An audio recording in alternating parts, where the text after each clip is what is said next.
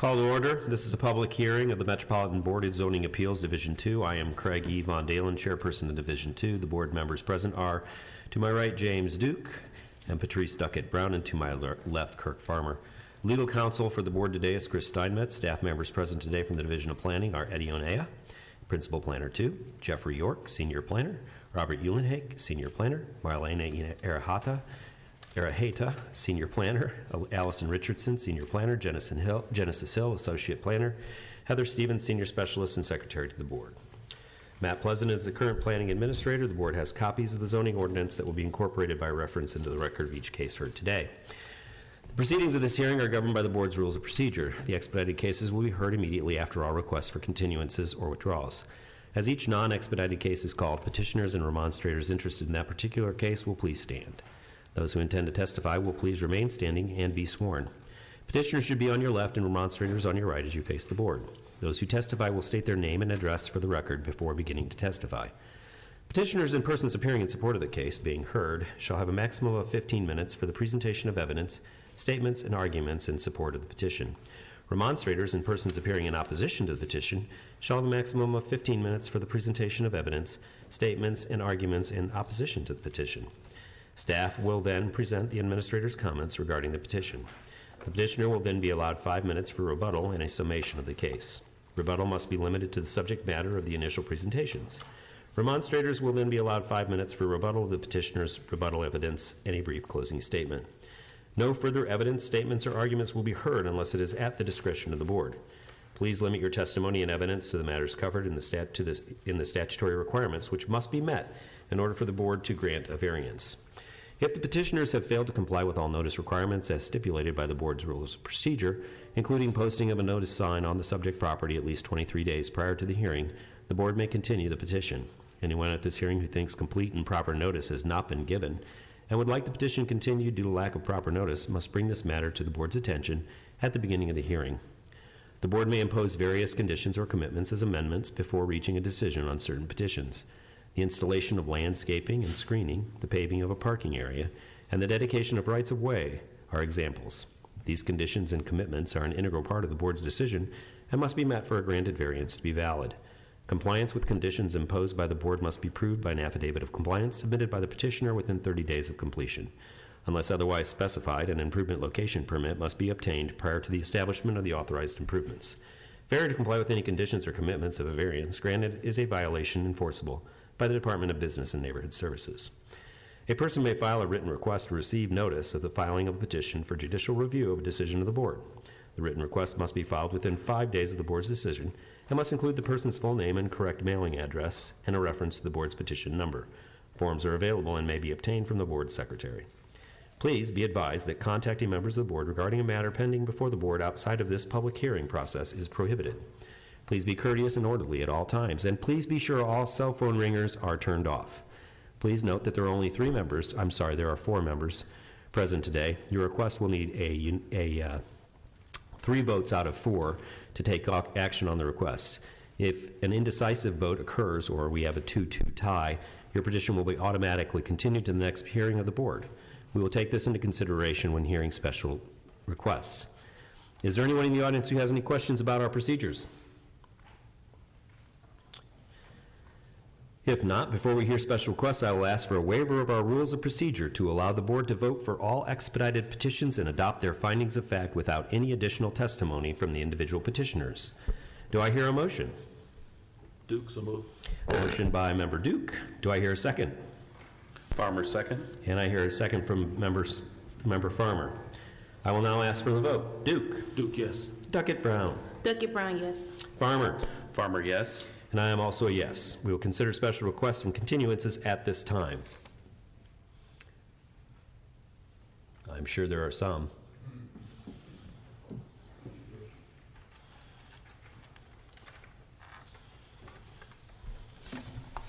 My name is Mark Crouch, 124 East Pleasant Run Parkway. I draw your attention to 2022 UV2 026 on the expedited petition. We're requesting a waiver for notice and for sign placement of 4 days. 026. Yes. Very well. Is there anyone else in the audience with an interest in petition number 2022 UV2-026 with addresses of 1603 and 1605 Bates Street? None being seen, we'll go to comments from staff. Thank you, Chairperson Von Dalen and members of the board. Staff has no opposition to the waiver request. Yes, Ms. Hill. Then I will entertain a motion to waive the request. How many days? 4 days. 4 days for petition number 2022 UV2-026. Do I hear a motion? Duke, so move. Thank you. And a second? Farmer, second. Thank you. All in favor indicate by saying aye. Aye. Thank you. Welcome.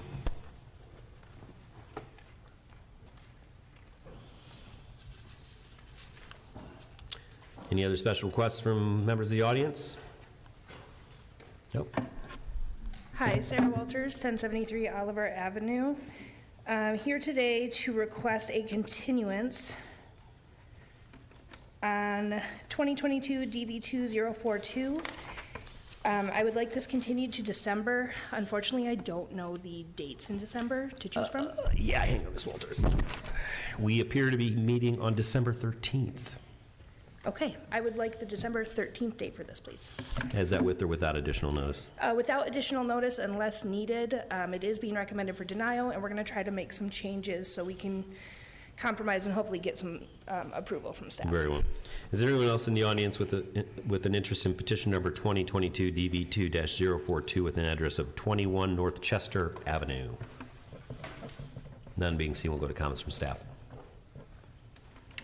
Thank you, Chairperson Von Dalen, members of the board. Staff has no objection to this request to continue the petition and to confirm it's to the December 13th hearing, and that would be without additional notice. Very well. I'll entertain a motion to continue petition number 2022 DV2-042 to our December 13th meeting without additional notice unless necessary. Do I hear a motion? Duke, so move. And a second? Farmer, second. All in favor, please indicate by saying aye. Aye. You're continued. Thank you.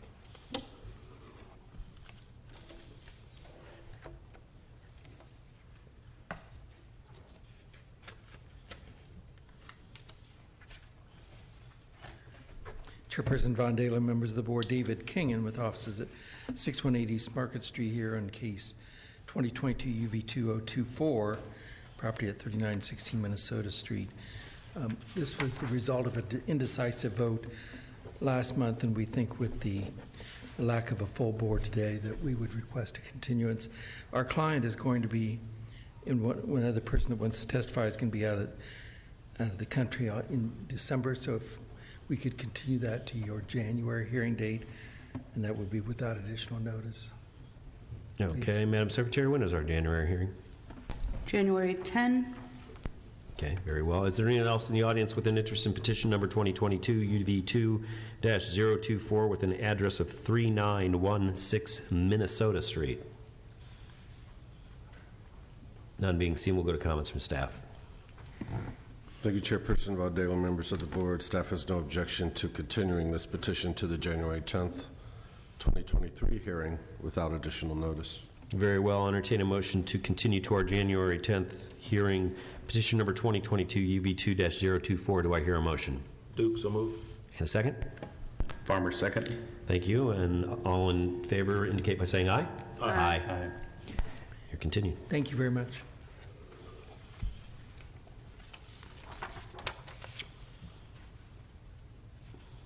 No more from the audience. Go ahead, staff.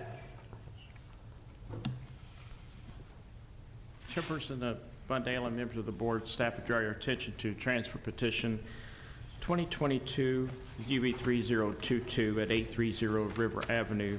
Petitioner is getting updated plans for this particular petition and needs additional time for those plans to be submitted to the staff for review. They are asking for a 2-month continuance to allow for that adequate time, and that would be without notice. That would be your January 10th, 2023 hearing. The demonstrators have been aware of this and have no objection to this date. I'll still call and check.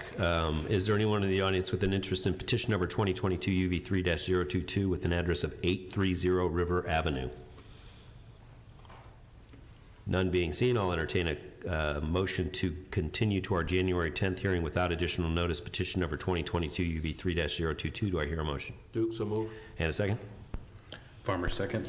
All in favor indicate by saying aye. Aye. Let's continue. Thank you, Chairperson Von Dalen and members of the board. Staff would draw your attention to the new petitions, the last one on the list, 2022 DV2043 for 220 West 81st Street. A timely automatic continuance was filed by a registered neighborhood organization, continuing this from today's hearing to the December 13th hearing. This would require your acknowledgement. Acknowledged.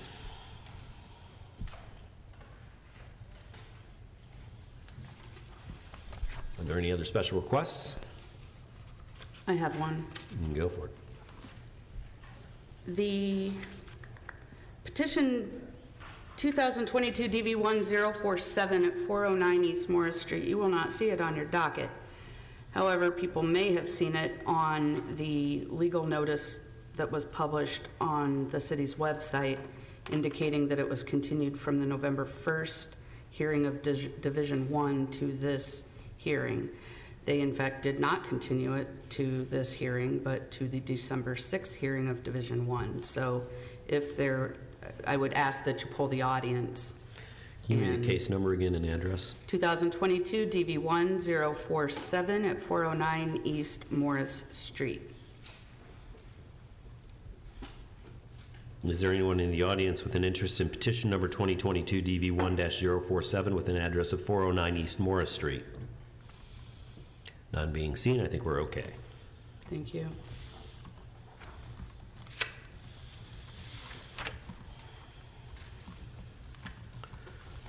Okay, we will now proceed with the expedited docket.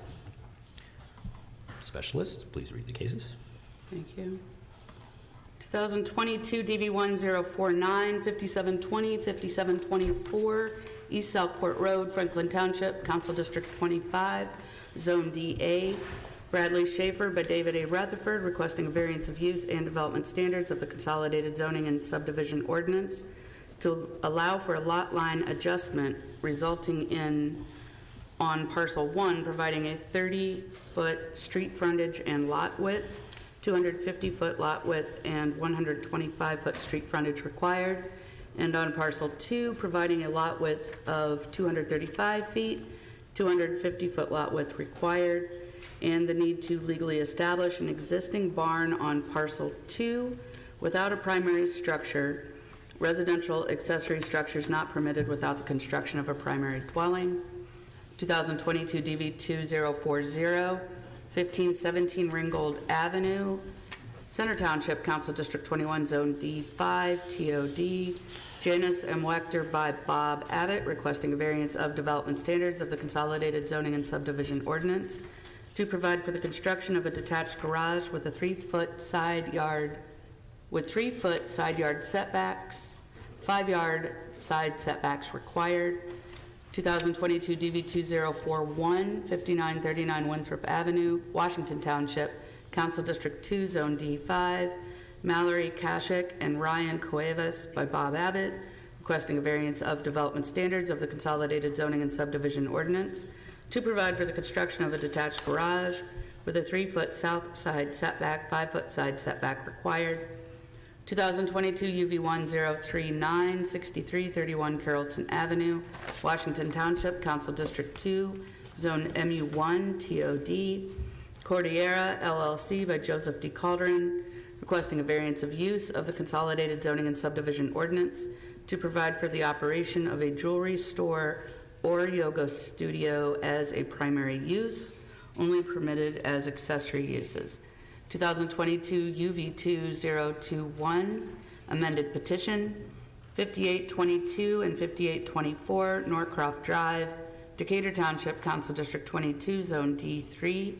5700 Madison LLC by Heather Kegley, requesting a variance of use of the Consolidated Zoning and Subdivision Ordinance to provide for the construction of a duplex on each parcel, neither of which is a corner lot not permitted.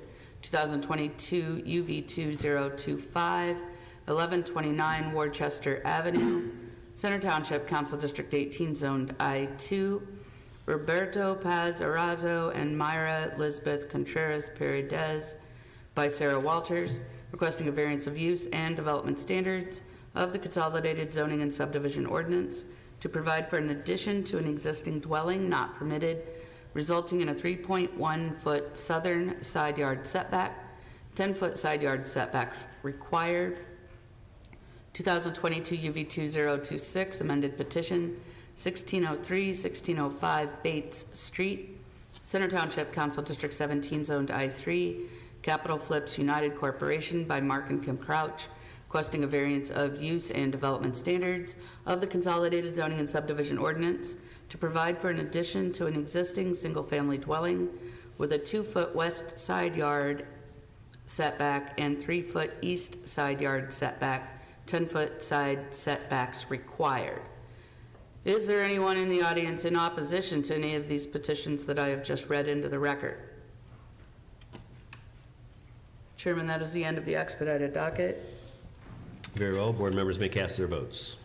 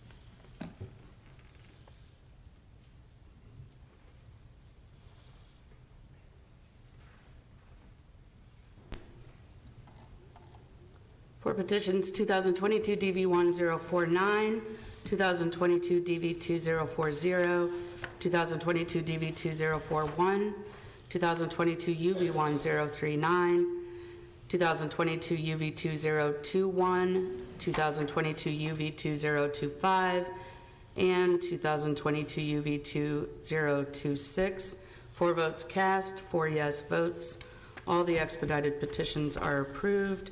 And those petitioners, if you have no additional business with the board, you may depart at this time.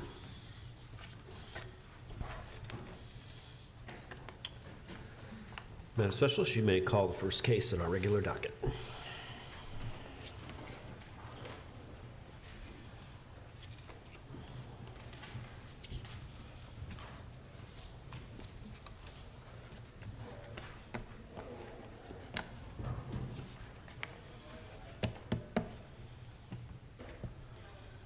DV1036, amended petition 6761, 6767 North Meridian Street in the town of Meridian Hills, Washington Township, Council District 2, Zone D1.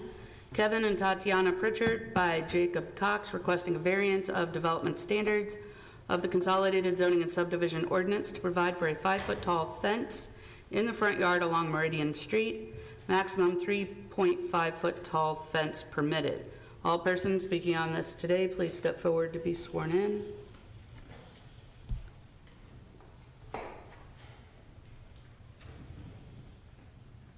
Do you solemnly swear or affirm under the penalty of perjury to tell the truth, the whole truth, and nothing but the truth?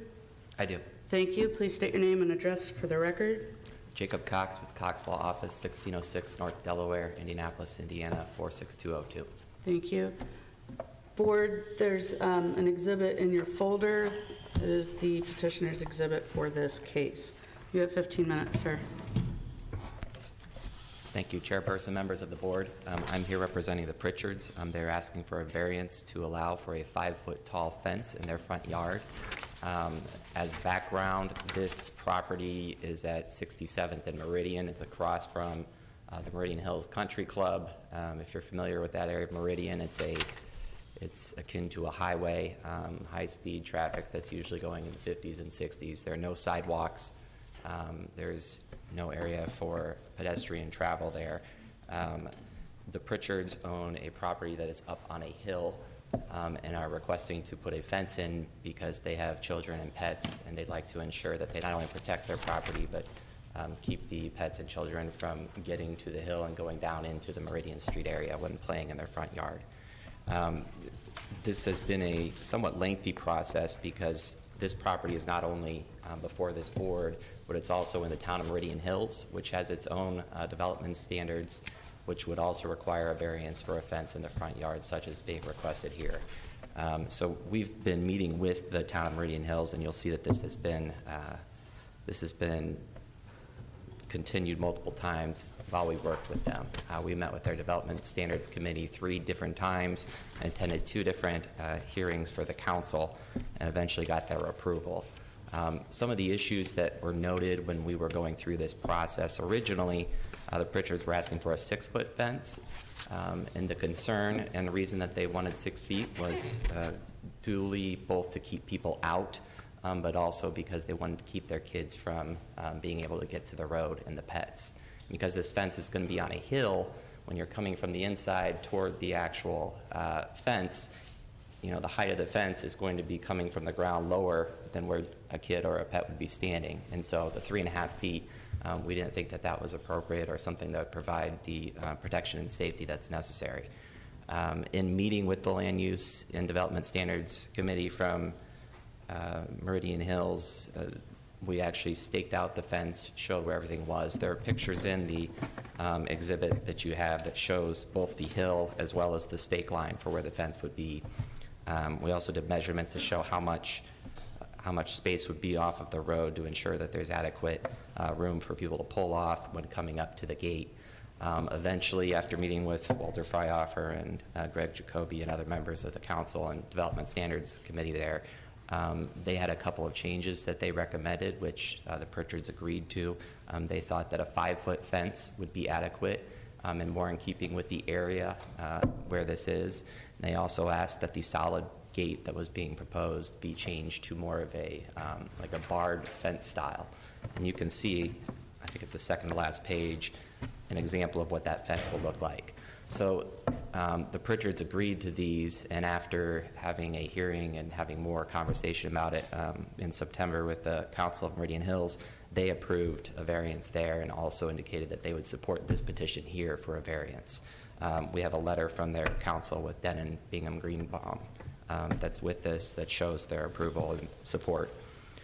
We have also talked to all of the property owners surrounding this property, including directly to the north, the Stackhouse family, directly to the south, the Solomon family, and all of those homeowners have agreed and supported this in the process of going through the presentation to the town of Meridian Hills.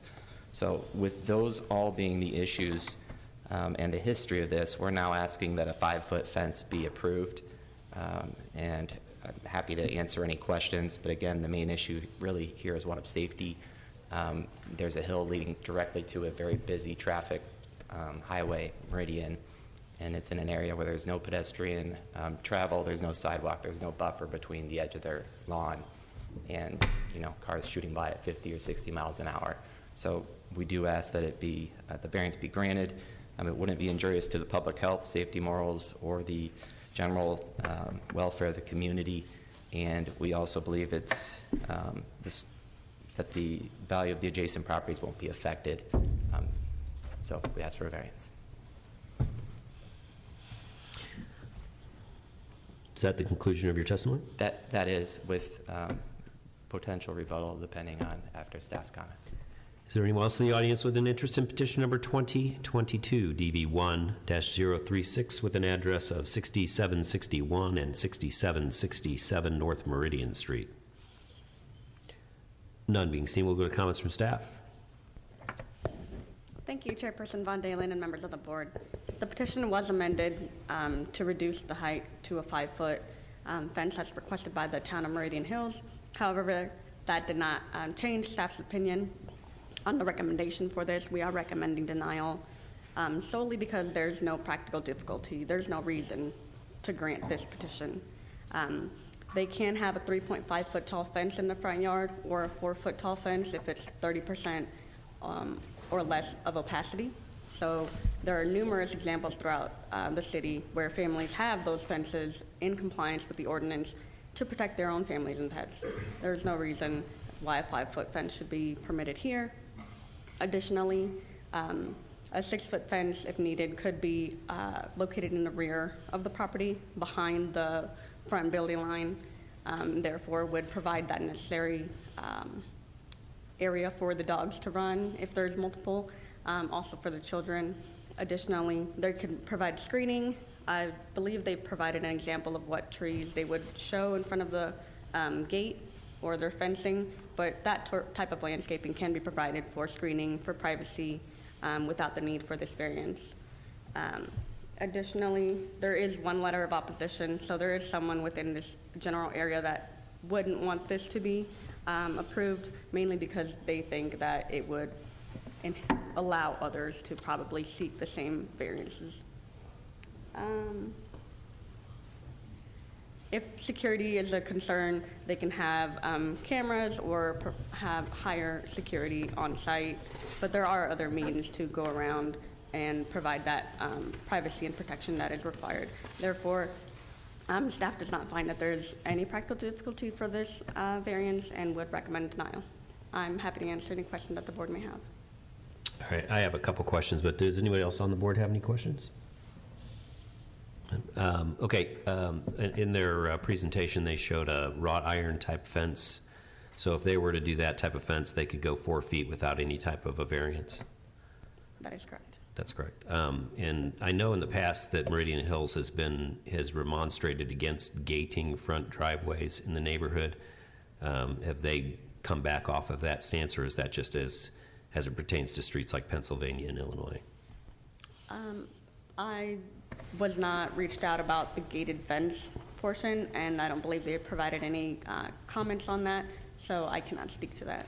Okay, my third question is, in the fence ordinance for 6-foot and privacy fence around backyard, there is a tolerance for grade changes. Is there anything like that on front yard fences? No, there is nothing for the front yard. For the rear, I mean, it's based on the grade. Yeah. So, yeah. Okay, so essentially what they're asking for is a 12-inch variation from the ordinance. That is correct. Okay, very well. Thank you. I don't have any other further questions. We can do your rebuttal period. You have 5 minutes. Sure, thank you. Just briefly, I'll note that there are a multitude of fences in this area that are above the 42 or 48-inch limits. There's one at 69th and Delaware. There's one at 67th and Meridian. That's okay. Slow down. 69th and Delaware. Sure. 69th and Delaware. There's a fence that was granted a variance. If you look at 67th and Meridian. Okay. I don't know where that fence. I've not seen that. I live very close to there, and I've never noticed this fence before. Okay. And if I could direct you even to the grant of the variance, which is listed in here, it's 2006 LNU 030, which is on page 79. They show that a variance was granted for a fence over the 42 inches in height.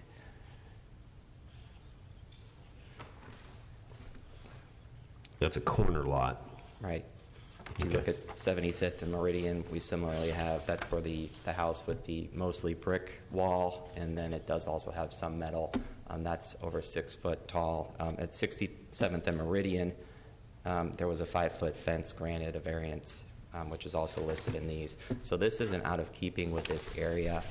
I know with regards to fences, often the issue is the line of sight and the feeling of openness, but this property is up on a hill. And the line of sight from across the street, there are no properties there. It's just trees because it's the golf course.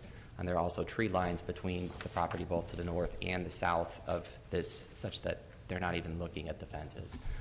So we don't think that those issues are ones that really would support denying this. Similarly, saying that somebody could let their kids play in the backyard or pets in the backyard, that may be true, but what that means is that they're not able to use the entire property in the way that they want to. And the reason that they can't is because they're concerned that a 3.5 or 4 foot fence with that hill is not going to be adequate, and it's going to result in somebody getting hurt. So again, we have a situation where the hill itself, the grade change, is what's causing a practical difficulty.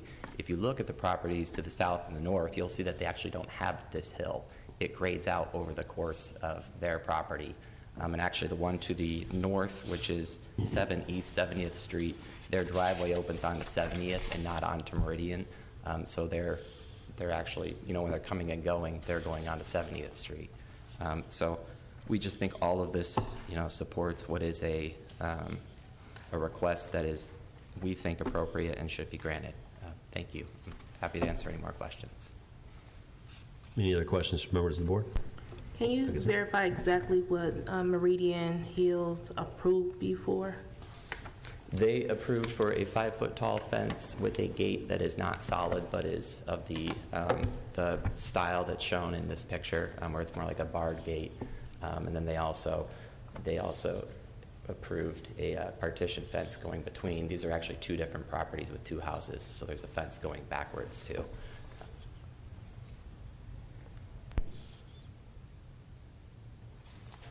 Any other questions? All right, if there are no other questions, then we've completed the rebuttal period. There is no remonstrance. We may go ahead and cast our ballots.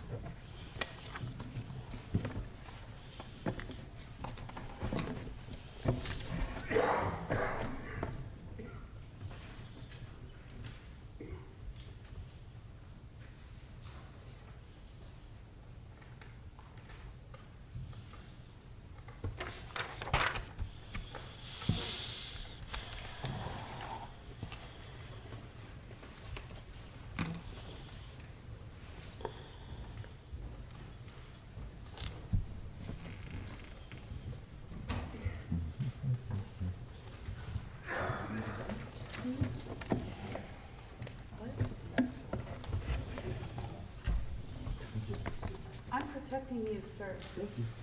Do you need a clean copy? No, I got one, thanks. Okay.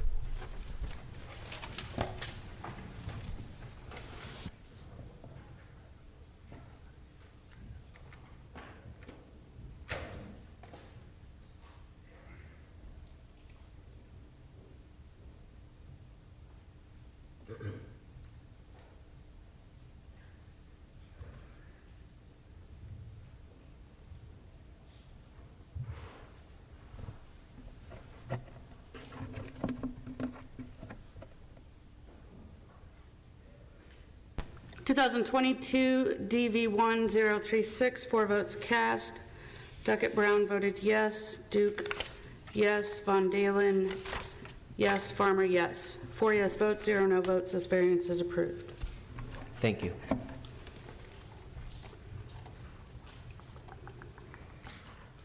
DV1048, amended petition, 5555 South Arlington Avenue, Franklin Township, Council District 18, zoned SU2. Greater Indianapolis Association for Lutheran Secondary Education Incorporated by Zach Akers, requesting a variance of development standards of the Consolidated Zoning and Subdivision Ordinance to provide for a 5-foot tall, 58.2 square foot freestanding pylon sign located 80 feet from a protected district, 600-foot separation required for pylon signs, with a 23.14 square foot digital component. Digital signs not permitted. All persons speaking on this today, please step forward to be sworn in. Do you solemnly swear or affirm under the penalty of perjury to tell the truth, the whole truth, and nothing but the truth? Yes. I do. Thank you. Did you have an exhibit for the? Yes. Okay.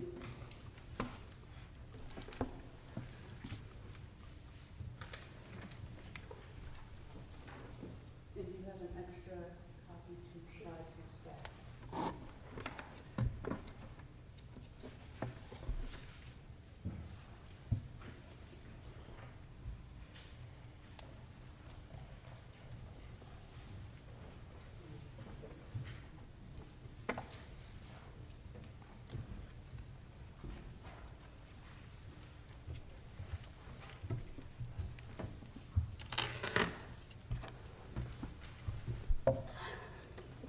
Please begin by stating your name and address for the record, and then you will have 15 minutes.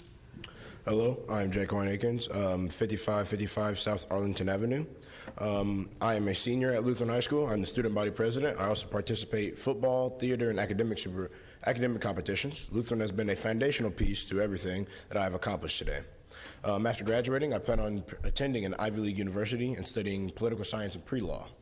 Lutheran High School is a private Christian high school located at 5555 South Arlington Avenue on the south side of Indianapolis.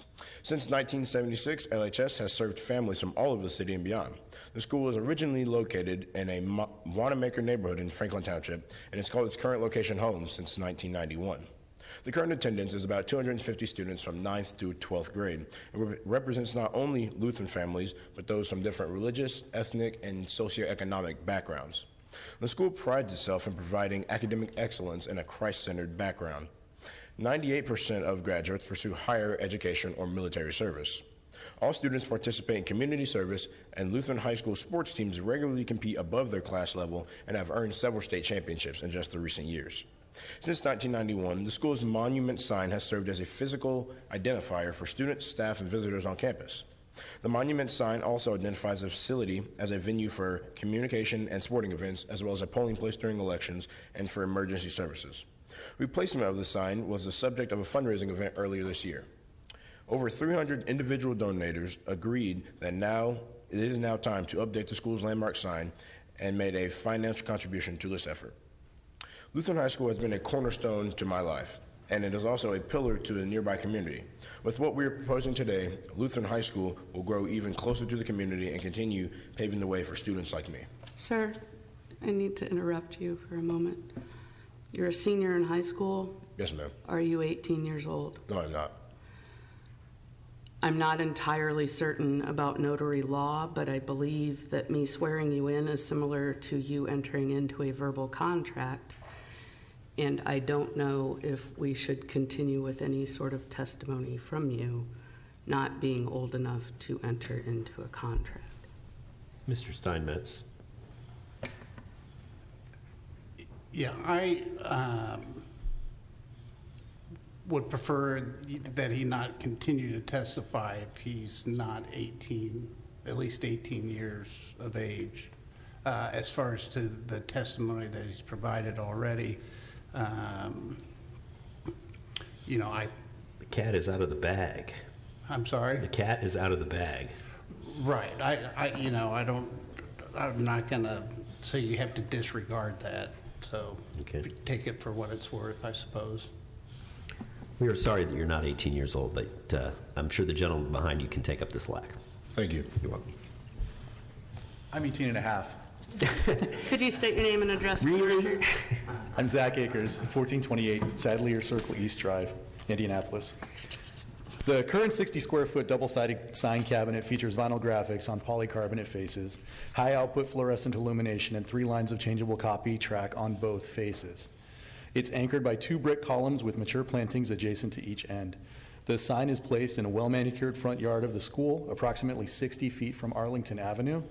Here, Arlington has 1 through lane in each direction with an entry-exit lane at the school's driveway northbound and a full bypass lane in the southbound direction.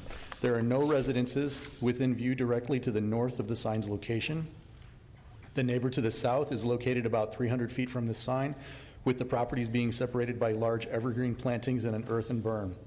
At the 40-mile-per-hour speed limit, the sign is visible to drivers for approximately 9 seconds. During school zone times, the sign is visible to drivers for about 14 seconds at 25 miles per hour. The sign is currently visible from 6 houses across the street from distances between 170 and 380 feet. In accordance with current ordinances, the current sign is fully illuminated from dusk to dawn every night. The sign emits light from both faces at full power of high-output fluorescent lamps with no limitation on the direction and distance of illumination. Current use of the changeable message panels creates practical difficulties. The changeable copy tracks are unprotected, taking up the bottom half of both faces of the sign. Changes to the message are performed by physically removing and replacing each letter or number on both sides of the sign. This is not possible to do during inclement weather or snowy periods, as the sign is situated within a landscaped island in the grass lawn of the school. To access the bottom lines of the tracks, a person must kneel or sit on the landscaping. Because the changeable sections are on the ground, these sections are open and unprotected by any sort of locking frame. This condition has resulted in vandalism of the message, theft of letters, and letters blowing out of the tracks altogether. These factors result in the sign not being able to be changed for long periods of time. Also, because of the limited content provided by this sign, special events are often advertised by placing secondary signage like banners or yard signs in the area, creating a cluttered appearance and detracting from overall visibility of the sign. We propose to leave the masonry columns and evergreen plantings in place while only removing and replacing the sign cabinet structure with a new sign. The new sign will have a 23.14 square foot electronic variable message panel. The current sign has 52 square feet of illumination per face.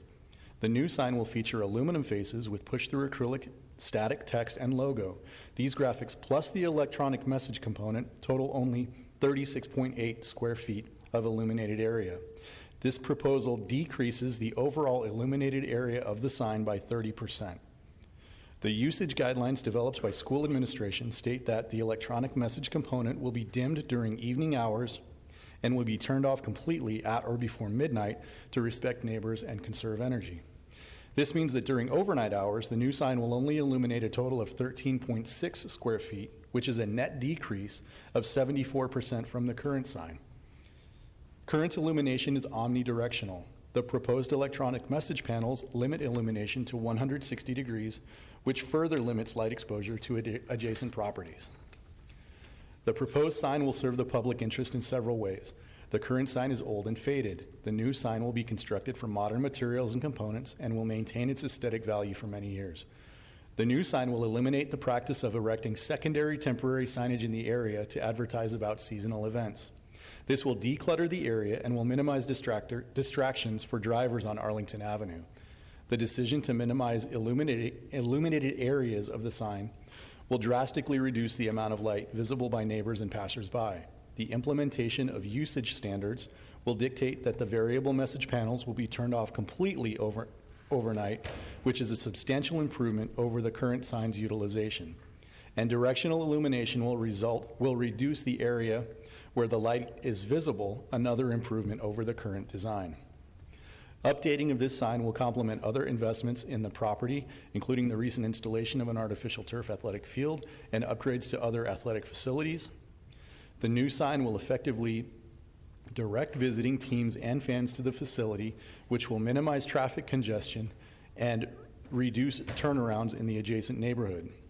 It's my understanding that the board has received copies of letters of support from the Franklin Township Civic League and from Indianapolis City Councilor Brian Mowry. Both the Civic League and Representative Mowry have been presented with this proposal, and both feel that the new sign would contribute a benefit to the property and surrounding area. In the Department of Metropolitan Development's response to this variance request, they changed the definition of this sign from a monument to a pylon sign. The staff's request for denial of this petition seems to be based on the consideration of the sign as a pylon instead of a monument. The correct definition of both the current and the proposed signs is a monument sign. In the current zoning ordinance, Article 9, Section 2, it defines a monument sign as, quote, a freestanding sign accessory to the primary use of land whose sign face is attached to a proportionate sign base or structural frame that maintains a minimum width without opening greater than 80% of the width of the widest part of the sign face, a constant width without opening, end quote. Staff comments point to the zoning ordinance table 744-906-12, which states that no freestanding pylon sign shall be permitted within 600 feet of a dwelling district. However, no such restriction is in place for a monument sign. Additionally, Section E of the same table states that the front setback for a monument sign is 10 feet from the right-of-way. The sign as it stands is located 12 feet from the DMD staff's measurement of the Arlington Avenue right-of-way. Our proposal is to replace a 31-year-old monument sign with a new sign of similar size. The new sign will improve communication between the school and students, parents, and the nearby community in a manner that respects nearby property owners and improves the appearance of the facility. Variable electronic message panels will not use motion, flashing, or quickly changing content. Messaging updates will be more effective because content will be controlled remotely while adhering to the standards of the organization's usage principles.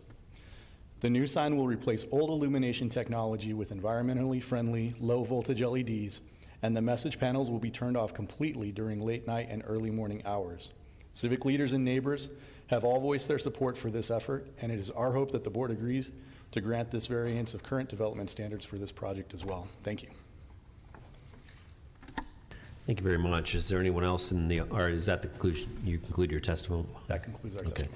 Is there anyone else in the audience with an interest in petition number 2022 DV1-048 with an address of, stand by, 5555 South Arlington Avenue? None being seen, we'll go to comments from staff. Thank you, Chairperson Von Dalen and members of the board. As you are aware, staff is recommending denial of the variance request in front of you. Pylon signs are permitted within special use districts. However, it states that no freestanding pylon sign shall be permitted within 600 feet of a dwelling district. Additionally, digital displays are specifically not permitted in special use districts, so that's also another caveat to this or component to this. The subject site is located within 80 feet of a protected district across from Arlington Avenue. If you can go to the staff report on page 87, it shows that there is a D4 district to the west, which would clearly be visible or at least see the digital display or the proposed digital display sign across from Arlington. So the subject site is zoned SU2, so it is a special use district which permits a school. These are generally found in residential areas. I would say that the ordinance really stipulating that digital displays are not permitted within special use districts really did take this into account, especially when there is a protected district to the west. Not only that, this would really set a precedent for the surrounding area, considering that there are other schools that do have pylon signs of the same, kind of the same situation. They do have pylon signs that are low to the ground. But the fact that even within all of that, other schools do operate with the existing signage that they have, and even this school has a sign currently that they obviously are able to use for the use of advertisement or marketing of school events. Ultimately, it comes down to the fact that there is no practical difficulty for any of this, considering that there is the existing signage that can be used. There are also other ways within the ordinance that we allow signage to be used, such as banners to promote advertising. Really, there is no justification for the fact that this digital display component should go into this, or be proposed for this site. Again, it is located right next to a protected district, only 80 feet away. That would be clearly visible. This is an increase of intensity, considering that there is light and flashing that comes from digital display components. These are the reasons that staff is recommending denial. We strongly oppose this petition request. Thank you. Very well. Are there any questions for staff or members of the board? Nobody else? I have a couple. I was confused when I read the staff report because I also couldn't understand why this was being considered a pylon sign and not a monument sign. Can you explain to me why the staff is considering this a pylon sign? So that was based off of the definition of monument sign. I can try and pull it up, but it was kind of determined when docketing this petition that it fell, like the base of the sign itself fell more within a pylon sign definition as it did a monument sign. Yeah, but it's no more than 5 feet tall. I don't understand that and am very confused by that. Chairman Von Dalen, there's some overlap in the definition where it could go either way, just based on the way that it's worded. So when I docketed this, I went ahead and classified it as the more restrictive. That way there would be no unanticipated issues at B&S. However, in staff's opinion, this recommendation of denial isn't really based on the fact that it's being classified as a pylon by staff so much as it is almost exclusively on the digital display component. So your main opposition is the digital display component portion? Correct, because digital display components, even when they are permitted, They require 600 feet of separation from a protected district unless they're visibly obstructed, but even when they're visibly obstructed, they can be no closer than 400 feet. Okay, the only equivalent that I can think of to this situation is North Central High School on 82nd Street, or 86th Street, and I'm pretty sure that's right across the street from a residential neighborhood, and they have a digital display sign in the front of that high school. They do, however, I went to North Central. I believe that they refreshed their sign face prior to 2016, where special use districts had a lot more leeway when it came to the sign regulations. Another comparison to this, I guess you could say, is that over the past few months, Brebeuf did a similar thing here, almost exactly, and we recommend a denial of that as well. Okay. How did that case go? I believe it was approved, but I can't give a definitive vote tally for that. Another question I have is the concept of using banners instead of this type of signage seems environmentally insensitive, considering that most of those banners are made out of PVC and then are discarded after their use. So I'm not sure I understand or could agree with that being a better alternative than this situation. I was ultimately just saying that there are different options that could be used based on the ordinance to promote events, and additionally, the existing signage that they have was approved under a variance in 1991. So really, there is no practical difficulty. Going back, the concept of using the pylon sign language instead of the monumental sign language seems a little bit like punitive to the petitioner in this case, because if there's an overlap and it could still be classified as a monumental sign, I don't understand why the staff would demur to the more restrictive definition. Because whenever there's any conflicting interpretations, you always go with the more stringent in staff's interpretation. That way, if it gets approved, it doesn't get caught up on something. So where is this overlap? What is the point about this particular sign that moved it from being a monument to a pylon?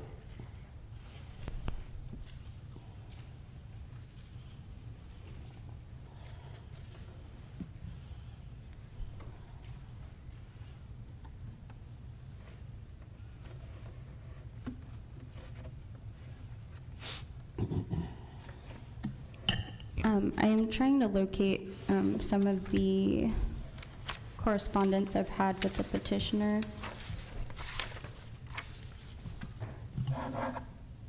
May I ask a question while we are waiting that answer? Yeah, go ahead. Okay. The Franklin Township Civic League, is that a community, like neighborhood association, or is that an actual building? The Franklin Township Civic League. It's my understanding that it's a community organization that provides input on building and development projects in the township. Thank you. So it's like your zoning neighborhood? I'm sorry? It's like a zoning board for the neighborhood? For the township, correct. For the township?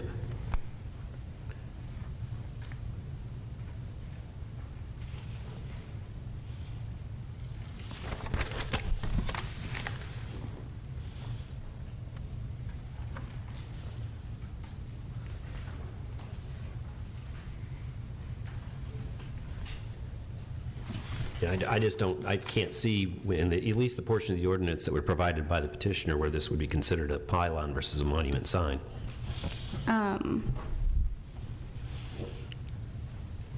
So for the monument sign definition, it says a freestanding sign accessory to the primary use of land, whose sign face is attached to a proportionate sign base or structural frame that maintains a minimum width without opening greater than 80% of the width of the widest part of the sign face, a constant width without opening.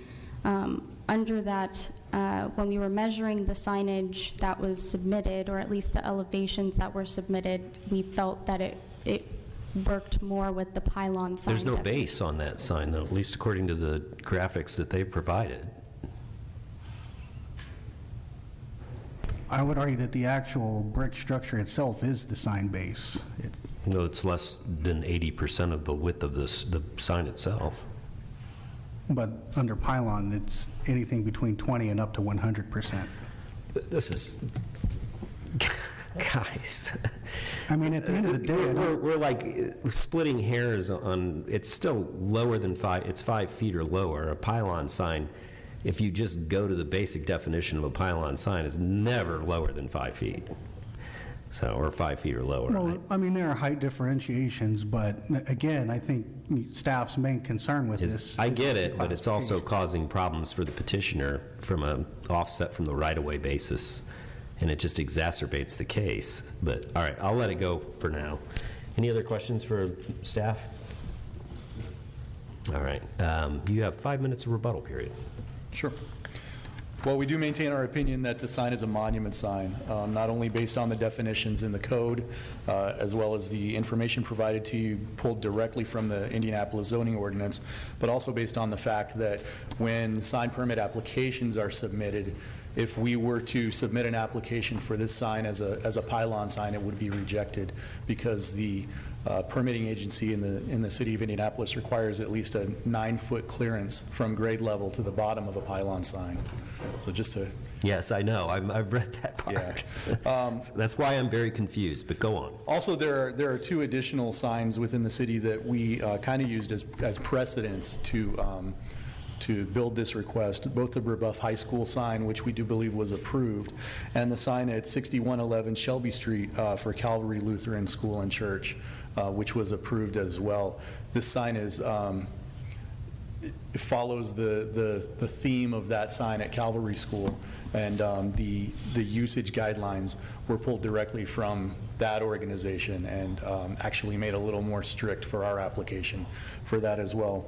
Additionally, we do not believe that banners and secondary signage, the use of these is appropriate, is aesthetically pleasing, and is practical. The idea that for an event that comes up within 1 week to produce and install a banner on a temporary basis when we could have something that utilizes a permanent freestanding structure, we totally believe that the freestanding structure is more appropriate, more practical, definitely more cost-effective, and environmentally friendly.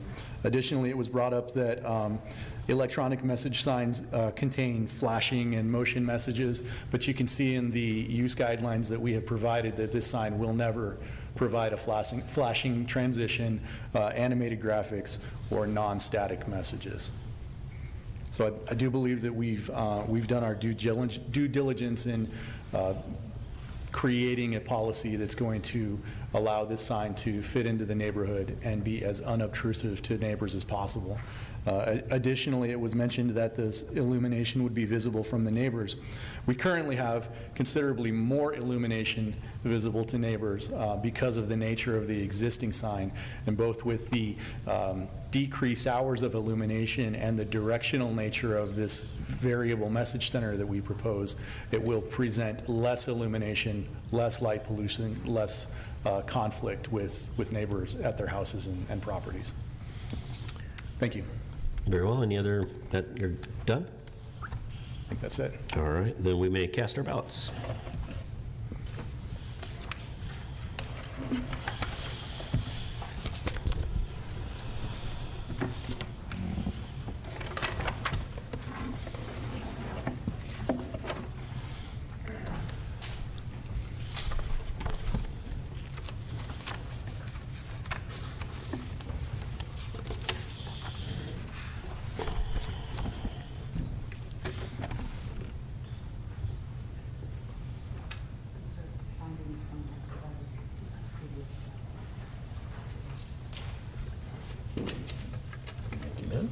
And these are you and or Kirk on it. Got it.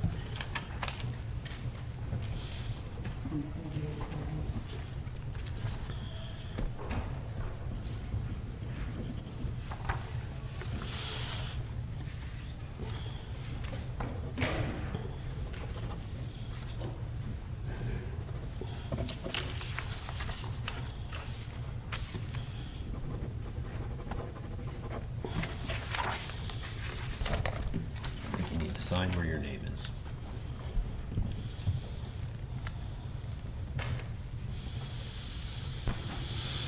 (2022) DV 10484, 4 votes cast. Duke voted yes. Duckett Brown, yes. Von Dalen, yes. Farmer, no. 3 yes votes, 1 no vote. This variance is approved. Thank you.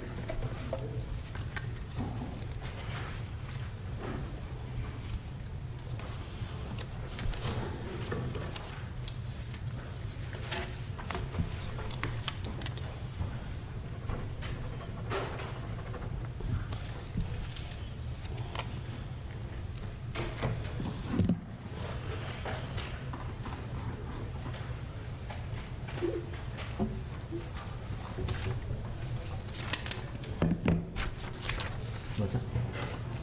Yeah. We're going to take a 5-minute recess, so we'll be back in 5 minutes.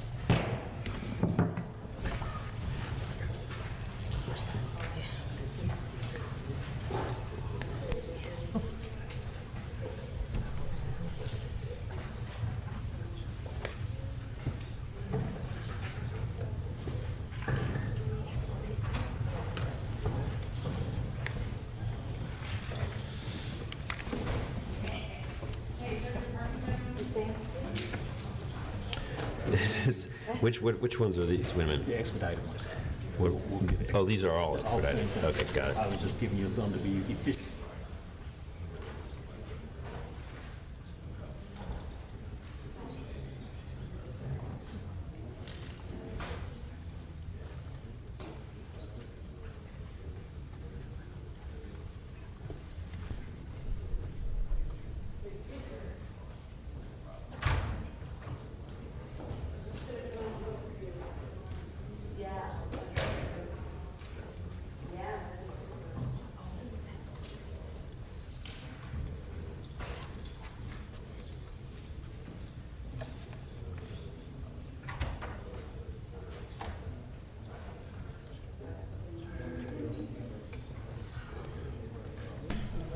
Okay, everybody, we're back in order.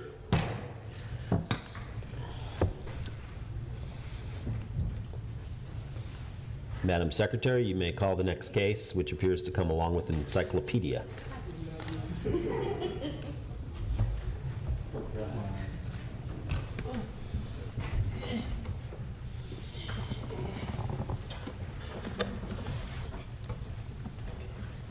I can tell already I did not thoroughly prepare for this hearing. This is, by the way, a new record. Go ahead.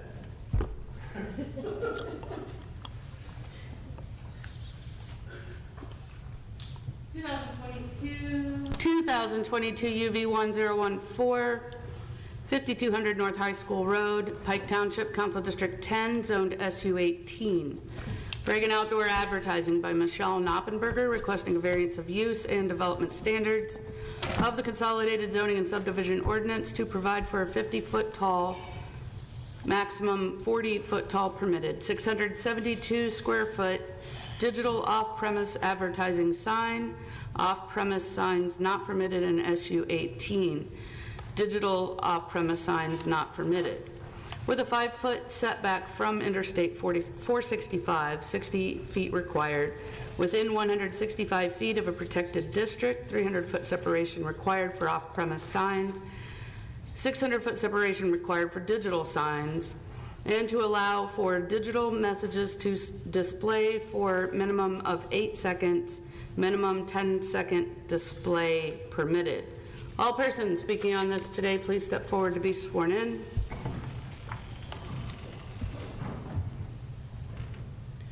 Do you solemnly swear or affirm under the penalty of perjury to tell the truth, the whole truth, and nothing but the truth?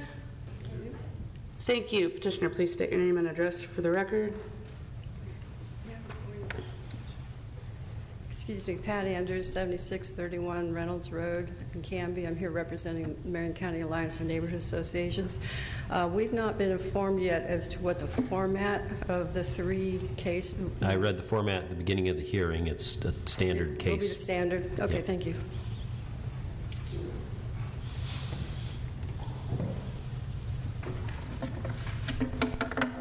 Good afternoon, Mr. Chairperson and members of the board. My name is Michelle Knoppenberger at 511 Madison Avenue. Indianapolis, Indiana 46225. And I am here on behalf of Reagan Outdoor Advertising. And with me today is John Campbell, who is the real estate manager for Reagan Outdoors Indiana office. So I'm here today to present our petition to 022-UV1-014, located at 5200 North High School Road, for variances of use and development standards of the city's ordinance. Why we believe we only need to apply for a variance of use, we have applied for both a variance of use and a variance of development standards at staff's insistence. I'll then ask you to look at the screens for our presentation to give you a little bit of background about our company and detailed information regarding the variances requested. So next, please. Thank you. Reagan Outdoor has been in business for 57 years and is owned by Bill Reagan Sr. and his 3 children. Our Indianapolis market has a staff of 36, and personally I have been in the out-of-home industry for 14 years. I grew up in Indianapolis and have worked in Marion County for the last 30 years. The Reagans have helped out the communities we are a part of by paying it forward to various causes, like the National Guard, United Way, and the Girl or Boy Scouts of America, to name just a few. Next. Here you will see just a few groups that the Reagans have collaborated with in Indianapolis. The first is the Indy Arts Council on our High Art program, where we donate space to 10 local artists displaying their artwork throughout the city. In addition, Reagan Outdoor and the Marion County Prosecutor's Office ran a youth-led prevention billboard campaign this year, where young adults from the nonprofit group Voices Corp created messages that Reagan provided space to install 24 billboards throughout the city. Next. Reagan Outdoor has markets in 7 areas. The largest of the Reagan markets is located here in Indiana, with their corporate office in Utah and 5 other major market areas located in Texas, Tennessee, Iowa, Nevada, and Minnesota. Next. And here's a listing of our different types of advertising units. We are asking for a 14 by 48 digital monopole as depicted here. Next. In the map to the bottom left, you'll see that the location of the billboard structure we are requesting to convert to digital is on the northwest side of Indianapolis on the inside loop of I-465, approximately half a mile south of the 56th Street exit. On the larger map to the right, we show that the current zoning for this location as SU-18 light or power substation. The current structure is on a landlocked parcel owned by Reagan Outdoor. We have an access agreement with IPL, and IPL has an electrical easement on our parcel.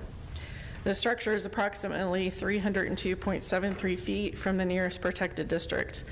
The billboard structure in our petition is existing and is not a new structure and has been at this location for over 38 years with no known issues. Next. Here's a closer aerial view of the sign's location. Next. And here you'll see our site plan showing the dimensions of the sign to the parcel perimeter. The faces are V'd and oriented towards I-465. Next. Here's a 1972 aerial view from Map Indy. The original billboard structure on this parcel was built in 1964, over 58 years ago, and was on the southern edge of the parcel. The substation nor the dwelling districts to the north had been built yet. And next. And this is the 1986 aerial view from Map Indy. In 1984, the parcel was rezoned to SU-18, and the sign was relocated to the middle of the parcel and has existed for the last 38 years at this location with no known issues. Next. One manufacturer of LED signs is Watchfire, based out of Danville, Illinois. Watchfire has been manufacturing outdoor electric signs since 1932 and LED signs since 1996, with more than 60,000 LED signs in operation worldwide. Watchfire conducted a light study at this location, and the area will see an almost undetectable difference in ambient light after installation of the digital panels. These examples show the broadcast of light at distances and angles. Next. We have a photo for the northbound traffic that is south-facing, which is our right-hand read. Next. And then our photo of the north face for southbound traffic, the left-hand read. And one of the variances we are requesting is to increase the height from 40 feet to 50 feet. As you can see in the bottom photo, that the face is not able to be viewed with passing vehicles. Next. A listing of variances we have applied for approval, which most of these have been grandfathered in and now require a variance due to the current 2019 sign ordinance. We have the conversion from static to digital for both faces, increase in height by 10 feet, and a distance of 302.73 feet from the nearest protected district. As for the 8-second display, we had requested on our variance, and in viewing other petitions filed similar to ours, we will commit to waiving the 8-second display to the required 10 seconds as listed in the ordinance. Next. The opportunities that a digital can present to the community include Amber Alerts and the FBI Most Wanted. It's been stated that the first 48 hours are the most critical in finding a lost person, and we would be able to get the alert up within a few hours versus 3 to 5 days it would take to get the artwork vinyl printed and installed. The same with the FBI Most Wanted, where time is of the essence, and even though we receive alerts on our phones, most people that travel or have jobs where they don't have their phones on them can't view them and would be able to see these while traveling by the digital display. Next. Other opportunities a digital can present is the local public service. Local fire departments post information on community events or tips on fire safety. During COVID, we ran digital advertisements from the governor and mayor's offices, such as the Stay Home Indianapolis for the In This Together campaign, to name just a few. Next. And here we have examples showing the community outreach advertising campaigns, as mentioned earlier, the High Art program and the anti-violence campaign. Next. And then we have our digital tributes, from local tributes with our fallen police officers to global tributes, which is just another way to have our communities feel connected to current events. And John Campbell will now come up and give some further information. Thank you. Thanks, Michelle. Good afternoon, Mr. Chairman, members of the board. My name is John Campbell of Reagan Outdoor Advertising, 511 Madison Avenue, Indianapolis 46225. Eddie, if you would please play the first video. This, ladies and gentlemen, is why we are here and what we are talking about. First and foremost, the locations being proposed for digital conversions are existing locations. Both the public notices sent to property owners and other groups imply these are new locations. These are not. They are panel conversions of the sign faces from static messages to digital static messages. There is no movement, no flashing, and no scrolling. The digital displays transition in a fraction of a second. The legal standard for the petition requires the following to be met and how we comply. Number one, approval will not be injurious to the public health, safety, morals, and general welfare of the community. That's a vague standard that leaves everything to the discretion of the board, thereby resulting in no objective guidance. We have provided, supporting our position, tabs 3 through tab 15 of Warren Remembrance that I handed out to you earlier. The Federal Highway Administration Guidance Letter, Federal Highway Administration Study, the Virginia Tech Study, Tantella Studies. Again, we deal in facts. On the flip side, Eddie, please pause. No objective, reliable, verifiable, or challengeable information has been provided that digital billboards pose a risk to the health, safety, morals, and general welfare of the community. Regardless of what staff may assert, they have no basis in fact. No crash information provided, just conjecture. We deal in facts. This issue has long ago been debunked. From 2007 to 2010, over 120,000 accident records were analyzed. The result, there is no statistically significant relationship between accidents and digital billboards. 44 states, including Indiana, allow for this technology. No concrete data has been provided to support allegations that digital billboards create safety issues. Eddie, if you would please play the second and third videos. And just keep it rolling after the second. Safety remains a recurring theme. However, a couple blocks on the circle where this was taken is an on-premise digital display that scrolls, flashes, and has full motion movement. This is an area with the highest concentration of pedestrian traffic, nonstop vehicular traffic, and with no signals or signage. Is the argument that this location is deemed safer by the city?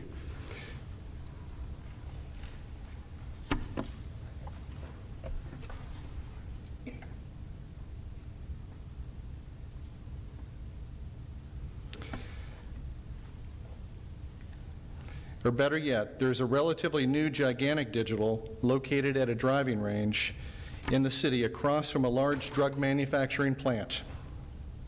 These two displays are fully visible from the adjacent roadway and show nonstop streaming video and commercials. By chance, if you don't have a large screen TV at home, no worries as they play the Indianapolis Colts games on Sunday. Again, how is this safe and digital billboards with no movement are not? It sounds to me like it's not the technology, but the message. Is this the case? Eddie, please pause. Actually, go ahead and run that. A light study has been conducted that shows virtually no increase in ambient lighting. In addition, look at the screen. This is an actual digital billboard in Phoenix, Arizona that incorporates louvers within the design, effectively shielding light away from sensitive areas.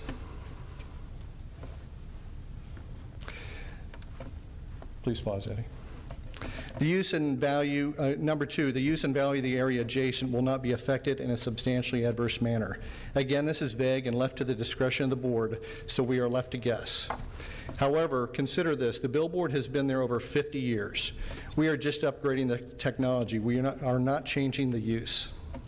Value of the land in the area has not been negatively impacted by the sign and in fact continues to increase in value. Refer to tab 17. Staff said it doesn't fit the aesthetic, but provides only vague references, no concrete standards by which we can gauge and respond. Again, we deal in facts.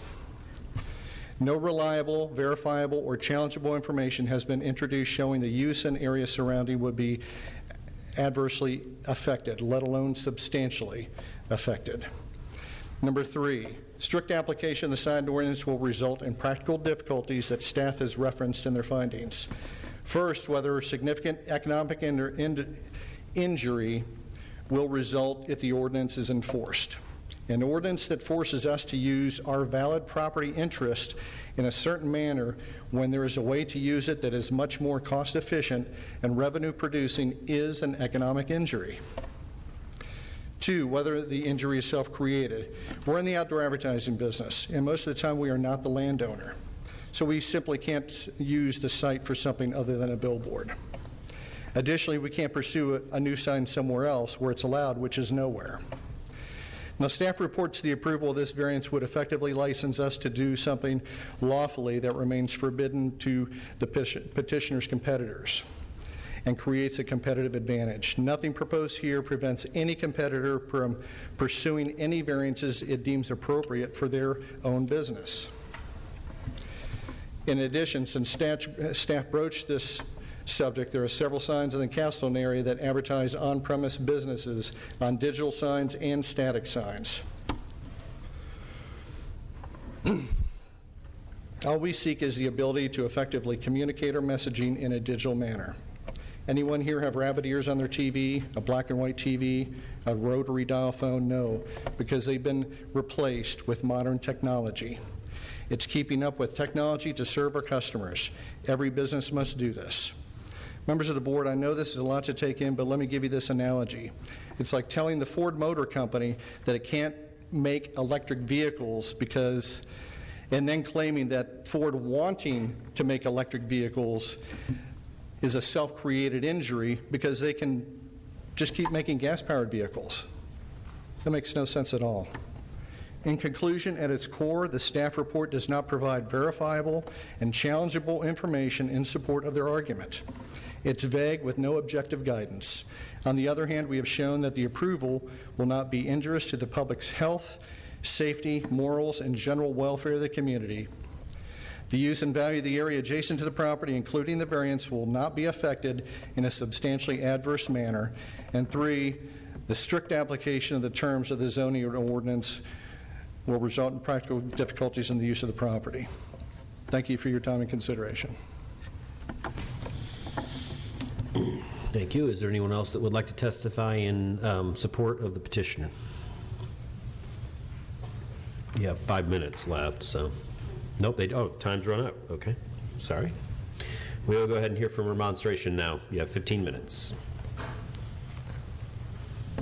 Thank you, Chairman Van Dalen. I can't hear you. Can you speak up and also state your name and address, please? Yes. Thank you, Chairman Von Dalen, members of the board. My name is Pat Andrews. I live at 7631 Reynolds Road in Canby. I'm here representing McCanna and my local neighborhood group, the Decatur Township Civic Council. The petition before you today is in Pike Township. Ed Locke and Susan Blair have both been here for all the previous times that this was going to be heard, but due to travel and illness, neither can make it today. So Ms. Blair sent me her comments, and I will present those to you. In addition, she sent letters that she has received in opposition from neighbors and neighborhood association, or homeowners association. The PTRA, Pike Township Residents Association, and affected adjacent neighbors object to this request being approved and implemented. At PTRA's June 8, 2022 meeting, after vetting this pending request, the Board of Directors voted unanimously to oppose this petition. Subject property is zoned SU-18, an electrical utility substation. The variance of use would provide for an off-premise advertising sign that has been in this location since 1964, as stated by the petitioner's proposed findings of fact. Due to its existence prior to the current ordinance, it is a non-conforming use. However, to change from a static off-premise advertising sign to a digital one requires a variance. The property is and can continue to be an electrical substation, and a need for a variance of use does not exist other than an economic one. If the existing static billboard hasn't been economically viable, why has it remained since 1964? Borrowing from staff's aerial photo, on page 100 of the staff report, you'll note the property is abutted by residential developments to north, south, and east. Residential development to the west across I-465 will be impacted too, with changing displays and bright lights. If approved, the pending developmental standards variance request will permit separation of only 165 feet when 600 feet of separation is required. In addition to not meeting the protected district requirement, this request would increase the height of the sign by 10 feet, provide 5-foot setback from I-465 when 60 feet is required, and provide digital message displayed, changing at a minimum of every 10 seconds, as opposed to minimum of every 10 seconds. In 2019, after extensive public input and vigorous debate, the Metropolitan Development Commission and the City County Council unanimously voted to adopt the current ordinance. Ordinances exist for a reason. We have provided opposition letters from adjacent property owners and the Homeowners Association Board of Directors. Major deviations from the ordinance would degrade the quality of life for the affected residents. They should be able to enjoy their yards without the intrusion of bright lights and changing messages.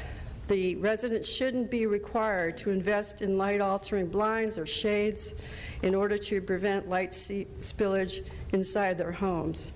PTRA does not believe a practical difficulty for the hardship exists other than an economic one for the petitioner, but does find the variance, if approved, would be injurious to the community's general welfare.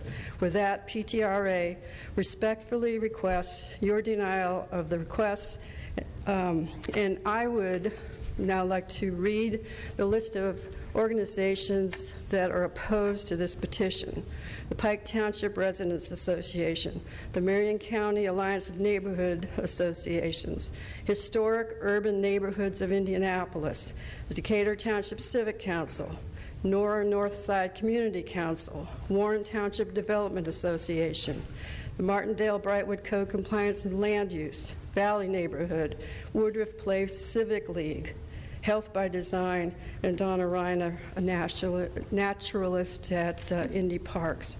With me today is Gary, I'm blanking your name now, sorry, Schufalo, and also Councilor Dan Boots. My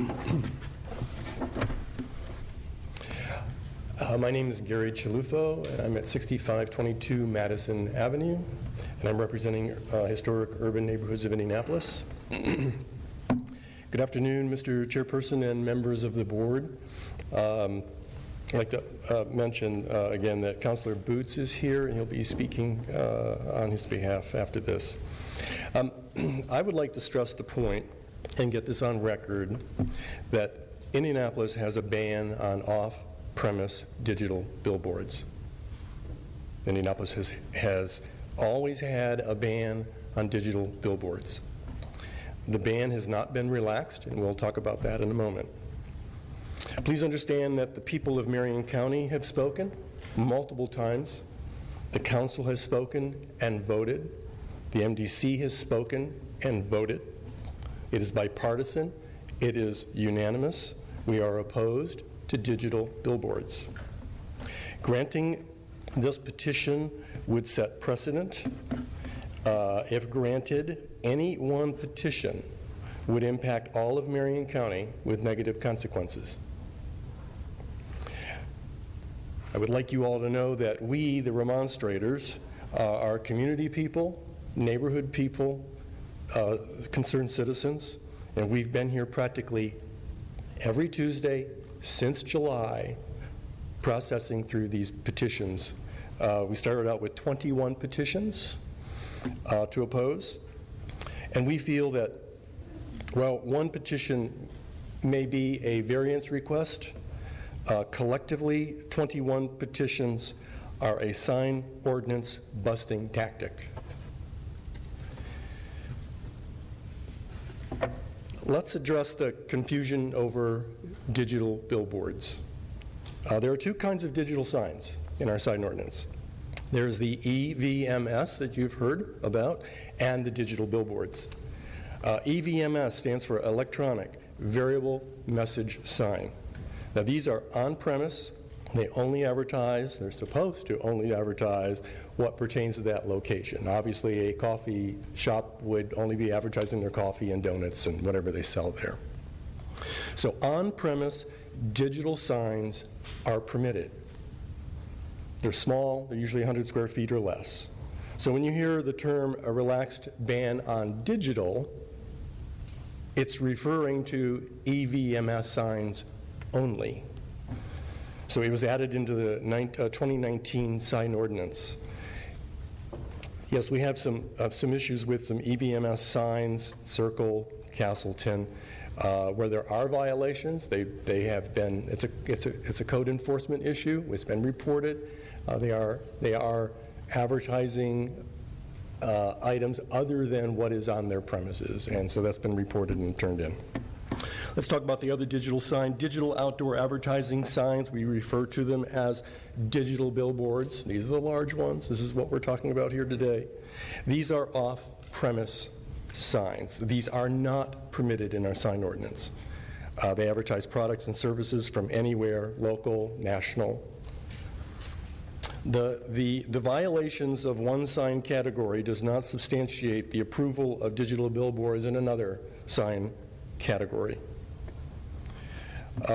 The ordinance has been constructed to limit these signs near protected districts because of their changing displays, brightness, and aesthetic impact.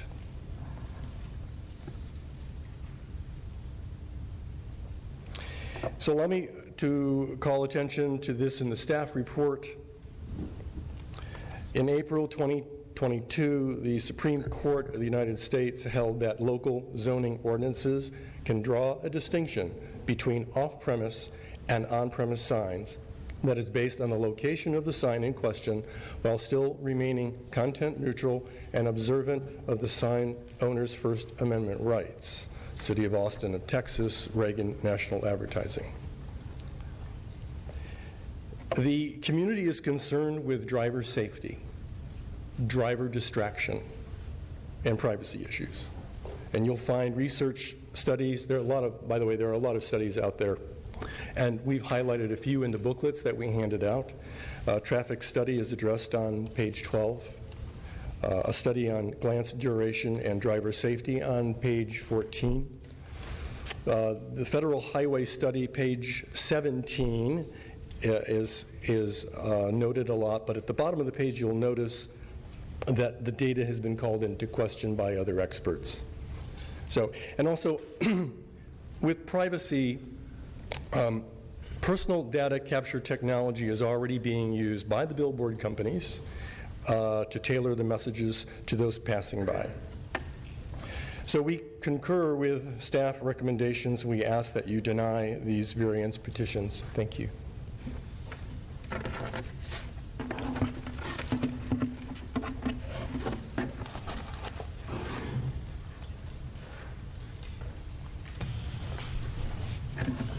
Good afternoon, Mr. Chairman, members of the board. My name is Dan Boots. I'm City County Councilor for District 3. My office address is 2700 Market Tower, 10 West Market Street, 46204. I'll just be Councilor Boots, brief. you have unlimited time, so I just wanted to let you know Okay, that. well, thank you. Go ahead. I will not use all of it. Thank you. I just want to be brief here in that I join the staff and the opposition to this petition. As the previous speaker said, the U.S. Supreme Court has ruled on this exact point. In fact, Reagan was a party to that lawsuit, which held that off-site signage can be regulated by municipalities. This current city ordinance was a result of long and extensive discussions among the various stakeholders, and the sign ordinance currently in effect was passed in 2019. And this, with all due respect, in my opinion, is not the tribunal to allow variances and exceptions to that long-standing and hard-fought compromise with the city. And this isn't just a slight variation. If you've noticed from the petition, they're asking to get a variance on the height of the sign. They waived the duration, the setback of the sign, the distance from protected districts. So this, in my opinion, is a total explosion and a gutting of the ordinance and totally contradicts the intent of the ordinance. And so it's much more than a variance. It's really counterproductive, the entire intent of the ordinance. Also, as previously mentioned, there are studies that suggest digital boards can be a distraction. I'm personally concerned that putting a digital board next to a high-speed motorway is adding fuel to a fire, and we do not want to, in today's crazy driving times, allow for additional distractions of drivers on our interstates. Again, I just do not believe this is the proper tribunal. This is something that needs to be done in a legislative process between the stakeholders and the City County Council. So I would urge you to please deny this petition. Thank you. Thank you, Councilor Boots.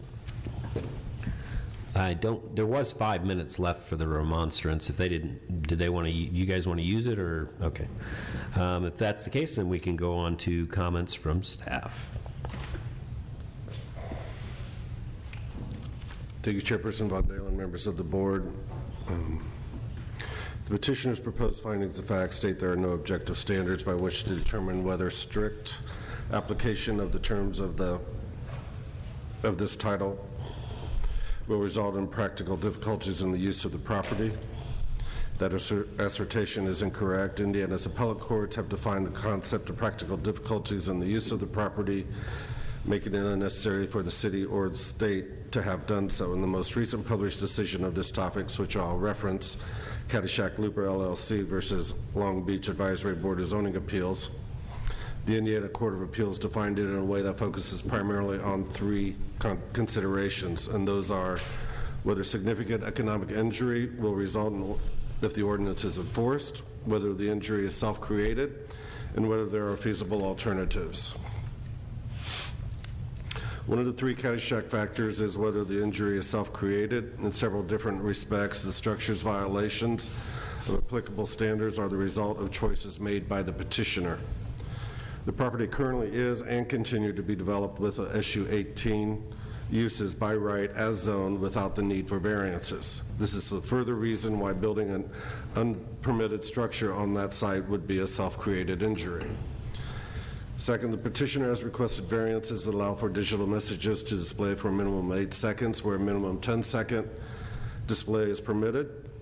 The reduction of the time of digital display is a drastic departure from what is permitted by the ordinance for digital signs. Seeking to build a sign with more frequent changes in displays is in violation of the applicable standards, creates a need to seek additional variances from standards. Because the petitioner could also choose to build a compliant sign, the need for the duration variance is a self-created injury. In addition, the submitted petition does not address the need for a variance for the duration requirements. I believe that's the submitted petition's findings of facts, does not address the need for the duration requirements. The petitioner has requested a variance to allow for a 5-foot setback from Interstate 465 where a 60-foot setback is required. The site at approximately 200 feet wide at the location of the existing site could accommodate the required setback. The purported need for the setback variance is self-created difficulty since the newly constructed installed sign could be developed to meet the ordinance standards by right without the need for a setback variance. The third Caddyshack factor is whether there are feasible alternatives. The fact that the city has now amended the zoning ordinance to relax its ban on off-premise signs and to make otherwise compliant off-premise signs permitted uses in many locations outside the Beltway that are along freeways and expressways or inside places zoned industrial, C4, C5, and C7 reflects that there are feasible alternatives. Nothing in the petitioner's submission suggests otherwise, which is important because of the burden of satisfying the requirements for obtaining a variance lies with the petitioner. The existing SU 18 zoning does not allow for a billboard on-site with a standard vinyl changeable vase. However, because the existing sign was zoning compliant when it was erected prior to the current ordinance, it is considered legally nonconforming, and since it could continue to meet the standards as is of the ordinance as erected, there are feasible alternatives to the proposed structure to remain as is. That further prevents the petitioner from satisfying the practical difficulties test as defined in Caddyshack. There may be financial advantages to the petitioner in their choosing the site in the city where the proposed use is prohibited and then obtaining through a variance what is effectively a license to do something lawfully that remains forbidden to the petitioner's competitors. But the inability to attain that kind of competitive advantage through a variance is not a significant economic injury to the petitioner. As noted above, the board is justified in denying the variance request on the basis of the petitioner's failure to satisfy the practical difficulties criterion alone. However, the petitioner's failure to satisfy the requirement that the variance not injure the public health, safety, morals, or general welfare of the community furnishes additional grounds for denial. Although the statutory prong includes some imprecise phrases, it cannot be satisfied where the petitioner is unable to show that approval would not be injurious to safety. There are reasons to believe that the variance, if granted, would indeed be injurious to public safety. The proposed digital outdoors advertising sign would be located adjacent to Interstate I-465. In order to prevent unnecessary distractions or promote public safety, the sign regulations prohibit signs of the kind proposed. In staff's opinion, at this location, the proposed sign would unnecessarily distract motorists traveling at a high speed from other traveling vehicles in traffic, thereby negatively affecting public safety.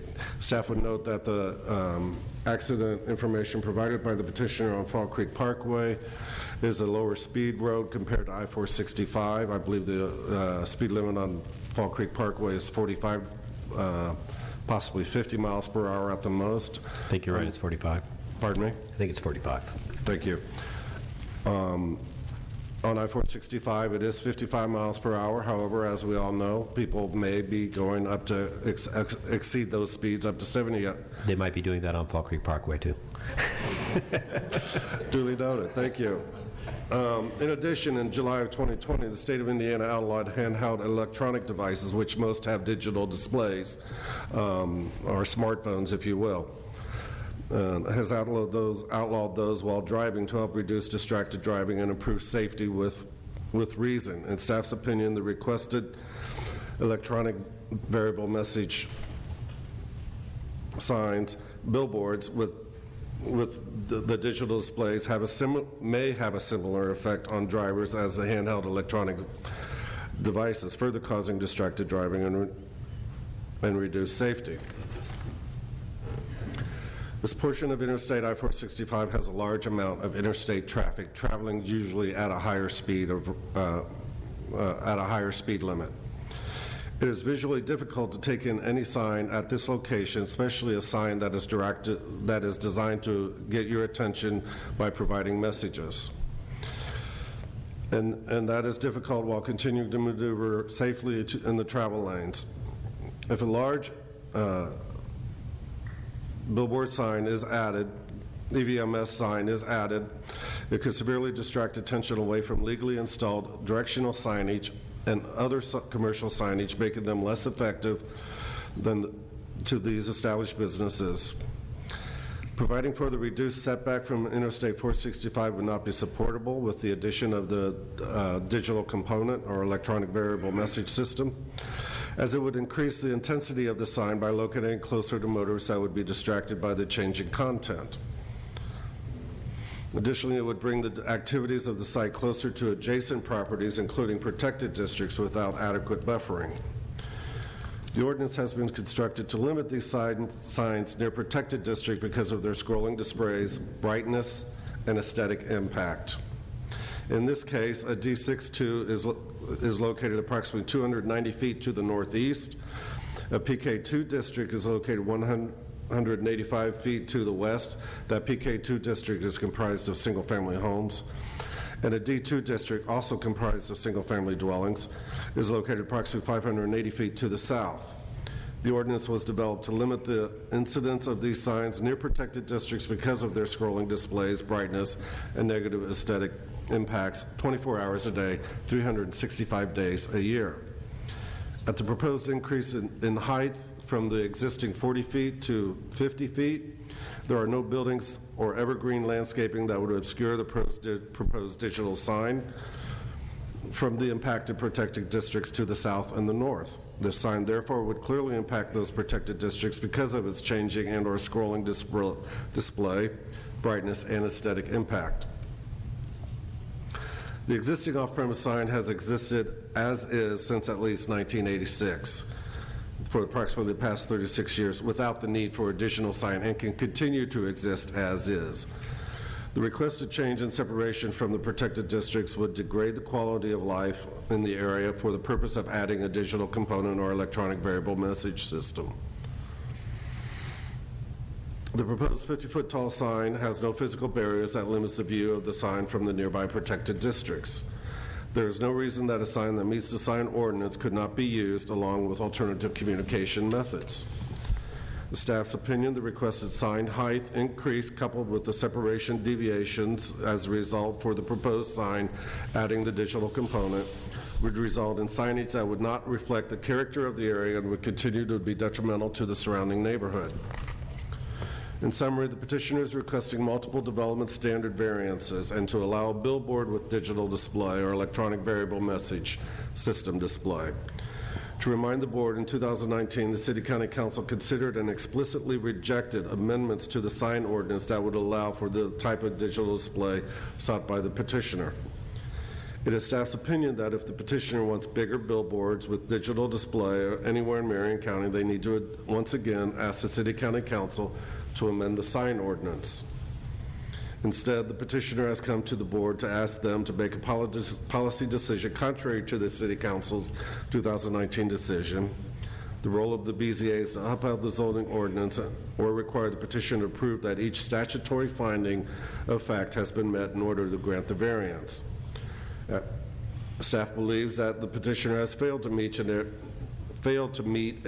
each and every required finding of fact and therefore recommends denial of this petition and can answer any questions the board may have.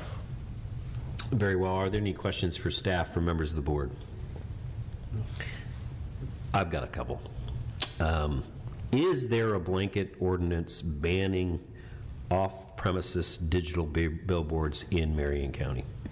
The ordinance does not allow for off-premise digital EVMS billboards. So whether you call that banning it, it never allowed it. It never allowed I can't say that, to my knowledge, that it was allowed, that it wasn't allowed.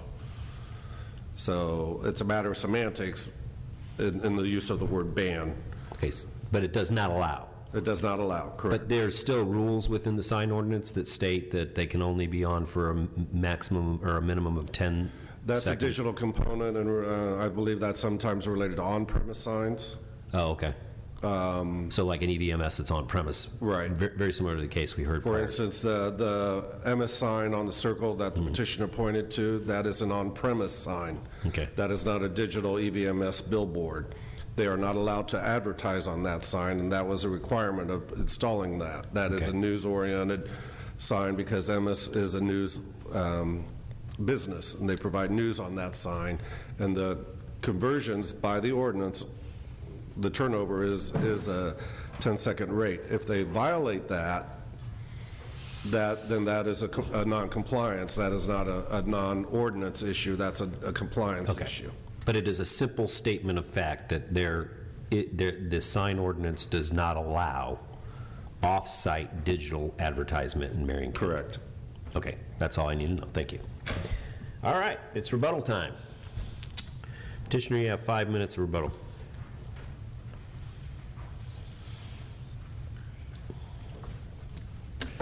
Thank you, Mr. Chairman. As a response to the issues raised here, first and foremost, the Supreme Court case that we are a party to has been remanded back to the Fifth Circuit for adjudication, so that case is alive and well. Okay, I'm not a lawyer, so that doesn't mean a whole lot to me, but keep going. It's not settled, so the case Thank continues. We hear a lot about this will overturn the sign ordinance or this will make the sign ordinance meaningless. That simply isn't true. Does every variance set a precedence? If so, this board would have dissolved long ago. The administrative process allows for us to apply to this board for a variance to the ordinance. We aren't trying to circumvent the ordinance. We're trying to follow the process put in place to allow the use of the property. When we're going after a variance for setbacks, it's not because we can't meet the setback by building a new sign. It's because the signs that are there are grandfathered. We have no choice but to ask for a variance. On property values, I'll refer you to tab 17. First and foremost, all of our locations that we are seeking to convert to digital are on commercial or industrial zone properties, not residential. Property values are increasing, not decreasing. Regarding brightness, tab 19. The increase in light output is negligible above the surrounding ambient light. The digital displays we use can be equipped with louvers, as was demonstrated earlier, that narrow the focus of the light. In addition, the displays are designed not to shine upward toward the sky. This will actually mitigate and reduce the upward glare that now exists. Nor will they be shining in someone's bedroom. Again, industrial and commercial properties, not residential. On tracking that was included in the remonstrator's submittal, billboards don't track you. Your cell phone does that. So when you surf the net, check in at your favorite store or restaurant, or take your selfies, you're creating the self-injury, not the billboard companies. Traffic safety, tab 5 through 15. More than 120,000 accident records over 4 years before and after digitals have been installed to show there is no increase in the number of accidents attributed to billboards. A variety of different sized billboards were evaluated at different times of the day and also included drivers under the age of 21 and over the age of 65. Today, there are over 10,000 digital displays nationwide. Bottom line, digital billboards operate within federal safety standards concerning driver distraction. As there have been comments with regard to the negative impact digital billboards have regarding safety, including comments by staff and remonstrators, all without one shred of verifiable evidence, we contacted the Indianapolis State Police, who's the repository for all traffic data about 4 of our existing billboards.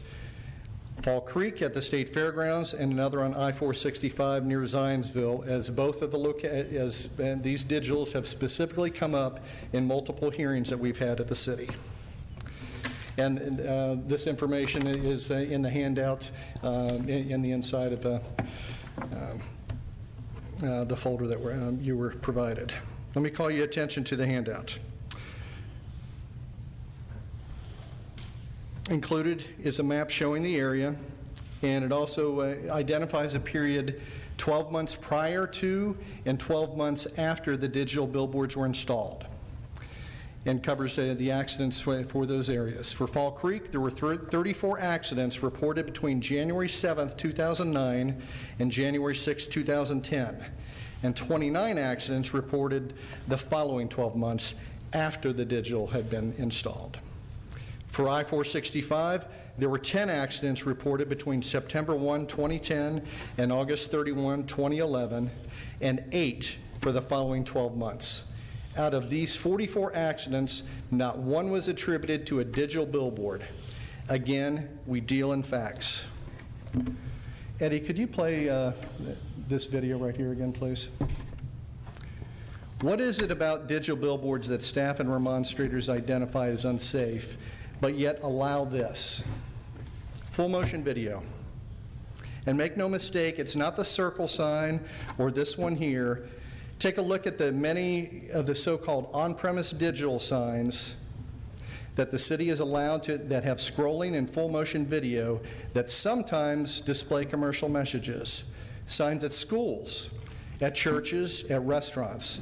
Again, how is this safe and digital billboards Your time is up, sir. with no movement are not?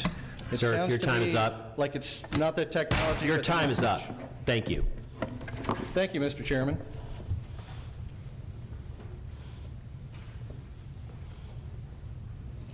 Demonstrators, you have 5 minutes of rebuttal period. Thank you again, Pat Andrews, representing Marion County Alliance of Neighborhood Associations and my local Decatur Township Civic Council, and by default, the Pike Township Residents Association. If I could ask you to look at page 4 of our handout, the current ordinance has a section specifically for outdoor advertising / billboards.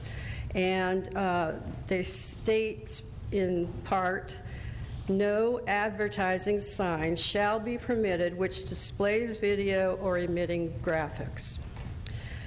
The City Council passed the, continued the ban in 2019 unanimously, followed by the Metropolitan Development Commission in 2019.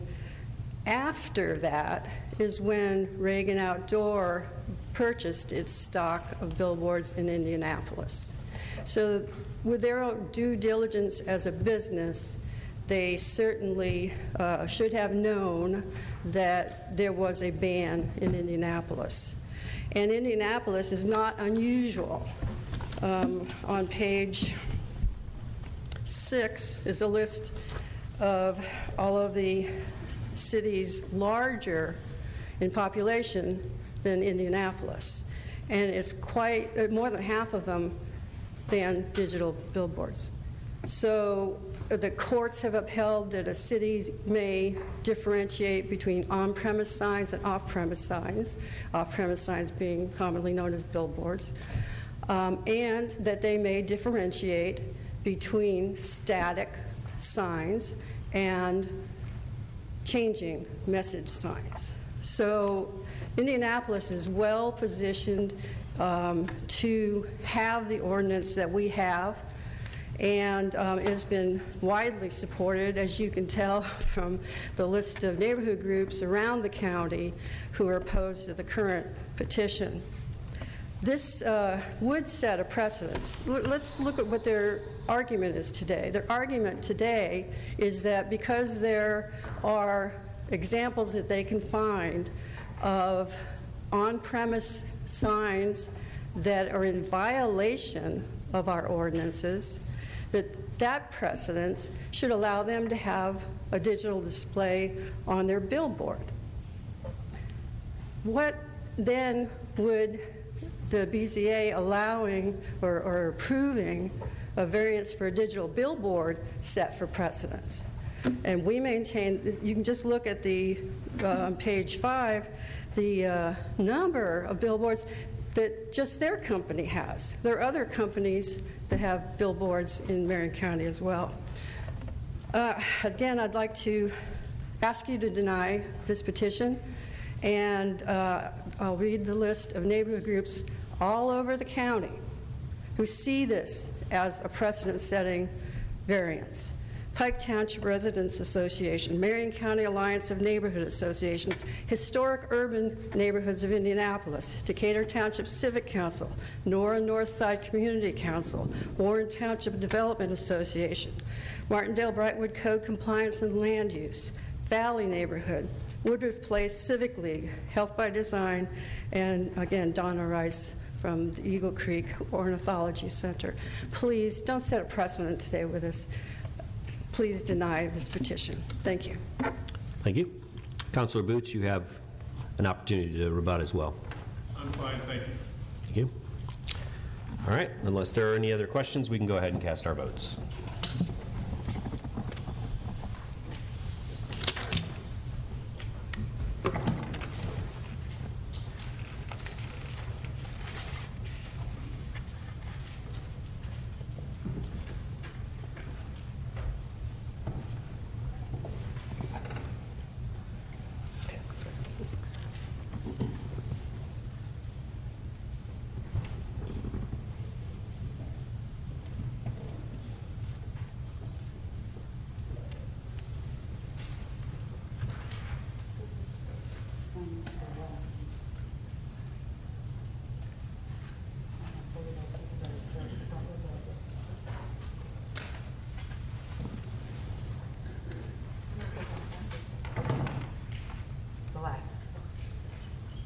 Farmer voted yes or no, so the city said yes. It's just us. Thanks. You are. You have to sign it. They're tiny little, very neat and legible. I've been touching it.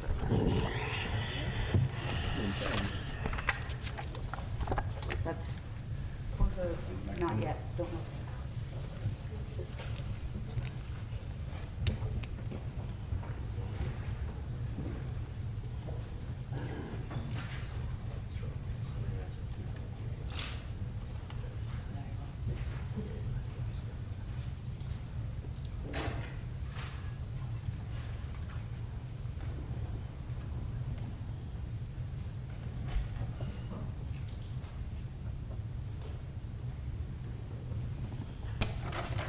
2022 UV1014, 4 votes cast. Duckett Brown voted no. Duke, no. Von Dalen, no. Farmer, no. 0 yes votes, 4 no votes. This petition is denied and will be continued for the adoption of findings of fact in support of the board's decision. 2022 UV1015, 4400 Sam Jones Expressway, Wayne Township, Council District 22, Zoned I2. Reagan Outdoor Advertising by John Campbell, requesting a variance of use and development standards of the Consolidated Zoning and Subdivision Ordinance to provide for a 33-foot tall, 672 square foot digital off-premise advertising sign.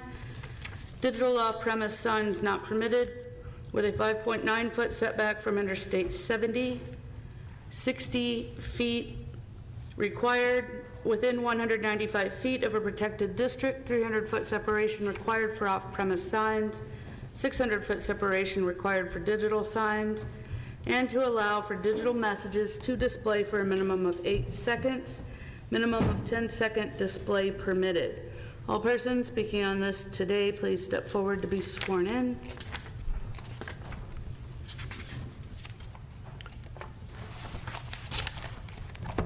Do you solemnly swear or affirm under the penalty of perjury to tell the truth, the whole truth, and nothing but the truth? Thank you. Petitioner, please state your name and address for the record. Hi, Michelle Knoppenberger, 511 Madison Avenue, Indianapolis, Indiana, 46225. I'm here on behalf of Reagan. Hold on just a second. Before you start the clock, we are here as volunteers, so we have a time limit for a reason. Please respect the time limit that you're given for both your testimony and your rebuttal. Thank you. Okay. I am here on behalf of Reagan Outdoor Advertising, and with me today is John Campbell, who is the real estate manager for Reagan Outdoors Indiana office. I am here today to present our petition 2022-UV1-015, located at 4400 CM Jones Expressway, for variances of use and development standards of the city's ordinance. While we believe we only need to apply for a variance of use, we have applied for both a variance of use and variance of development standards at staff's insistence. I'll then ask you to look at the screen for a presentation to give you a little bit of background about our company and detailed information regarding the variances requested. Next page, please. Reagan Outdoor has been in business for 57 years and is owned by Bill Reagan Sr. and his 3 children. Our Indianapolis market has a staff of 36, and personally I have been in the out-of-home industry for 14 years. I grew up in Indianapolis and have worked in Marion County for the last 30 years. The Reagans have helped out the communities we are a part of by paying it forward to various causes like the National Guard, United Way, and the Girl or Boy Scouts of America, to name just a few. Next. In Indianapolis, the Reagans have collaborated with the Indy Arts Council on our High Art program, where we donate space to 10 local artists displaying their artwork throughout the city. In addition, Reagan Outdoor and the Marion County Prosecutor's Office ran a youth-led prevention billboard campaign this year, where young adults from the nonprofit group Voices Corp created messages that Reagan provided space to install 25 billboards throughout the city. Next. Reagan Outdoor has markets in 7 areas. The largest of the Reagan markets is located here in Indiana, with their corporate office in Utah and 5 other major market areas located in Texas, Tennessee, Iowa, Nevada, and Minnesota. Next. Here's a listing of our different types of advertising units, and we are asking for a 14 by 48 digital monopole as depicted here. Next.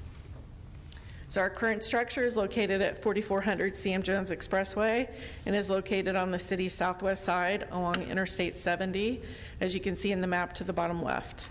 The map to the right shows the current zoning for this billboard as I-2 Light Industrial District. The billboard structure in our petition is existing and is not a new structure and has been at this location since the early 70s, more than 50 years with no known issues. Next. Here you'll see our site plan showing the dimensions of the sign to the parcel perimeter. The structure is approximately 320 feet to the nearest residential property, which is on the opposite side of Interstate 70. Next. And here's a closer aerial view of the structure in relation to a protected district on the opposite side of Interstate 70. Our structure is on the far right side with the faces shaped in a V oriented toward I-70. Next. One manufacturer of LED signs is Watchfire, based out of Danville, Illinois. Watchfire has been manufacturing outdoor electric signs since 1932 and LED signs since 1996. With more than 60,000 LED signs in operation worldwide. Watchfire conducted a lighting study at this location, and the area will see an almost undetectable difference in ambient light after installation of the digital panels. And this photo shows the light study for the north face. And next. And the light study conducted for the south face is shown here. Again, the area will see an almost undetectable difference in ambient light after installation of the digital panel. Next. The street view of the south face for northbound traffic, the right-hand read. Next. And a photo of the street view for the north face for the southbound traffic, left-hand read. Most of the variances we have applied for approval are grandfathered in and now require variance due to the current 2019 sign ordinance. We have the conversion from static to digital for both faces and a distance of 320 feet from the nearest protected district. As for the 8-second display we had requested in our variance and viewing other petitions filed similar to ours, we will commit to waiving the 8-second display to the required 10 seconds as listed in the ordinance. Next. The opportunities that a digital can present to the community include Amber Alerts and the FBI Most Wanted. It's been stated that the first 48 hours are the most critical in finding a lost person, and we would be able to get the alert up within a few hours versus 3 to 5 days. It would take to get the artwork vinyl printed and installed. The same with the FBI Most Wanted, where time is of the essence, and even though we receive alerts on our phones, most people that travel or have jobs where they don't have their phones on them or can't view them would see these while traveling by the digital display. Next. Other opportunities a digital can present is the local public service. Local fire departments post information on community events or tips on fire safety. During COVID, we ran digital advertisements from the governor and mayor's offices, such as the Stay Home Indianapolis for the In This Together campaign, to name a few. Next. Examples showing our community outreach advertising campaigns, as mentioned earlier, the HIRE program and the anti-violence campaign. And next. And then we have our digital tributes, from local tributes with our fallen police officers to global tributes, which is just another way to have our communities feel connected to current events. And John Campbell will now come up and give some additional information. Thank you. Mr. Chairman, members of the board, good afternoon. My name is John Campbell with Reagan Outdoor Advertising, 511 Madison Avenue, 46255. Eddie, if you would play the first video here. This, ladies and gentlemen, is why we are here and what we are talking about. First and foremost, the locations being proposed for digital conversions are existing locations. In this case, we actually own this particular property. Both the public notices sent to property owners and other groups imply these are new locations. These are not. They are panel conversions of the sign faces from static messages to digital static images. There is no movement, no flashing, and no scrolling. The digital displays transition in a fraction of a second. The legal standard for the petition requires the following to be met in how we comply. 1, approval will not be injurious to the public health, safety, morals, and general welfare of the community. That's a vague standard that leaves everything to the discretion of the board, thereby resulting in no objective guidance. On the flip side, no objective, reliable, verifiable, or challengeable information has been provided that digital billboards pose a risk to the health, safety, morals, and general welfare of the community. Regardless of what staff may assert, they have no basis in fact. No crash information provided. Eddie, if you would pause, please. Just conjecture. We deal in facts. This issue has long ago been debunked. From 2007 to 2010, over 120,000 accident records were analyzed. The result, there is no statistically significant relationship between accidents and digital billboards. 44 states, including Indiana, allow for this technology. Eddie, if you would play the next video. No concrete data has been provided to support the allegations that digital billboards create safety issues. Safety is a recurring theme. However, a couple blocks on the circle where this was taken is an on-premise digital display that scrolls, flashes, and has full motion movement. This is an area with the highest concentration of pedestrian traffic, nonstop vehicular traffic, and with no signals or signage. Is the argument that one digital sign is more dangerous than another? Why is this location deemed safer by the city? Or better yet, this is a relatively, or better yet, the next video coming up shows a gigantic digital located at a driving range in the city across from a large drug manufacturing plant.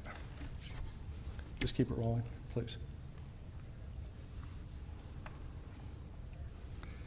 These two displays are fully visible from the adjacent roadway and show nonstop streaming video and commercials. Again, how is this safe in digital billboards with no movement or not? It sounds to me like it's not the technology but the message. Is this the case? A light study has been conducted that shows virtually no increase in ambient lighting. Just keep it rolling, Eddie. This is an actual digital billboard in Phoenix, Arizona that incorporates louvers within the design to effectively shield light away from residential or sensitive areas.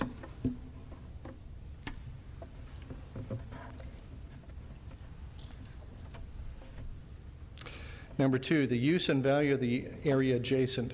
Eddie, please pause. Will not be affected in a substantially adverse manner. Again, this is vague and left to the discretion of the board, so we are left to guess. Consider this. The billboard has been there over 30 years. We are just upgrading the technology. We're not changing the use. Staff says it doesn't fit the aesthetic, but provides only vague references, no concrete standards by which we can gauge and respond.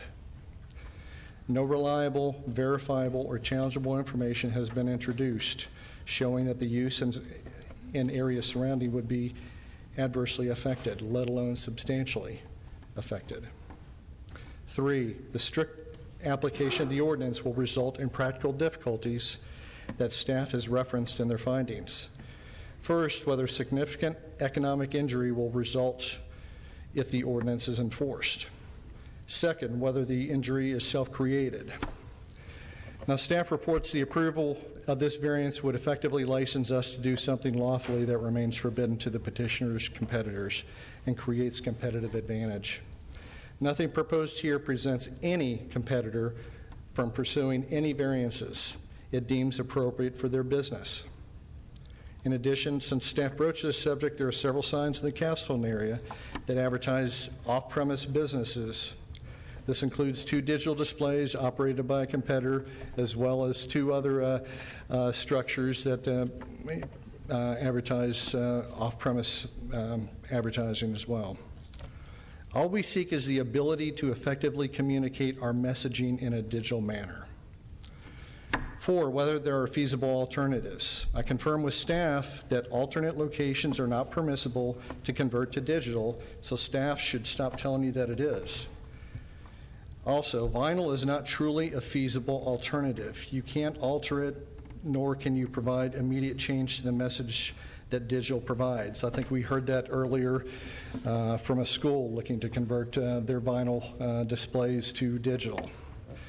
Members of the board, I know it's a lot to take in, but let me give you this analogy. It's like telling the Ford Motor Company that it can't make electric vehicles and then claiming that Ford wanting to make electric vehicles is a self-created injury with feasible alternatives because Ford can't or can just keep making gas-powered vehicles. Like any business, we're trying to advance. All the businesses that you may be affiliated with, if it's a grocery store, a gas station, whatever it is, they're constantly changing. You have to keep up with technology. That's what we're trying to do. I certainly understand what the counselor mentioned earlier as far as going to city council. This is a variance. It's not precedent setting. It allows us to follow the process. That's what we've been trying to do. In conclusion, at its core, the staff report does not provide verifiable and challengeable information in support of their argument. It's vague with no objective guidance. On the other hand, we have shown that the approval will not be injurious to the public health, safety, morals, and general welfare of the community. The use and value of the area adjacent to the property, including the variance, will not be affected in a substantially adverse manner, and the strict application of the terms of the zoning ordinance will result in practical difficulties in the use of the property. Mr. Chairman, my apologies. I was trying to complete a thought. Please accept my apologies earlier. I accept your apology, but keep in mind we have rules here for a reason. Understood. Thank you. Message received.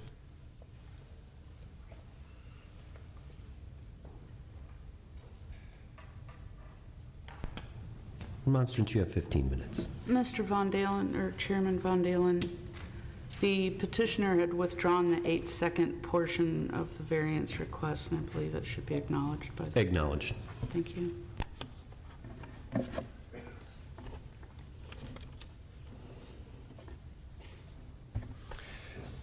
Hello, I'm Gary Chalufo, and I live at 6522 Madison Avenue, and I represent historic urban neighborhoods of Indianapolis. Our message of opposition has not changed. This is very simple. The sign ordinance does not allow off-premise digital billboards.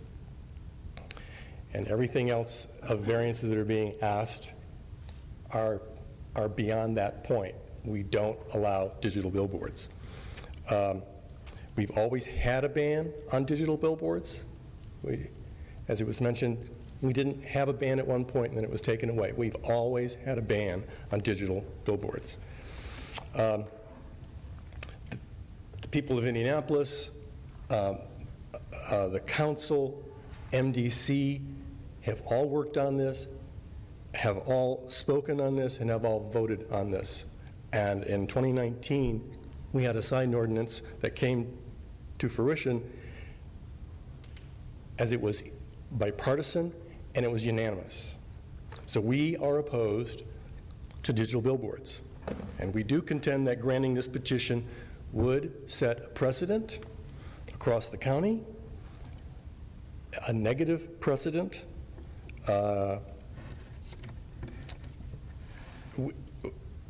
We, the remonstrators, have been here, as I mentioned, since July on all of these petitions. There have been 21, actually 2 were withdrawn. But we feel that one petition may be a variance request, 21 or 19 is a sign ordinance busting tactic. And I think we think it should go back to the council if that's where this needs to go, but to be revisited. The petitioners are requesting variances to our digital billboard standards, setback, and too close to protected districts. I think we understand the difference between the on-premise signs, the EVMS signs, so the Circle, Castleton signs are all on-premise signs. There is evidence of violations, but that is a code enforcement violation issue that has nothing to do with the petition that is before you for a digital billboard. By the way, let me just call out in particular the Circle sign is at 40 Monument Circle, and that was case number 98-V1-17. It's an EVMS, no off-premise ads allowed. The Castleton one at 6020 East 82nd Street, that is number 2007 DV3-030. That is an EVMS sign. No off-premise ads are allowed. So obviously we have some violations there. Those have been reported. But again, violations of one sign category does not substantiate the approval of digital billboards in another sign category. So the community and the city have worked hard to pull together a sign ordinance that we can all live by, including the billboard people who were sitting at the table with us. And that ordinance has been constructed to limit these signs near protected districts because of their changing displays, brightness, and aesthetic impact. We are concerned with driver safety, driver distraction. What we didn't really see today on these videos were these digital billboards on our highways where they are 4 and 6 lanes one way and you have all of this traffic, especially when these billboards are being situated right at ramps. That's a lot going on and being distracted with a huge TV screen that's giving you a message up there. So you'll notice in the booklets that we handed out, it does talk about traffic safety, the study on glance duration and driver safety, the federal highway study. And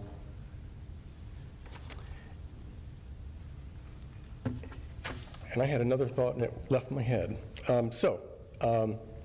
With that, we do concur with staff recommendations and we ask that you deny this variance. Thank you.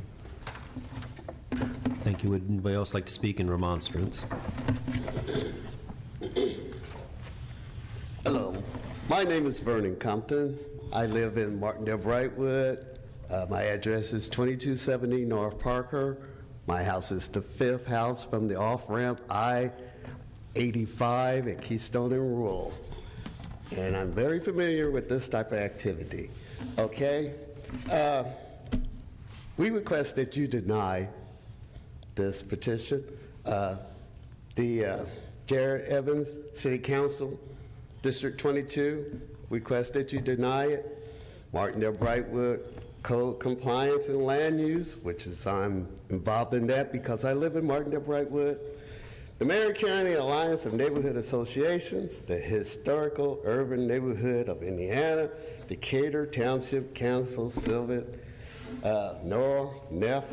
Northwest Community Council, Pike Township Resident Association, I need to meet with them, and Warren Township Development Association, the Valley neighborhood would replace Civic League, Health and Design, Nora Rivets, National Center of Indy Parks.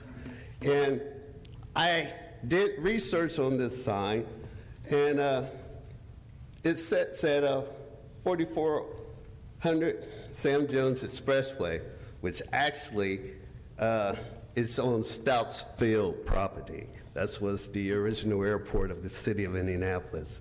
Okay, and I'm representing that neighborhood, which is to the west of that location, and his sign is going to illuminate that neighborhood. Even though I don't know what type of levers he can put on it, they already showed the design of where the view is going to be, and it's going to be in that neighborhood. At this time, there's a sign there owned by Reagan Advertising and used at location of I-70 at Sam Jones Expressway. A digital billboard sign will shine light into the neighborhood to the west at night and for light in the fall and winter months due to the lack of trees and leaves. In the neighborhood of the city of Indianapolis, which I live in, would like to preserve the appearance of the city and the scenic nature view of the landscaping of the city without digital billboard signs and landscaping pollution, which is what I consider landscaping pollution.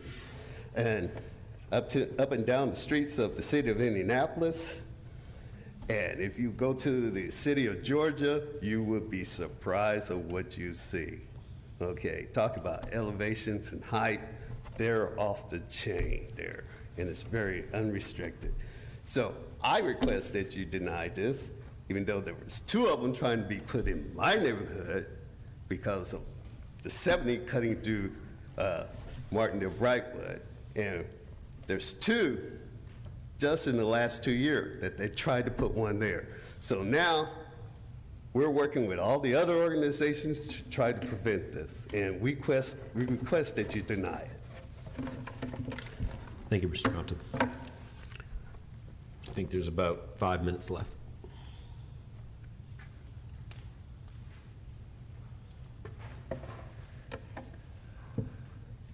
My name is Paula Brooks. Can you hear me?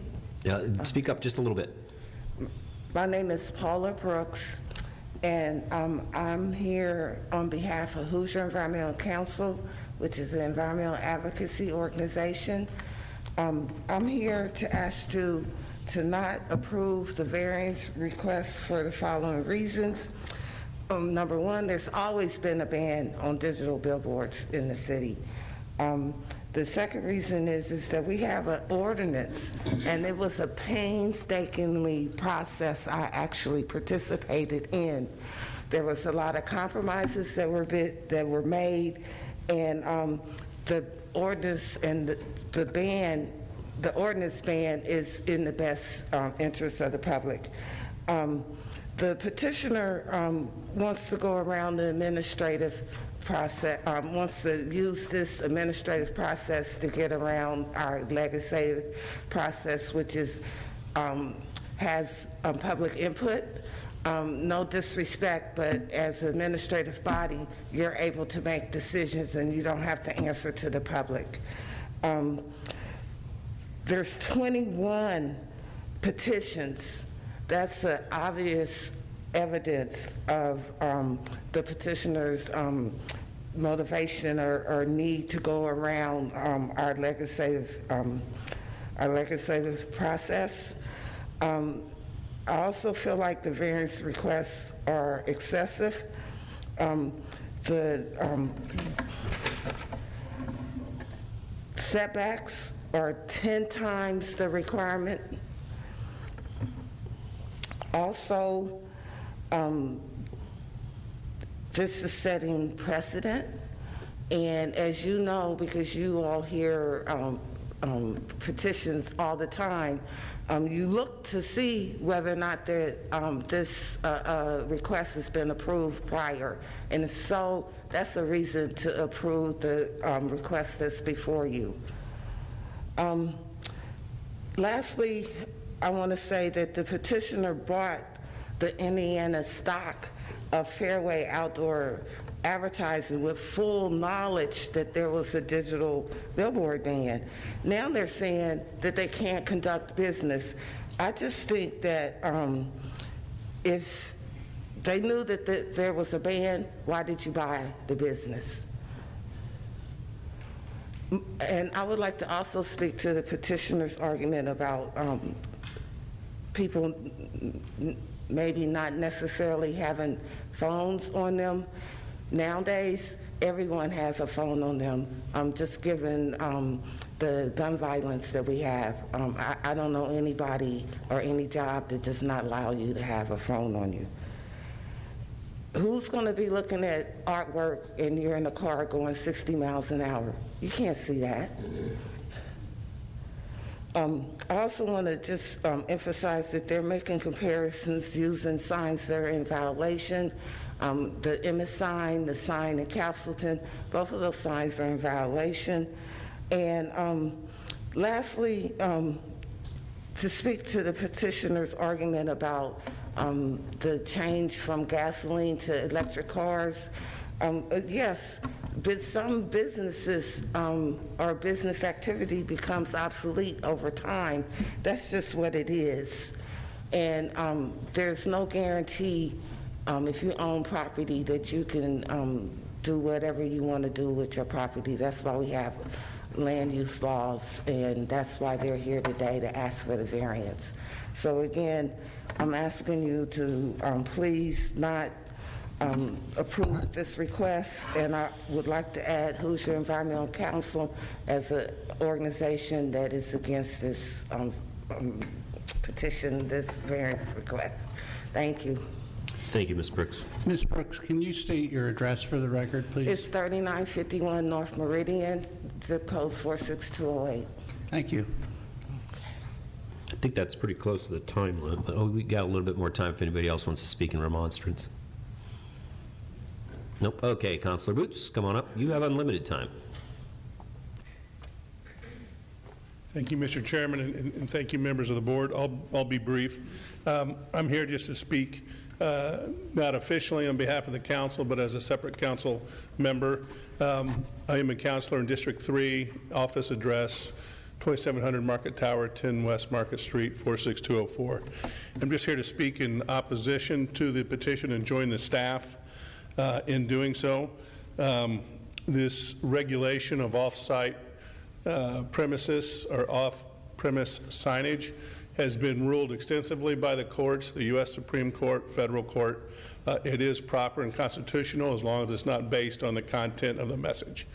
Sign advertisers do have a freedom of speech right, as does every person in this country.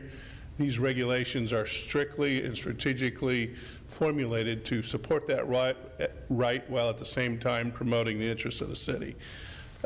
We talk about negative precedent. As I think you've heard from various petitions, the ones immediately preceding this, anytime there is a sign out there, it always serves as a precedent, sometimes negative, sometimes positive. So we're just here not to create the precedent. Again, doing something that's in direct contradiction to the sign ordinance will, I assure you, be cited as a precedent by every other petitioner from here till we're all in the ground. So I urge you again, with all due respect to this tribunal, that this is not the place to approve a violation. I encourage the petitioner to approach the council if they want to do a legislative change. I think that is the proper venue. This, again, is not the proper venue, in my opinion, so I urge the board to deny the petition. Thank you. Thank you, Councilor. Thanks for your service. We'll go ahead to comments from staff. Thank you, Chairperson Von Dalen and members of the board. Staff would just like to point out it has received letters of opposition from 3 different city-county councilors. Staff has not received any letters of support for this petition. The petitioner's proposed findings of fact state that there are no objective standards by which to determine whether strict application of the terms of this title will result in practical difficulties in the use of the property. That assertion is incorrect. Indianapolis appellate courts have defined the concept of practical difficulties in the use of the property, making it unnecessary for the city or the state to have done so. In the most recent published decision on the topic, Caddyshack Looper LLC versus Long Beach Advisory Board of Zoning Appeals, the Indiana Court of Appeals defined it in a way that focuses primarily on three considerations, and those are whether significant economic injury will result in the ordinance if the ordinance is enforced, whether the injury is self-created, and whether there are feasible alternatives. The Indiana Court of Appeals continues to apply these criteria for practical difficulties. One of the three Caddyshack factors is whether the injury is self-created. In several different respects, the structure's violations, the proposed structure's violations of applicable standards are the result of choices made by the petitioner.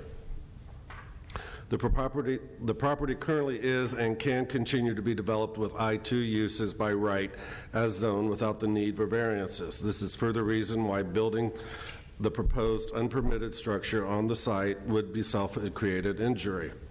I would just like to point out the existing sign with the existing setbacks and the existing separations is considered legally non-conforming because it was created and installed prior to the current ordinance and was legally compliant when it was installed. The request to convert to digital is a use variance, not an upgrade as indicated by the petitioner. With the additional use variance, then, whenever an additional use is added to the variance, then everything has to be compliant with the current ordinance. That is why there are setbacks and separations for this, even though it is somewhat of could be considered as an existing sign. The petitioner has requested a variance for the new sign to allow for a 5.9-foot setback from the Interstate 70 where a 60-foot setback is required. The site at approximately 69 feet wide at the location of the existing sign could accommodate the required setback for the new sign. The purported need for the setback variance is self-created difficulty since a newly constructed installed sign could be developed to meet the ordinance standards by right without the need for a setback ordinance variance. The third Caddyshack factor is whether there are feasible alternatives. The fact that the city has now amended its zoning ordinance to relax its ban on off-premise signs and to make otherwise compliant off-premise signs permitted uses in many locations outside of the Beltway that are along freeways and expressways or inside places zoned industrial C4, C5, and C7 reflects that there are feasible alternatives. Nothing in the petitioner's submission suggests otherwise, which is important because the burden of satisfying the requirements for obtaining a variance lies with the petitioner. The existing I-2 zoning allows for a billboard on site with a standard vinyl changeable face. Because the sign or the proposed sign could meet the standards of the ordinance with regard to the size and the face, there are feasible alternatives to the proposed structure. That further prevents the petitioner from satisfying the practical difficulties test as defined in Caddyshack. In addition, since the existing sign is considered legally non-conforming in regards to setbacks and separation, it could continue to be used as is, where it is, without any changes to it.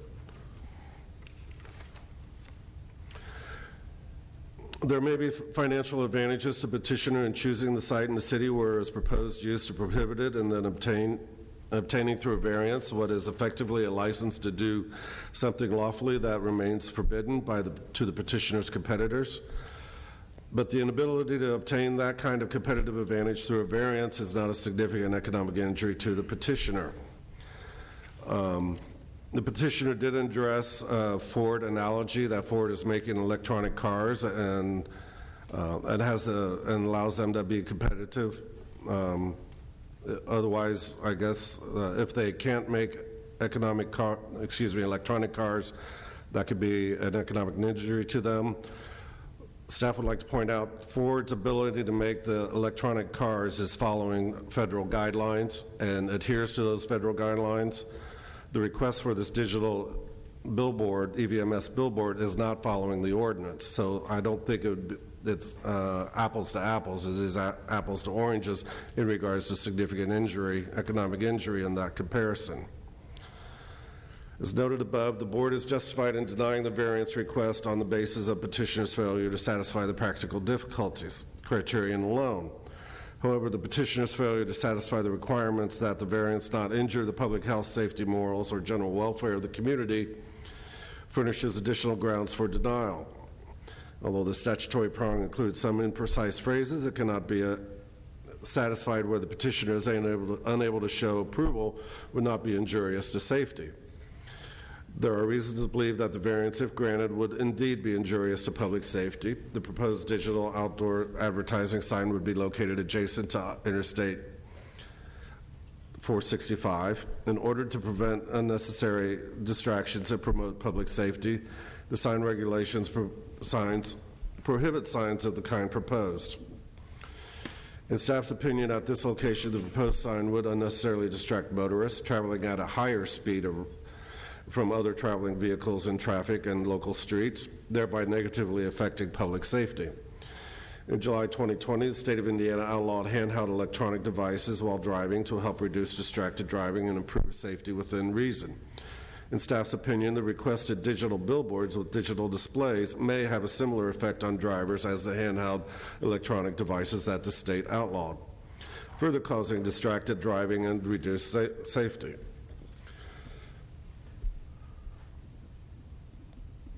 This portion of Interstate 465 has a large amount of interstate traffic. It is virtually difficult to take in any signage at this location while continuing to maneuver safely in the travel area. If a large digital sign is added, it could severely distract attention away from the legally installed directional signage and other commercial signage, making them less effective to those established businesses. Providing for the reduced setback from Interstate 70 for the newly constructed digital sign would not be supportable, as it would increase the intensity of the sign by locating it closer to motorists that would be distracted by the changing content. Additionally, it would bring the activities of the site closer to adjacent properties, including protected districts, without adequate buffering. The ordinance has been constructed to limit these signs near protected districts because of their scrolling displays, brightness, and aesthetic impact. In this case, a D5 dwelling district is located approximately 195 feet to the northwest. The ordinance was developed to limit the incidence of these signs near protected districts because of their scrolling displays, brightness, and the negative aesthetic impacts for 24 hours a day, 365 days a year, as there are no proposed constraints on the amount of display of the proposed sign. At the proposed height of 35 feet, there are no buildings or evergreen landscaping that would obscure the proposed digital sign from the impacted protected district to the northwest. This sign, therefore, would clearly impact that protected district because of its changing and or scrolling display, brightness, aesthetic impact. The existing off-premise sign has existed on-site as is since 1972 for approximately the past 50 years without the need for a digital sign, and can continue to do so. The requested change in separation from the protected districts for the new sign would degrade the quality of life in the area. The proposed 30-foot tall sign has no physical barriers that limit the view of the sign from the nearby protected districts. There is no reason that a sign that meets the sign ordinance could not be used along with alternative communication methods. In staff's opinion, the requested sign height coupled with separation deviations for the proposed sign would result in signage that would not reflect the character of the area and would continue to be detrimental to the surrounding neighborhoods. In summary, the petitioner is requesting multiple development standard variances and to allow a billboard with digital display. To remind the board, in 2019, the City County Council considered and explicitly rejected amendments to the sign ordinance that would allow the type of digital display sought by the petitioner. It is staff's opinion that if the petitioner wants bigger billboards with digital display anywhere or any billboards with digital display anywhere in Marion County, they need to once again ask the City County Council to amend the sign ordinance. Instead, the petitioner has come to this board to ask them to make a policy decision contrary to the City County Council's 2019 decision. The role of the BZA is to uphold the zoning ordinance or require the petitioner to prove that each statutory finding of fact has been met in order to grant the variance. Staff believes that the petitioner has failed to meet each and every required finding of fact and therefore recommends denial of this petition and can answer any questions the board may have. Are there any questions from staff from members of the board? All right, there are no questions, so we'll move on to rebuttal period, 5 minutes each side.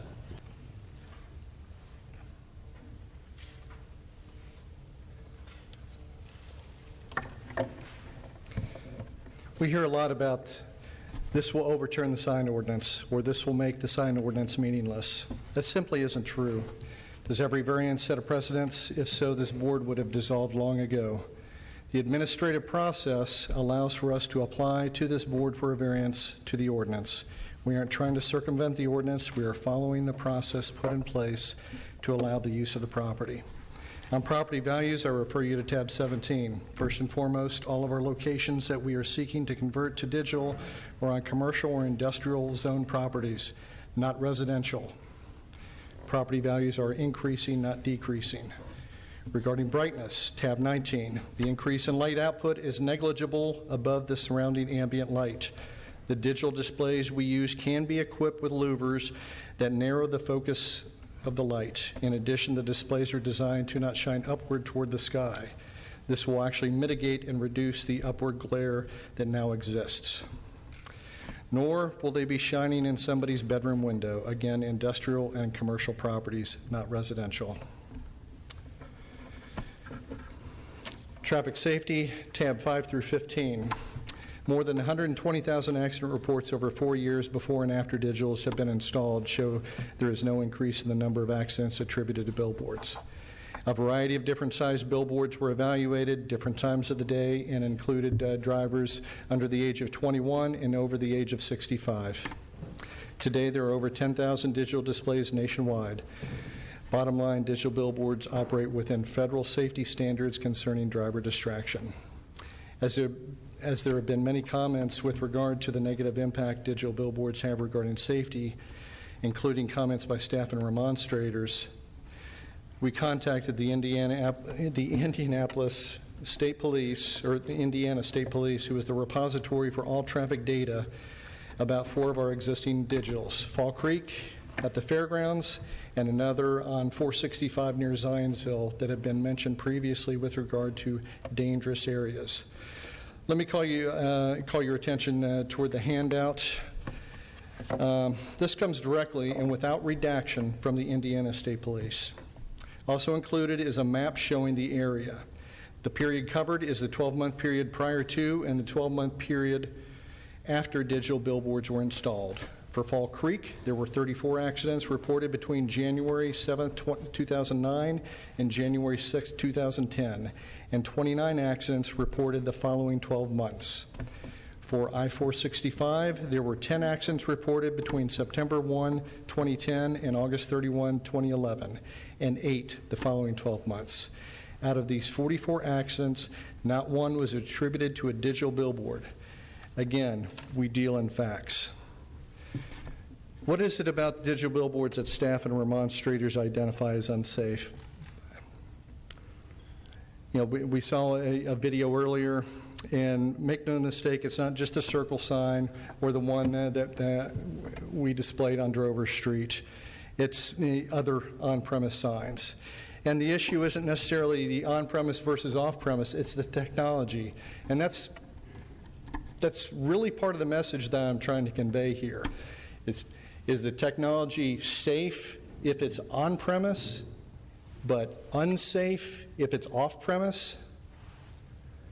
I mean, that's an issue really worth delving into, because you can't have it both ways. You can't say, well, this message is unsafe, but this one over here is okay. It's just the manner of what you're displaying. You know, we deal in facts. We contribute to the economy and are a driver of the economy. Our business exists for the sole purpose of promoting other businesses, perhaps even yours.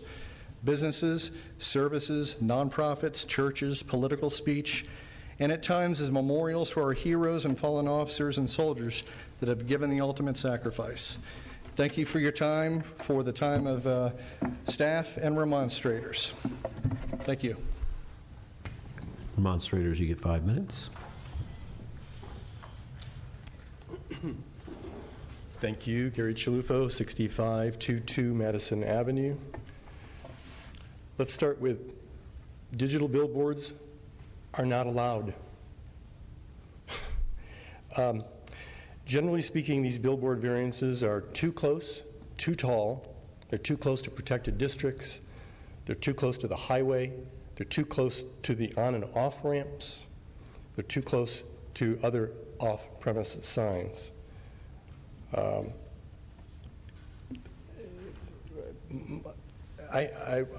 make a point that business cannot conduct operations that are not allowed by ordinance, and using digital technology would be at the expense of the public. And in your handout, you'll see on page 5 a number of organizations across Marion County. They represent many, many, many people here, residents of Marion County. They're hoping and they're relying on you to vote no and to deny this petition. Thank you. Thanks, sir. This is a rebuttal period, so if anybody else would like to speak in rebuttal, that's fine. You just cannot introduce any new evidence. Once again, I'm Vernon Compton. I live in Martindale Brightwood, and I want this petition denied. Louvers or whatever, it's not going to protect that district, which is that neighborhood, which is Stoutsville, what's left of Stoutsville. They will be able to see this at night, and their graphic already showed it retreating into that neighborhood, and that needs to be protected. What's left of Stoutsville needs to be protected. Thank you. Thank you, Mr. Compton.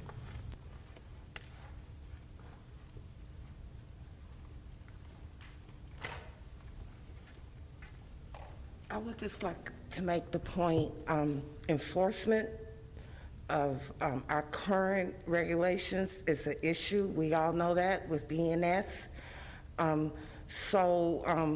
To grant this variance would mean that the city would have to enforce it, and the public would have to be very vigilant and make a complaint. So again, I urge you not to approve this variance request. And one last thing, I live not too far, and this is just a personal note, I live not too far from a strip center in downtown Indianapolis. I see the signs, the lights from the business at night. I'm probably at least a block away, and I can see the lights. Thank you. Thank you, Ms. Brooks. Counselor, did you want an opportunity for rebuttal? Are you okay? I am good, thank you, sir. Thank you. All right. With all that being said, we can go ahead and cast our ballots.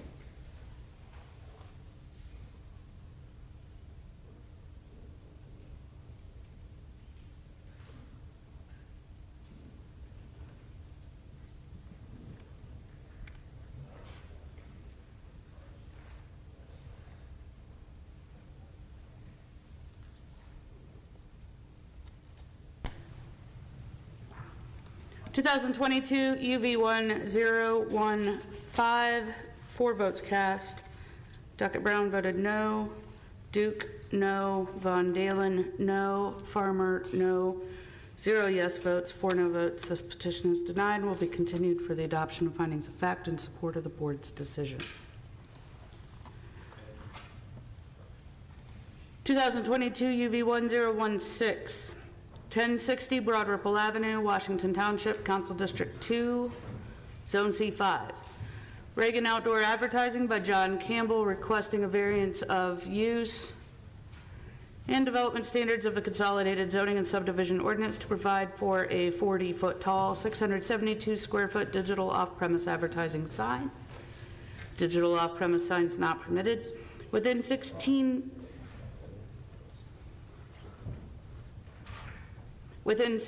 feet of a protected district, 300-foot separation required for off-premise signs, 600-foot separation required for digital signs.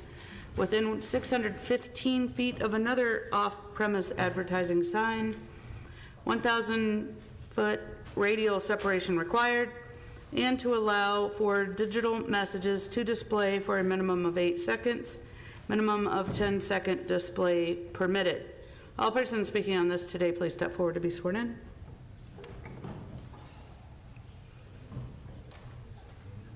Do you solemnly swear or affirm under the penalty of perjury to tell the truth, the whole truth, and nothing but the truth? Thank you. Petitioner, please state your name and address for the record. Hi, Michelle Knoppenberger, 511 Madison Avenue, Indianapolis, Indiana, 46225. And I'm here on behalf of Reagan Outdoor Advertising. And with me today is John Campbell, who's the real estate manager for Reagan Outdoors Indiana office. I am here today to present a petition 2022-UV1-016, located at 1036-1060 Broad Ripple Avenue, for variances of use and development standards of the city's ordinance. While we believe we only need to apply for a variance of use, we have applied for both a variance of use and variance of development standards at staff's insistence. I will then ask you to look at the screens for our presentation to give you a little bit about background about our company and detailed information regarding the variances requested. Next. Reagan Outdoor has been in business for 57 years and is owned by Bill Reagan Sr. and his 3 children. Our Indianapolis market has a staff of 36, and personally, I have been in the out-of-home industry for 14 years. I grew up in Indianapolis and have worked in Marion County for the last 30 years. The Reagans have helped out the communities we are a part of by paying it forward to various causes like the National Guard, United Way, and the Girl or Boy Scouts of America, to name just a few. Next. In Indianapolis, the Reagans have collaborated with the Indy Arts Council on our High Art program, where we donate space to 10 local artists displaying their artwork throughout the city. In addition, Reagan Outdoor and the Marion County Prosecutor's Office ran a youth-led prevention billboard campaign this year, where young adults from the nonprofit group Voices Core created messages that Reagan provided space to install 25 billboards throughout the city. Next. Reagan Outdoor has markets in 7 areas. The largest of the Reagan markets is located here in Indiana, with their corporate office in Utah, and 5 other major markets located in Texas, Tennessee, Iowa, Nevada, and Minnesota. Next. Here's a listing of our different types of advertising units, and we're asking for a 14 by 48 digital monopole as depicted here. Next. Our current structure is located at 1036-1060 Broad Ripple Avenue and is located on the north side of Broad Ripple Avenue, just east of the Monon Trail. The map to the right shows the current zoning for this location as C5, General Commercial District. The billboard structure in our petition is existing and is not a new structure and has been at this location since the early 1990s, more than 30 years with no known issues. Next. Here you will see our site plan showing the dimensions of the sign to the parcel perimeter. Next. And then here's an aerial view of the structure in relation to the surrounding parcels, and Reagan Outdoor owns an easement where this billboard is located. Next. One manufacturer of LED signs is Watchfire, based out of Danville, Illinois. Watchfire has been manufacturing outdoor electric signs since 1932 and LED signs since 1996. With more than 60,000 LED signs in operation worldwide, Watchfire conducted a lighting study at this location, and the area will see an almost undetectable difference in the ambient light after installation of the digital panel. Next. And the street view photo of the west face for eastbound traffic. Most of the variances we have applied for approval are grandfathered in and now require a variance due to the current 2019 sign ordinance. We have the conversion from static to digital for the west face only. The east face will remain static. As for the 8-second display, we had requested in our variance, and in viewing other petitions filed similar to ours, we will commit to waiving the 8-second display to the required 10 seconds as listed in the ordinance. Next. The opportunities a digital can present to the community include Amber Alerts and the FBI Most Wanted. It's been stated that the first 48 hours are the most critical in finding a lost person, and we would be able to get the alert up within a few hours versus 3 to 5 days it would take to get the artwork final printed and installed.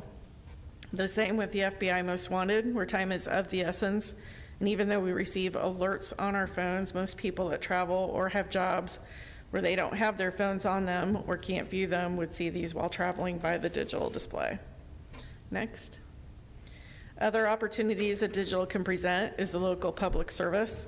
Local fire departments post information on community events or tips on fire safety. During COVID, we ran digital advertisements from the governor and mayor's offices, such as the Stay Home Indianapolis for the In This Together campaign, to name a few. Next. An example showing our community outreach advertising campaigns, as mentioned earlier, the High Art program and the anti-violence campaign. Next. And then we have our digital tributes, from local tributes with our fallen police officers to global tributes, which is just another way to have our communities feel connected to current events. And John Campbell will come up now. Thank you.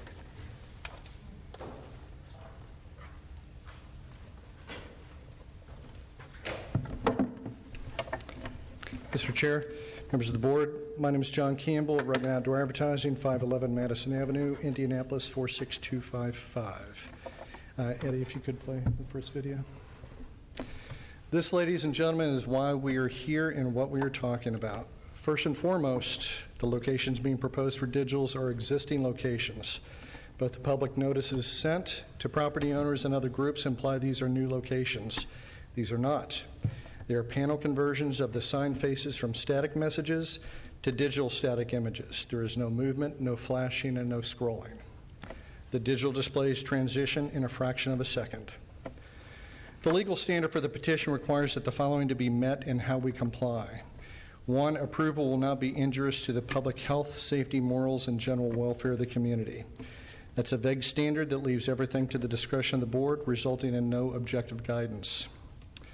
We provided information supporting our positions, tab 3 through 15 of the handout.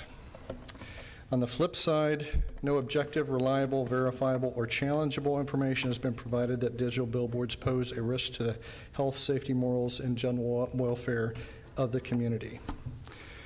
Regardless of what staff may assert, they have no basis in fact.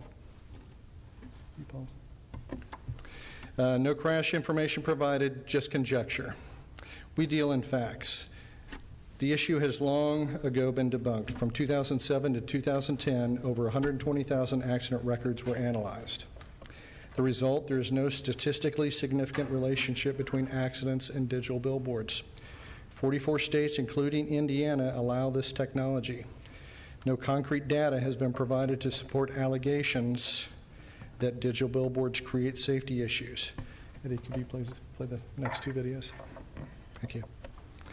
Safety remains a recurring theme. However, a couple blocks on the circle where this was taken is an on-premise digital display that scrolls, flashes, and has full motion movement. This is an area with the highest concentration of pedestrian traffic, nonstop vehicular traffic, and with no signals or signage. Is the argument that one digital sign is more dangerous than another? Why is this location deemed safer by the city?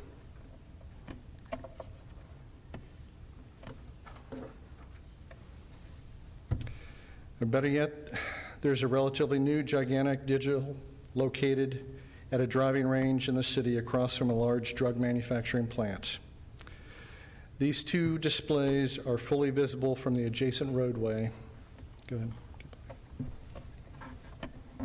And show nonstop streaming video and commercials. Again, how is this safe in digital billboards with no movement or not? It sounds to me like it's not the technology, but the message. Is this the case? Could you skip to the next video, please?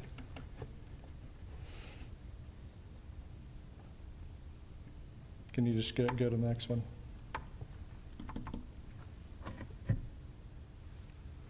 A light study conducted that shows virtually no increase in ambient lighting. In addition, look at the screen. This is an actual digital in Phoenix, Arizona that incorporates louvers within the design, effectively shielding light away from residential or sensitive areas. Number two, the use and value of the area adjacent will not be affected in a substantially adverse manner. Again, this is vague and left to the discretion of the board, so we are left to guess. However, consider this. This billboard has been there over 50 years, or one like it has been on site for 50 years. Our company owns an easement in Broad Ripple. We actually, our predecessors actually sold part of the property for the development of the shopping center. We are just upgrading the technology. We are not changing the use. Value of the land in the area has not been negatively impacted by the sign, and in fact continues to increase in value. Tab 17. Staff says that it doesn't fit the aesthetic, but provides only vague references. Again, no concrete standards by which we can gauge and respond. Again, we deal in facts. Number three, strict application of the ordinance will result in practical difficulties that staff has referenced in their findings. First, whether significant economic injury will result if the ordinance is enforced. An ordinance that forces us to use our valid property interest, and in this case we have an easement, as I said, in a certain manner where there is no other way to, where there is a way to use it that is much more cost efficient and revenue producing, is an economic injury. Second, whether the injury is self-created. We are in the outdoor advertising business and most of the time are not the landowner. In this case, that's not it, but we can't just use the site for something other than a billboard because we have an easement there. There's no other opportunity to use the area other than for a billboard. All we seek is the ability to effectively communicate our messaging in a digital manner. 4, whether there are feasible alternatives. I confirm with staff that alternate locations are not permissible to convert to digital, so staff should stop telling you that it is. Again, we deal in facts. Also, vinyl is not truly a feasible alternative. You can't alter it, nor can you provide immediate change to the message that digital provides.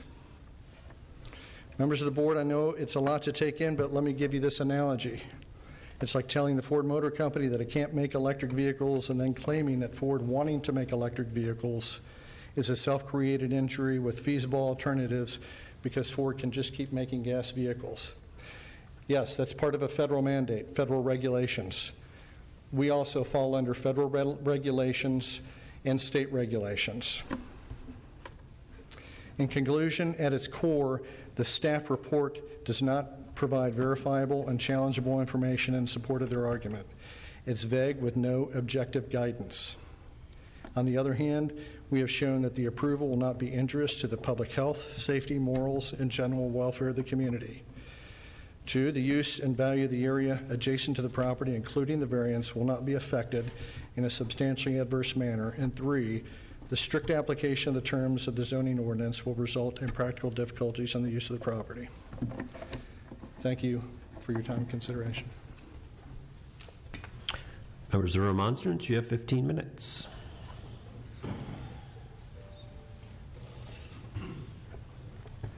Hello. Good afternoon. My name is Jordan Dillon, Broad Ripple Village Association, address of 818 Broad Ripple Avenue, Indianapolis, Indiana 46220. Good? Thanks. All right. Again, representing the BRVA, its membership, as well as our land use committee. We first heard from this petitioner this summer regarding the desire to convert a static billboard that is located across the street from the former Broad Ripple High School building to a sign allowing for digital images that would display and rotate every 8 seconds. Additionally, what's mentioned in there is a request for a variance that this be within 615 feet of an additional advertising sign that we have that is located, if you're familiar with the area, near the McDonald's. It is a one-sided, I believe it's called a, not a billboard, poster sign, thank you, when 1,000 feet minimum is required in this area. At our public meeting, we not only heard from the petitioner, we also heard from our residents in the area. Both the residents and the committee provided a unanimous lack of support for this request. And I want to just take a little bit of time to go through a handful of the rationale and concerns that were provided. Broad Ripple, Indy's original cultural district, is very unique to many of the other areas that we've heard about today because we foster a high level of, yes, vehicular traffic like the others, but also pedestrian and cyclists in our area, especially near where the sign is proposed to be changed. I would also add that Broad Ripple in general is a very compressed area. We have a lot going on in a very small amount of space. A little bit of information about what is happening around where this sign will go in. Directly north of this are townhomes that are currently being created, multi-million-dollar townhomes. I don't care if they were $10 townhomes. There are still residences that are going just north of this property along the river.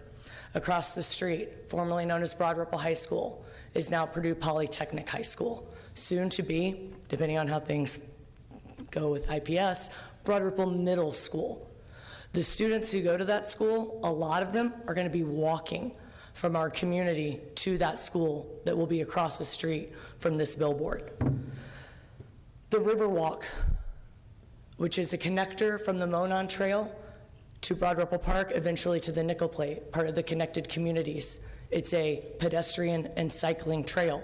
Will go directly underneath this sign. The Monon Trail, we all know it. It is to the west of this sign. The Monon Trail, if you're driving east on Broad Ripple Avenue to cross the Monon in a vehicle, you will see this sign directly in your line of sight. We already have issues with the Monon. If you guys have watched the news lately, people are confused that you can't drive on it. So now we're going to throw up the fact that we have pedestrians, cyclists crossing a busy street on the Monon with a digital billboard changing every 8 seconds in their sightline, direct sightline. Around that area, the White River, which is a protected wildlife area for us. This, regardless of what lumens and lights and all of that, is going to produce additional lighting in that area 24/7, 365, all of the time. And lastly, part of the Riverwalk will be changing that intersection from a current 3-way to a 4-way intersection in which people will be entering, going straight into the underneath portion of the sign. I'll read just a quick thing. Envision Broad Ripple, which is our comprehensive plan for our neighborhood, says in regards to signage that although building signs are important, they help people easily locate destinations, an excessive amount of signage can detract from this purpose. We strongly avoid strobes, motion, flashing, animation, moving images, and other attention-getting devices. If you are in Broad Ripple, you will notice this is few and far between. I'm not saying it doesn't exist, okay? I'm not saying it does not exist, but we are firmly against it.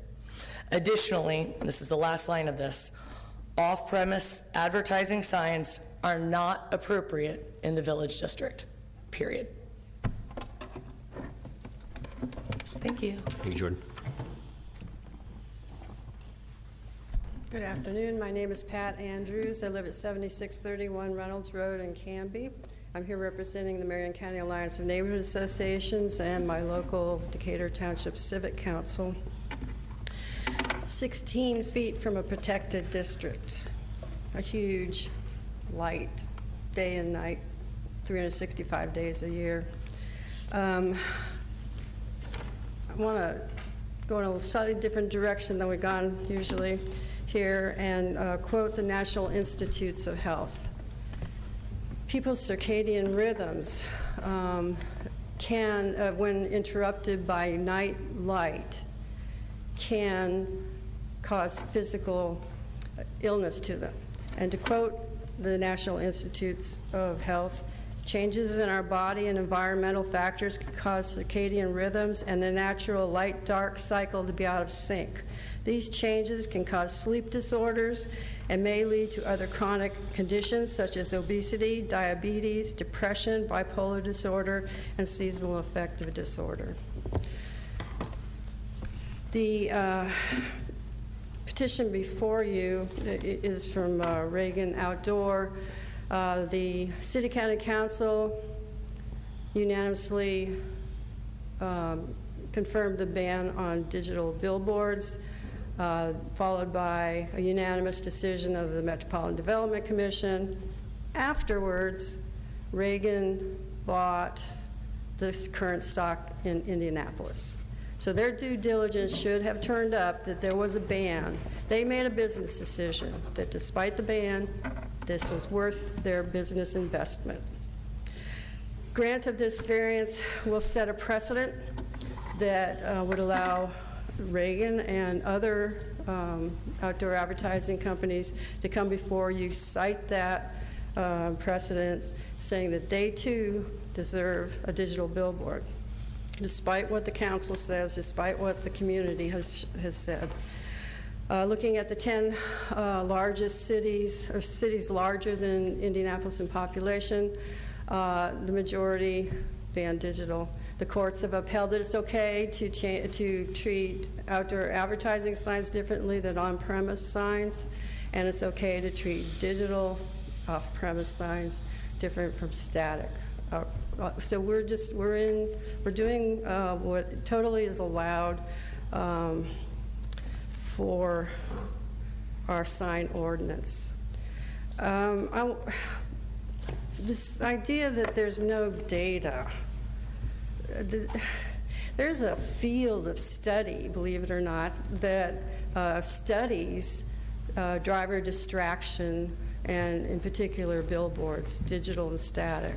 On page 13, one of the more easily digested ones, what came out of Michigan by the Michigan Department of Transportation.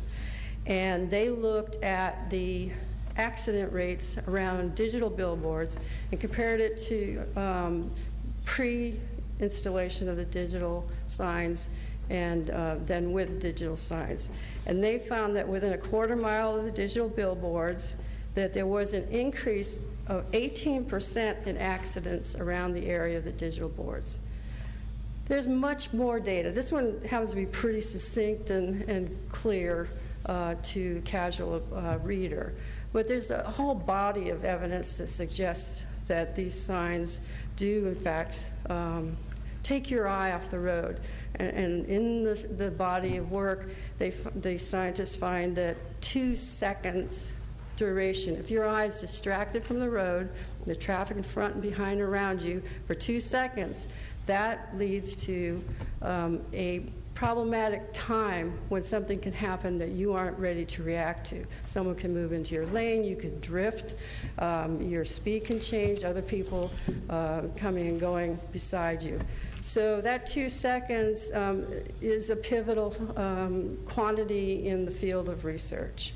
And they do find that digital boards pull your eye off.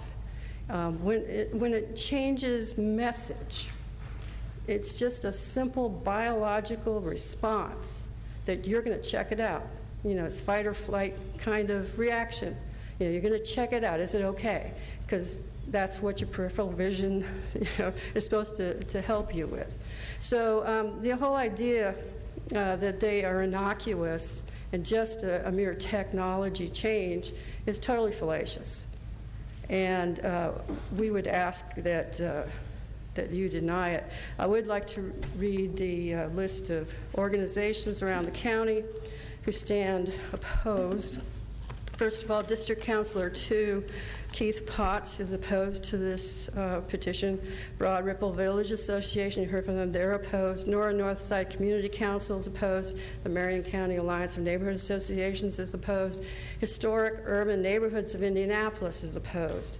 Decatur Township Civic Council is opposed. The Pike Township Residents Association is opposed. Warren Township Development Association is opposed. Martindale Brightwood Code Compliance and Land Use is opposed. Valley Neighborhood is opposed. Woodruff Place Civic League is opposed, and Health by Design is also opposed. Please deny this petition. Thank you. Thank you, Ms. Andrews. Anyone else like to speak in remonstrance? I believe I see Councilor Potts sitting back there. If you'd like to come forward, you have unlimited time. Thank you very much, Mr. Chairman, members of the board. Keith Potts, Councilor from District 2, 9520 Oakley Drive, 46260. First, I just wanted to start by saying this is exactly how this process is supposed to work, right? There is the law, and folks have the right to apply for a variance for it. And we ask you all to hear both sides and make your decisions. So it's wonderful to see this process working as it's supposed to, hearing from both sides, hearing from the neighborhood. And I respect that you all are here advocating for the folks who hired you for this project. I'm here advocating for the folks who hired me for my job, the residents of District 2, who have been very clear in their opposition to this petition. You probably received a copy of a letter from me in opposition to this petition as well. We, as a city and as a district, have spent a lot of time and energy and resources improving Broad Ripple over the last few years, reconstructing Broad Ripple Avenue, the Broad Ripple Park Family Center, redevelopment of vacant properties, and as Jordan mentioned from the BRVA, the Envision Broad Ripple plan. This type of billboard just does not fit. And the fact is, the folks just don't want it. So I appreciate you hearing us out today, and I oppose this petition. Thank you. Thank you, Councilor Potts. Thank you for your service. Go ahead, Councilor Boots. Thank you, Mr. Chairman and members of the board. My name is Dan Boots. I am the City Councilor for District 3, office address of 2700 Market Tower, 10 West Market Street, 46220. And I'm here today just to join the staff in the opposition to this petition. As we know, it goes without saying, Broad Ripple Avenue is probably one of the more busy, congested areas of our city. It is of utmost importance that we protect that heavy foot traffic, bike traffic, and vehicular traffic. There is a school nearby, as we know, as was mentioned, may be a IPS middle school. There'll be a lot of kids in the area. This sign has very close proximity to the crossing of the Monon Trail, and is part of long-term connectivity through the Riverwalk over into even my District 3, which will eventually hopefully connect to the Nickel Plate Trail, which you may have heard has recently been approved and funded and under design, and we hope to break ground next spring. And people often ask, why are you, if this is not in your district, why are you here? Because again, this is dangerous precedent, if allowed. I represent the Allisonville corridor, Benford corridor, 96th Street, excuse me, and the 82nd Street, excuse me, corridors. We fight sign proliferation on a daily basis in those areas. So if, in my opinion, if we allow this in the district next to me, it's just tomorrow before we face it again. There's been 2 attempts by Reagan to do petitions along 82nd Street, both of which have already been denied by the BZA. So again, I do think there is very much a concern of dangerous precedent, and that's one reason I'm here today. And again, with all due respect, I do not believe this is a tribunal that should decide an exception to a long-standing position of this city and the council to deny and not allow digital billboards. It has nothing to do with content. This is not a First Amendment argument. This is regulating off-premise signage, which has been clearly allowed by the United States Supreme Court. And we would like this board here to deny their petition. Thank you. Thank you, Councilor Boots. We'll go to comments from staff. Thank you, Chairperson Von Dalen and members of the board. So the grant of the petition would allow for an off-premise sign to be closer to a protected district and another off-premise sign than the ordinance minimum separation distance would allow, and to display digital images that change more frequently, well, not more frequently. On that note, I'd like the board to acknowledge the withdrawal of the 8 seconds. Acknowledged. And also the east, I believe the east face that they mentioned was going to be static. Acknowledged. Thank you. So anyways, yes, they're requesting variances that are against what our ordinance sets out.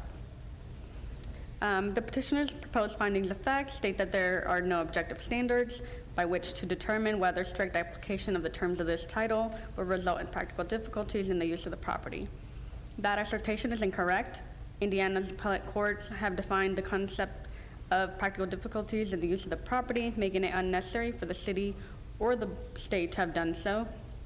Per Caddyshack Looper, there are 3 standards that must be met, or at least considered. That would be whether there's significant economic injury will result in the ordinance if the ordinance is enforced, whether the injury is self-created, and whether there are feasible alternatives. The property currently is and can continue to be developed with C5 uses by right as zoned without the need for variances. This is a further reason why building an unpermitted structure in the site would be a self-created injury. The petitioner has requested variances to allow for digital messages and seeking to build a sign in violation of the applicable standards creates the need to seek additional variances from these standards. Because the petitioner could also choose to maintain the existing sign, the needs for size are self-created injuries. The existing C5 zoning allows for a billboard on site with a standard vinyl changeable face. Because the sign could meet the standards of the ordinance with regards to face type, there are feasible alternatives to the proposed structure. That further prevents the petitioner from satisfying the practical difficulties test as defined in Caddyshack. The fact that the city has now amended its zoning ordinance to relax its ban on digital signs and to make otherwise compliant off-premise signs permitted uses in many locations outside the Beltway that are along freeways and expressways or inside places zoned industrial, C4, C5, and C7 reflects that there are feasible alternatives. Nothing in the petitioner's submission suggests otherwise, which is important because the burden of satisfying the requirements for obtaining a variance lies with the petitioner. It is the burden of the petitioner for a variance to establish the existence of each of the statutory prerequisites. Additionally, they've mentioned that they have operations in other cities and states. Those are other options that they can pursue as well. There are reasons to believe that the variance, if granted, would be injurious to the public safety. The proposed digital outdoor advertising sign would be located along a heavily trafficked area. In order to prevent unnecessary distractions and promote public safety, the sign regulations prohibit signs of the kind proposed. In staff's opinion, at this location, the proposed sign would unnecessarily distract motorists, thereby negatively affecting public safety. The sign regulations preserve and improve the appearance of the city as a place in which to live and work. In this case, a dwelling district, D5, is located approximately 6 feet to the east, and another protected district, SU2, is within 65 feet southeast. There's also a DP located northwest and a D5 northeast across the river. The ordinance was developed to limit the incidence of these signs near protected districts because of their scrolling displays, brightness, negative aesthetic impact for 24 hours a day, 365 days a year. This is a variance that's still required even if they're not facing the eastern protected districts. This site has existed as a commercial use without the need for an EVMS sign. The deficient separation from protected districts would degrade the quality of life in the area. The proposed sign has no physical barriers that would limit the view of the sign from nearby protected districts. and there is no reason that sign that meets the sign ordinance could not be used, along with alternative communication methods. In staff's opinion, the requested separation, deviations, and digital display would result in signage that would not reflect the character of the area and would continue to be detrimental to the surrounding neighborhood. Staff would ask, why now? Why seek these proposals today when they've operated thus far with what they have currently? In regards to the driving range, I have not looked into that, but I would definitely consider looking into that, seeing if that's a violation of the ordinance or not. In summary, the petitioner is requesting multiple development standard variances to allow a billboard with digital display. To remind the board, in 2019, the City County Council considered and explicitly rejected amendments to the sign ordinance that would allow the type of digital display sought by the petitioner. It is staff's opinion that if the petitioner wants bigger billboards with digital displays anywhere in Marion County, they need to once again ask the City County Council to amend a sign ordinance. Instead, the petitioner has come to the board and asks you to make a policy decision contrary to the City County Council's 2019 decision. The role of the BZA is to uphold the zoning ordinance or require the petitioner to prove that each statutory finding of fact has been met in order to grant the variance. After a thorough review, staff believes the petitioner has failed to meet each and every required finding of fact and therefore recommends denial of this petition. And with that, I'm happy to answer any questions the board may have. Thank you, Ms. Iraheda. Does anyone have any questions for the member staff? None being seen, we'll go to the rebuttal period. Each side has 5 minutes.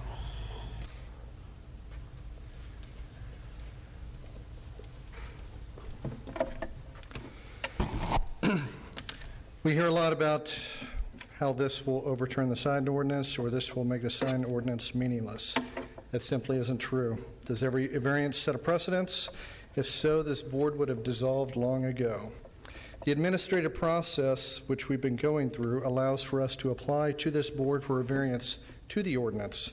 We aren't trying to circumvent the ordinance. We are following the process put in place to allow for the use of the property. In this case, we're on an easement that we own. On property values, I would refer you again to tab 17. First and foremost, all of our locations that we are seeking to convert to digital are on commercial or industrial zone properties, not residential. Regarding brightness, tab 19, the increase in light output is negligible above the surrounding ambient light. The digital displays we use can be equipped with louvers that narrow the focus of the light. In addition, the displays are designed to not shine upward toward the sky. This will actually mitigate and reduce the upward glare that now exists. Nor will they be shining in someone's bedroom, again, industrial and commercial properties, not residential. Traffic safety, tab 5 through 15. More than 120,000 accident reports over 4 years before and after digitals have been installed show there is no increase in the number of accidents attributed to billboards. A variety of different sized billboards were evaluated, different times of the day, and also included drivers under the age of 21 and over the age of 65. Today, there are over 10,000 digital billboards nationwide. Bottom line, digital billboards operate within federal safety standards concerning driver distraction. As there have been comments with regard to the negative impact digital billboards have regarding safety, including comments by staff and remonstrators, we contacted the Indiana State Police, who is the repository for all traffic data, about 4 of our existing digitals, Fall Creek at the fairgrounds and another on I-465 near Zionsville, that both have been mentioned in previous hearings and identified as dangerous areas. Let me call your attention to the handout that you were provided. This comes directly and without redaction from the Indiana State Police. Also included is a map showing the area. The period covered is the 12-month period prior to and the 12-month period after digital billboards were installed. For Fall Creek, there were 34 accidents reported between January 1, 2009 and January 6, 2010, and 29 accidents reported the following 12 months. For I-465, there were 10 accidents reported between September 1, 2010 and August 31, 2011, and 8 for the following 12 months. Out of these 44 accidents, not one was attributed to a digital billboard. Again, we deal in facts. Eddie, could you please play that? Well, you know what? Never mind. As I said, it's not just the circle sign or the video that is on the screen now. It's a number of on-premise and other digital signs, not necessarily on-premise, that are located around the city.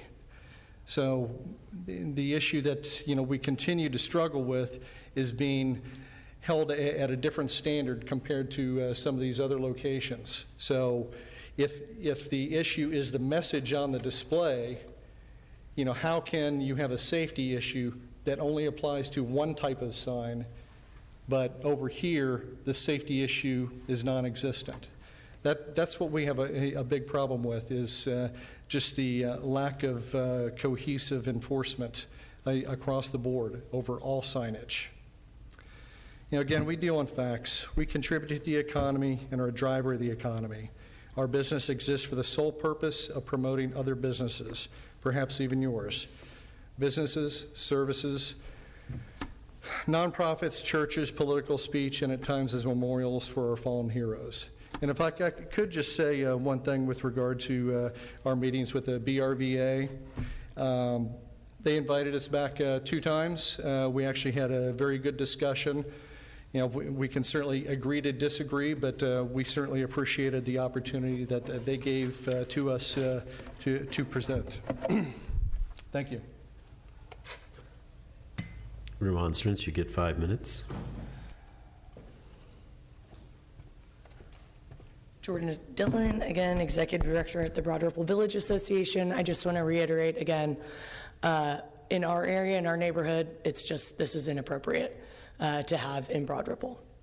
I would like to hit back on the difference between where these other signs have been discussed and in Broad Ripple. I don't walk along 465. I don't walk along Fall Creek all that often, unless maybe I've parked, somewhere further for the fairgrounds. So comparing the accidents around those areas to what could happen in Broad Ripple is absurd. I guess I'll just kind of leave it at that. I think we've said enough about the situation, the area that surrounds this, the potential for a travesty with youth in the area, our wildlife, our residents, and the general look and feel of our village. We take that with a lot of pride in our area, and unfortunately, this just does not fit in our space. Thank you. Thank you. Pat Andrews, McAnna.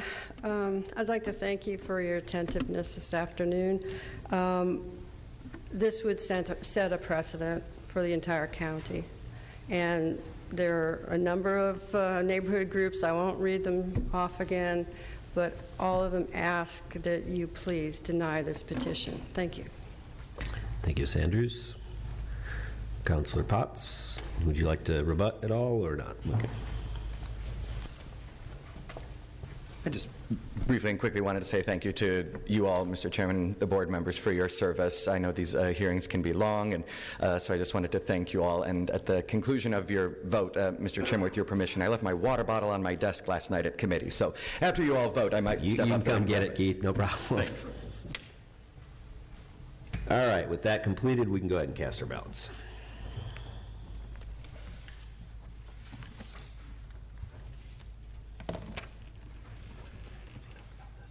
Yeah. Were you really?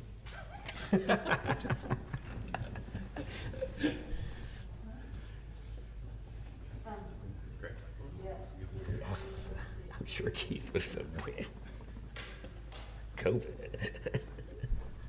I got that so bad.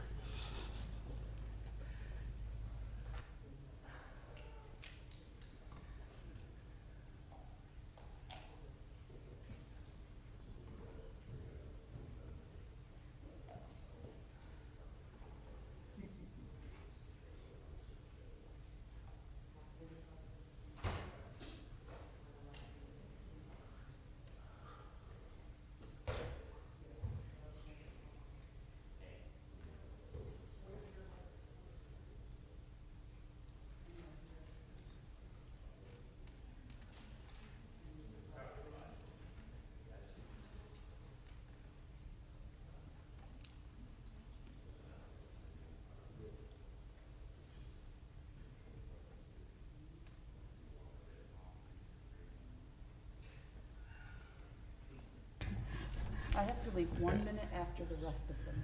We're working on how long we can stay, so to hopefully get as many cases done as possible.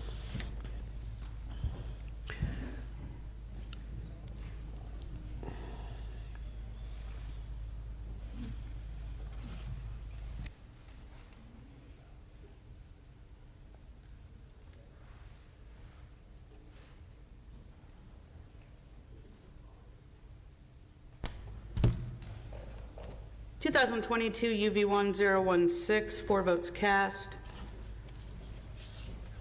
Duckett Brown voted no. Duke, no. Von Dalen, no. Farmer, no. 0 yes votes. 4 no votes. This petition is denied and will be continued for the adoption of findings of fact in support of the board's decision. Thank you, Madam Secretary. We're just going to take a brief recess while we wait for Board Member Patrice Duckett Brown to come back. She'll be back any minute. Thanks, Keith. I'll be back in a minute and a half. All right.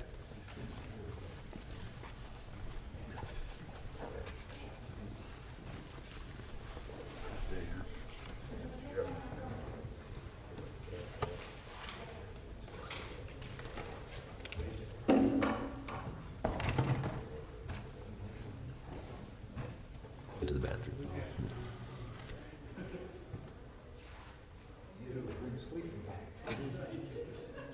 We're going to try to go till 5:30, guys, so we're going to try and get as many in as we can. So brevity might be the soul of wit going forward, just as a heads up. Thank you. This will be very quick.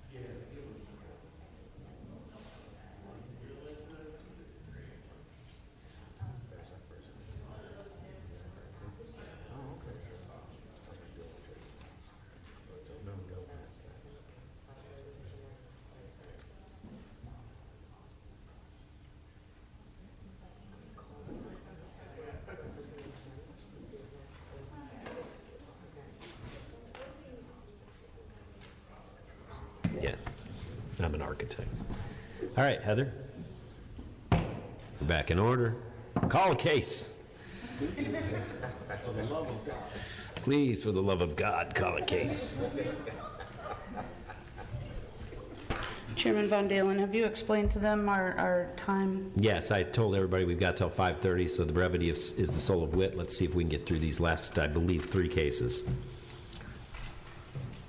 Thank you. 2022 UV1037, amended petition, 977 Roche Street, Center Township, Council District 11, Zone C1, Priority 1 LLC by Joseph W. Cirillo and Anthony Mormon, requesting variance of use and development standards of the Consolidated Zoning and Subdivision Ordinance to provide for the conversion of an existing structure into a 4-unit apartment not permitted, and to legally establish a structure with a 0-foot front setback along Raider Street, 3-foot setback along Roche Street, and a 0-foot west side transitional yard 10-foot front setback and side transitional yards required. All persons speaking on this today, please step forward to be sworn in. Do you solemnly swear or affirm under the penalty of perjury to tell the truth, the whole truth, and nothing but the truth? I do. Thank you. Petitioner, please state your name and address for the record. My name is Joseph Cirillo with Priority One LLC. Thank you, Mr. Chairman and members of the board, for hearing us tonight.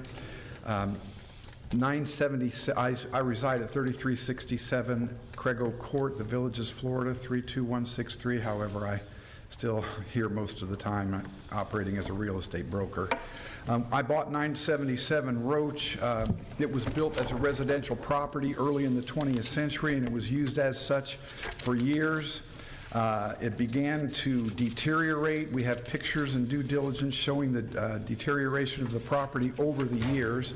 And then 5 years ago, someone tried to get zoning and achieved zoning as C1 to put in a beauty shop and a variety store with some success, but the property still had graffiti all over it and was in further disrepair. We did some research and some more due diligence to find out that one of the previous owners was involved in drug trafficking. He was wanted by the FBI. I'm not sure what happened, and I can understand the neighbors being upset with the general what had been going on in the area. After buying the property, we worked hand in hand with the city through the application process, conforming and agreeing with their suggestions as to the number of units based on square footage, yard space, and the conformity to the neighborhood. This building is very unique, as you can see by the pictures, in that it has 4 separate private entrances on each corner, making it very conducive to the neighborhood. There's not going to be a lot of overcrowding. There's plenty of parking up and down Raider Street. So it is very suitable, and we took the city's suggestion to change it from a 5-unit into a 4. We were very pleased when we first got involved in the neighborhood. There are some very nice businesses there, some churches, some new construction going on. We were just real pleased, and we were quite proud, actually, to turn this property from what it was before in the past to what it is now. So this is Anthony Mormon. I'm going to refer to him to show you a few exhibits in terms of what we've done and so forth. So this is Anthony. You probably have to introduce yourself. Ladies and gentlemen of the board, I'm Anthony Mormon, residing at 9130 Wayman Drive, Indianapolis, Indiana, 46268. 977 West Roche. If you would go to the next slide for me, please, moving up. I'd like to show you what Joe was speaking of in the pictures as to what the neighbors had to look at prior to the building being remodeled. That would be continue on. If you'd click continue. I think it's all the way to the end. Yeah, right there. So that is what the neighborhood was looking at. I spoke with the owner of the property directly across from this house, who told me that it sat like this for quite a long time, looking like that. If you go to the next slide, this is what it looks like now.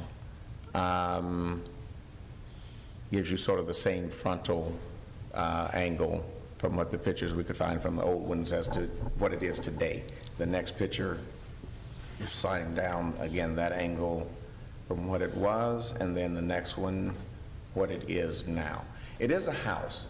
We think that this is very simple in that what we're requesting in the variance is the ability to be able to use it as a house, an apartment house for 4 units, as it is very much in keeping with what is already there in the neighborhood, which is a combination of both single-family residences as well as multifamily residences.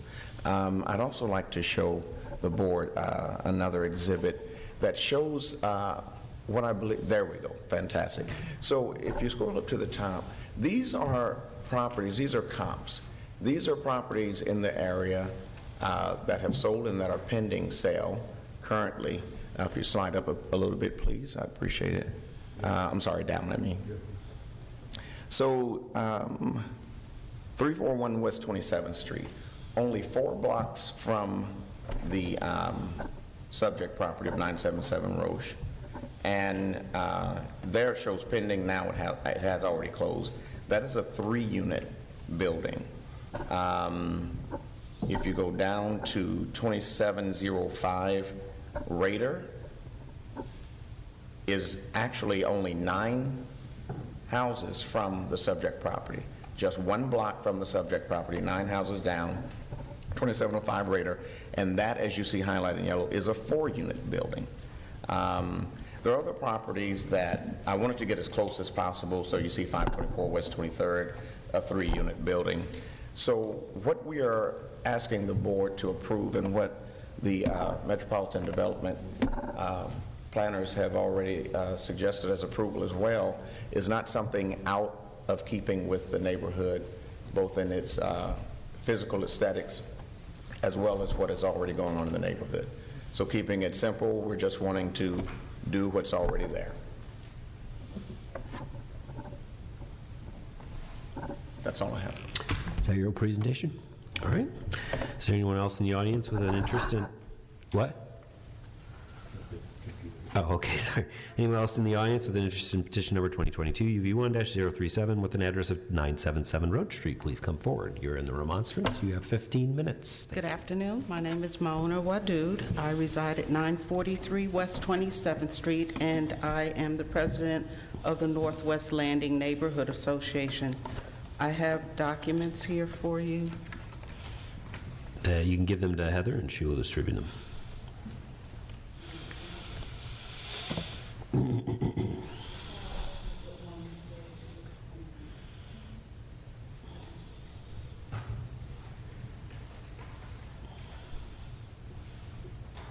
I'd like to first start off with, I have lived in this neighborhood for over 47 years. The property in question during that time was not a resident, it was a barbershop. It was our neighborhood barbershop. And the changes that have come about with that property have been a contention for the neighborhood for years, but we didn't have a voice. Our neighborhood association was mute, and now we're back up and running, and we have a voice and a decision about what goes on in our neighborhood. We also have a quality of life plan already in existence that will establish changes within the neighborhood.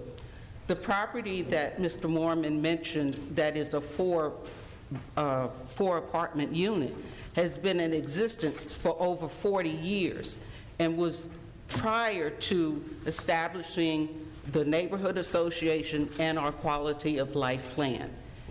If those areas had come up now, we would have been against them too. We are trying to revitalize the area with single-family homes. The area where we will be building will include an apartment building, but will not be in the immediate residential area. We want to keep the residential area as that, single and double family homes. Currently, they are in the process of 30 single-family homes that are being built in the area. We have Aspire House that is helping us, Frank Young Park, all of these things that are currently coming to bring back vitalization to the area. Our Councilman Vop Osley is aware of our QOL plan and is in agreement with that. I believe he submitted a letter. And I also submitted a letter from our neighborhood association with several members who are opposed to this. We also submit a copy of an LA Times news article.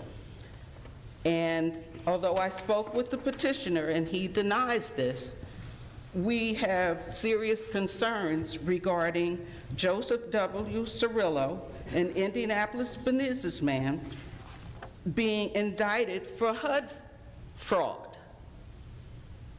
this is not something that sits well with us as a potential investor or stakeholder in our neighborhood.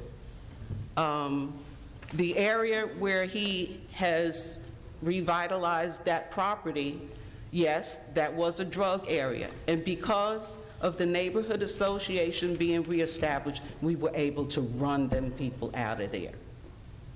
And that's what we want to continue to do, to revitalize the area and continue to make it single family or multiple family homes, but not apartment buildings.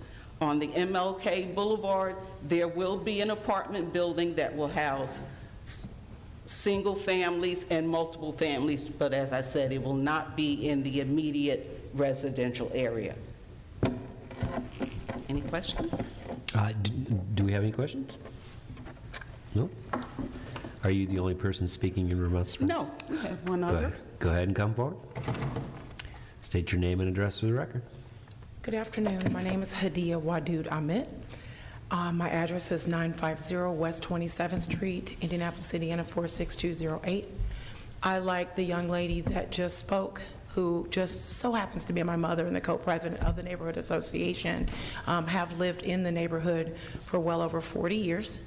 I walked through the neighborhood as a child, I've walked through the neighborhood as a young adult, and I've walked through the neighborhood as who I am today. And some issues and concerns that I, as a resident and a member of the Neighborhood Association, have with this particular residence. As Ms. Wadood stated, it has never been a neighborhood home. It has always been used for business purposes. One of the things that that came to mind is both of the individuals that are petitioning to utilize this area as a neighborhood residence are not invested in our neighborhood. Most of the individuals that have businesses in our neighborhoods, they reside there, their businesses are there, and they have a vested interest in the betterment of our neighborhood.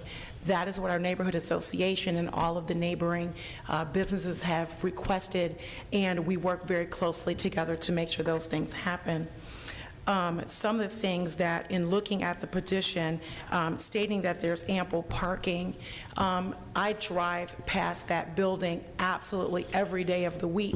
And since they began making changes and doing construction to that neighborhood, there's been a lot of disruption in the traffic. We have a school that is literally 1 block south of this location, as well as a daycare that is across the street. It has provided lots of disruption in the traffic with regard to the buses that go up and down that street every day.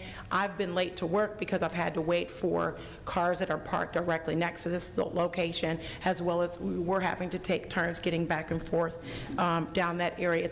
Raider Street is a very narrow street, and it isn't really conducive for two-way traffic, especially for people parked on both sides. The daycare uses the facility 24 hours a day, so there are always cars on that side of the street. So that does present a concern for the neighbor in being able to have ongoing flow of traffic for the school and the other buses that travel down that area.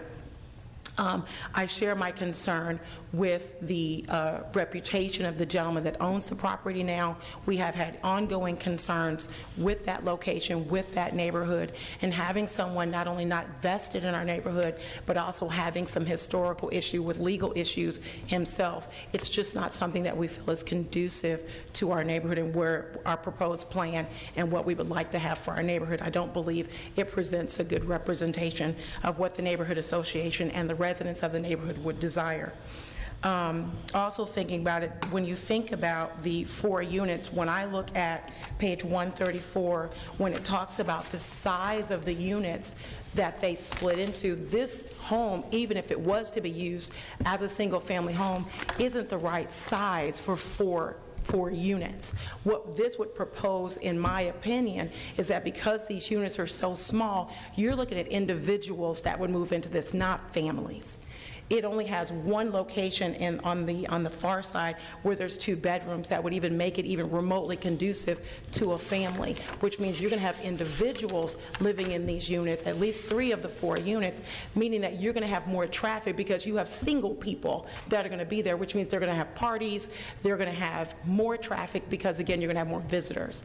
Again, with the zoning and everything for this location, Number one, it doesn't allow for what the residents want, which are family homes. It doesn't allow for that. It also mentioned in its petition that there would be ample parking.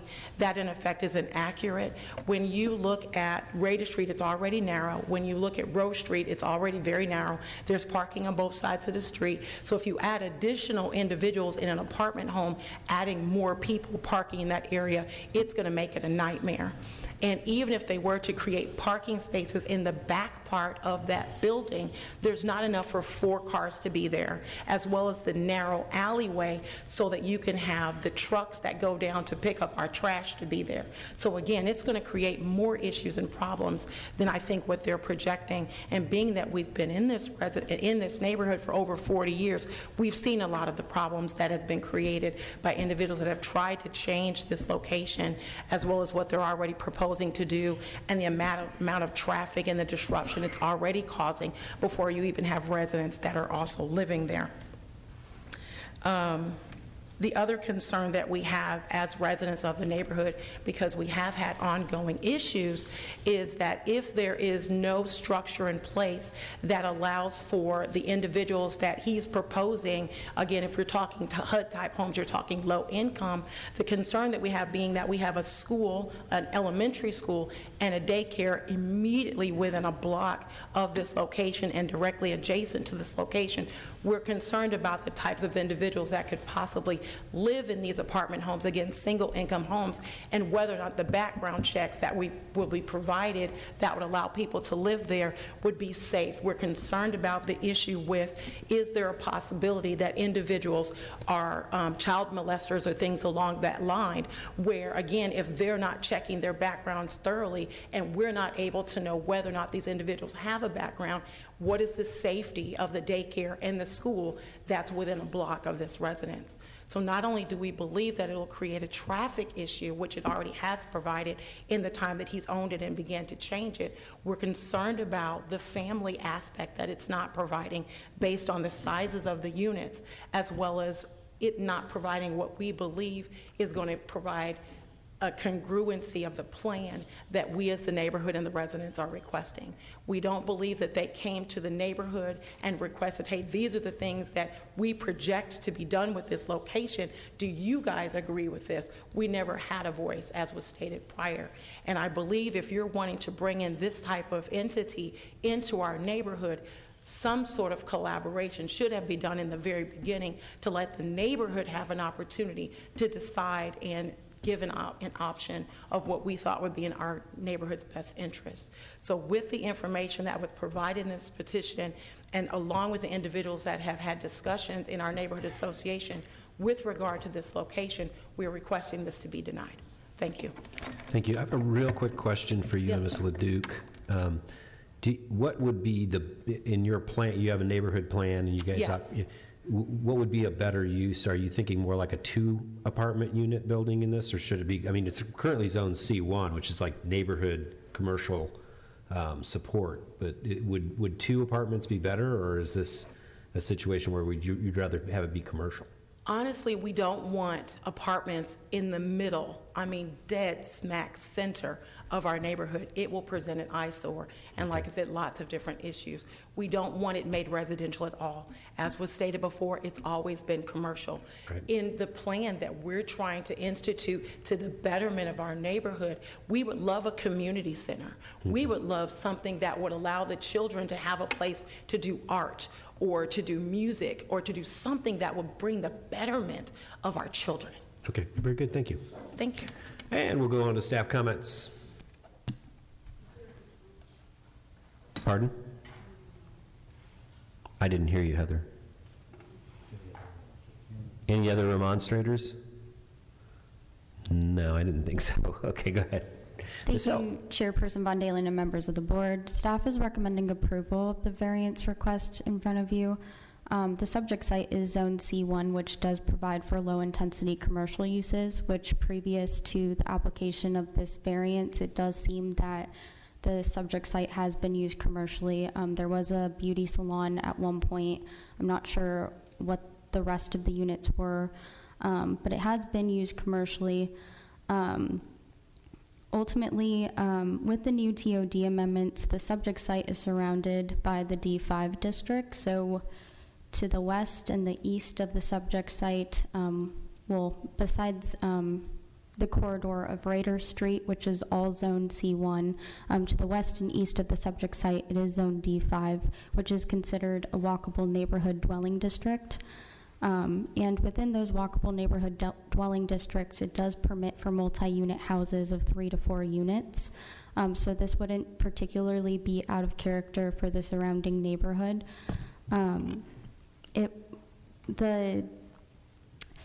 Our recommendation, or at least staff's recommendation, is sort of based on the fact that this is an adaptive reuse of this particular structure, considering that it does have residential characteristics.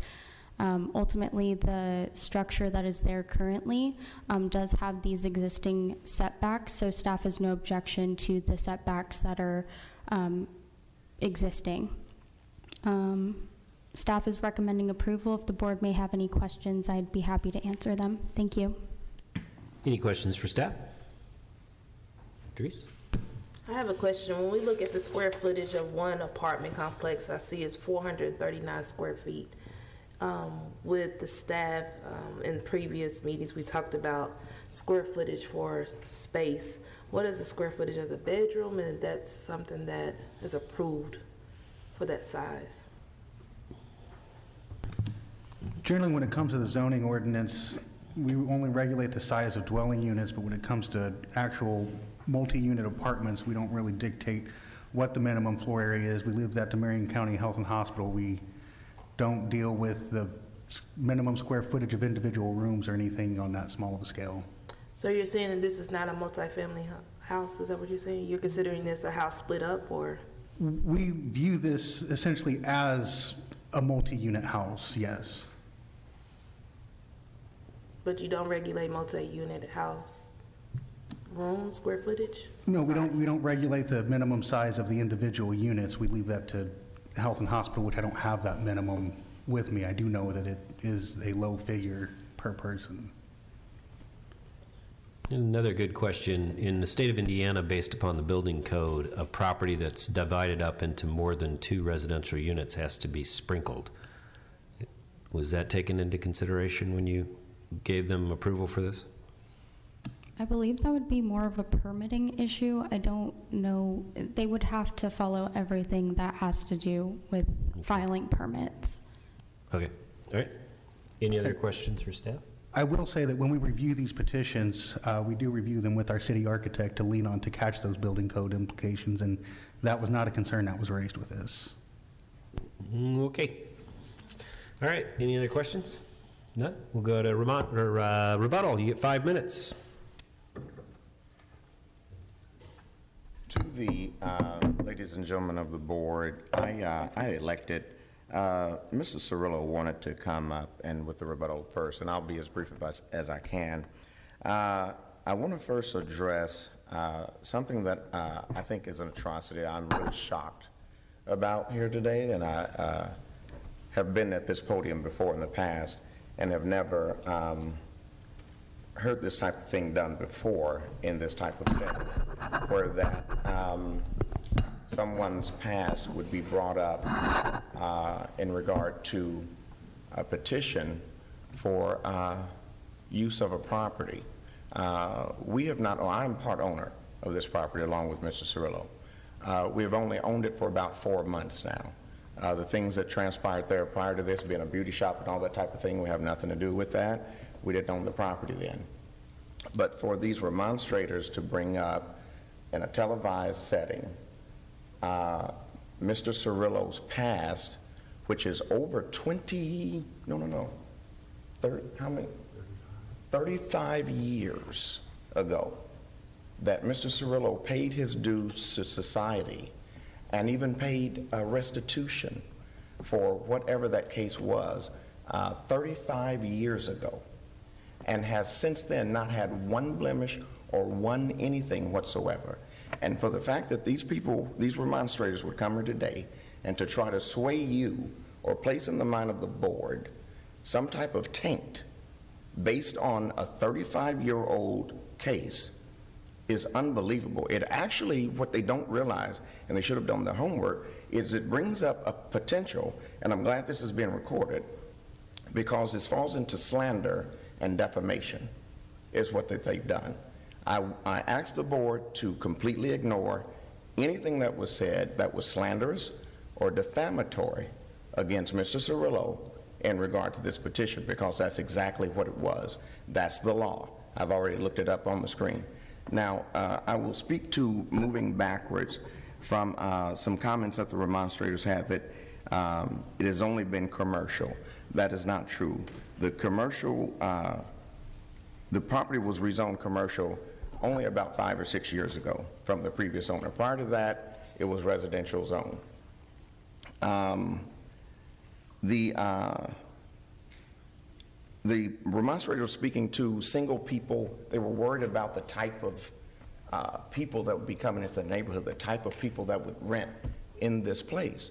Well, my goodness, it seems like to me that they're saying single people are bad people. That just because you're single, just because these units are 1-bedroom and studio units, well, one of them would be a 2-bedroom unit, that the only type of people that this would attract would be bad people, which is really in essence what they said, that they're worried because, oh, these are single people, there'll be parties, there'll be a lot of traffic. I'm single. I live in a very affluent neighborhood. I haven't had any parties, and no one's worried about that. And I've been single for a long time. So this assumption that they just made to the board that they're worried about because this would attract single people is absurd. They spoke about their association getting together and being able to have a voice.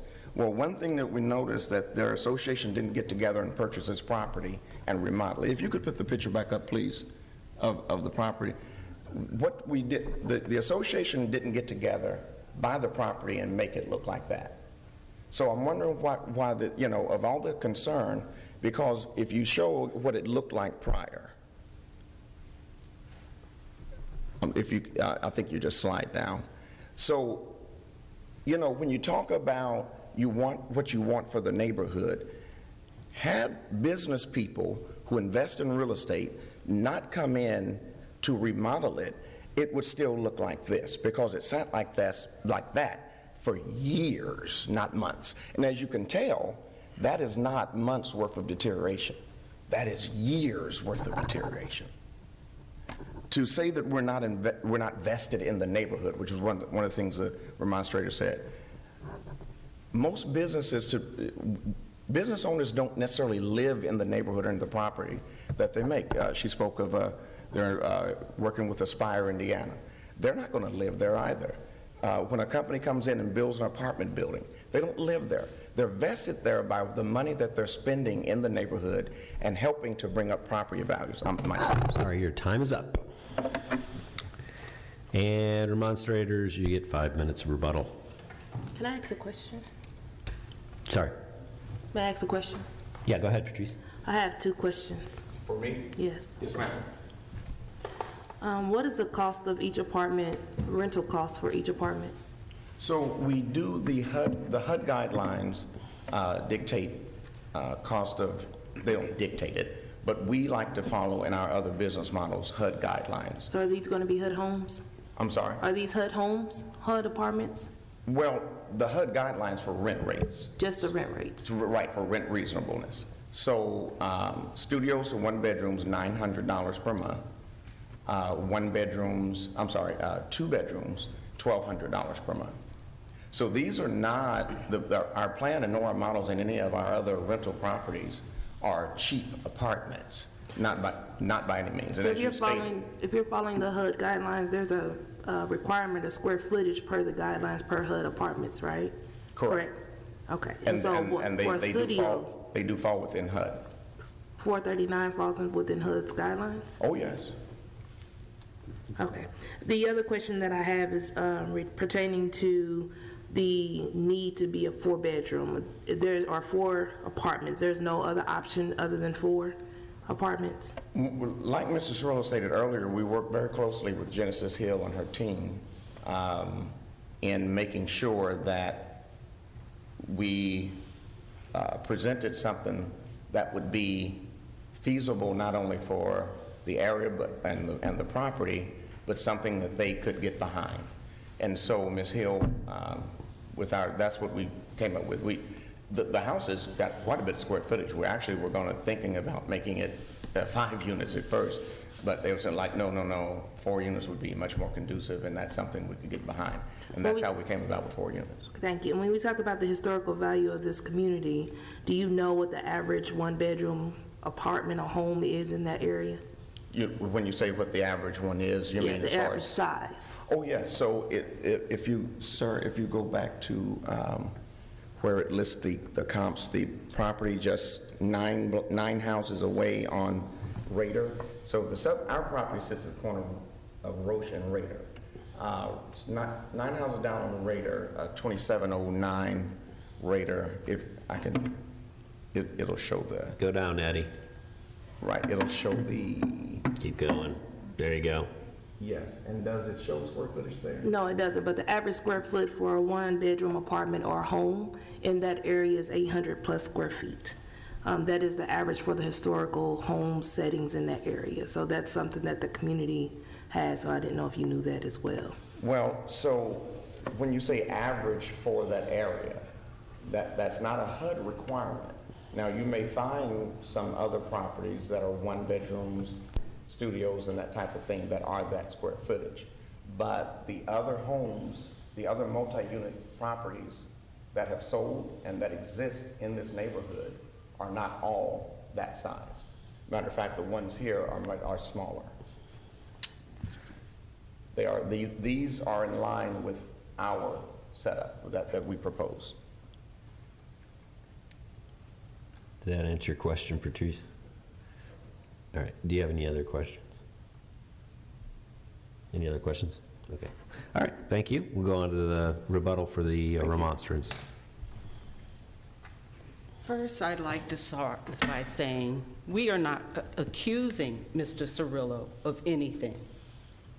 This, looking at the past, is the same thing we are doing for anyone who is looking at becoming a stakeholder in our neighborhood.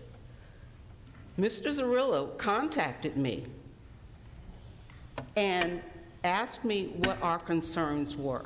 And I presented these concerns to him, as well as mentioned the LA Times article. He emphatically denied it was him. Excuse me. Okay, hold on. Let's just. Okay. You have the right to test. I'm sorry. Don't make me use this. I won't. All right. He denied it was him. All right. He said he has never had any situations with HUD or anything like that. Okay.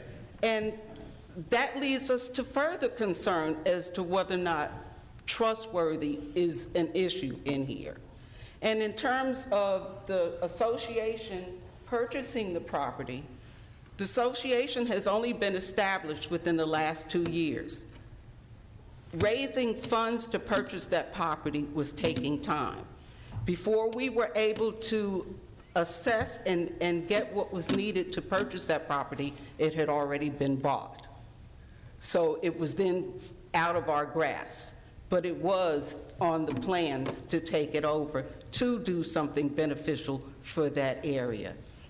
And the people who were here when you had the initial, before it was, what do you call it, dead moved to today, the lady next door to this building is against it.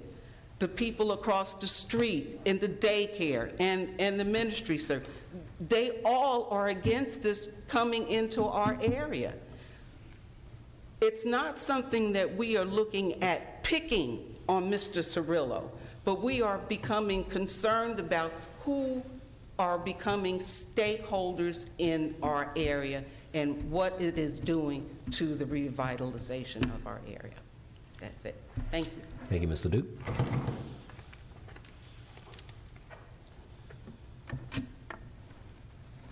I don't believe that we are attempting to bring slander, as it was stated, to anyone.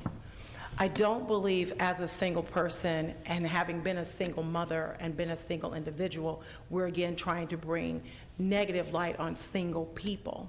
But what we do know as a part of our community, we're looking for individuals that are going to be vested in such a way that they're invested in the betterment of our neighborhood.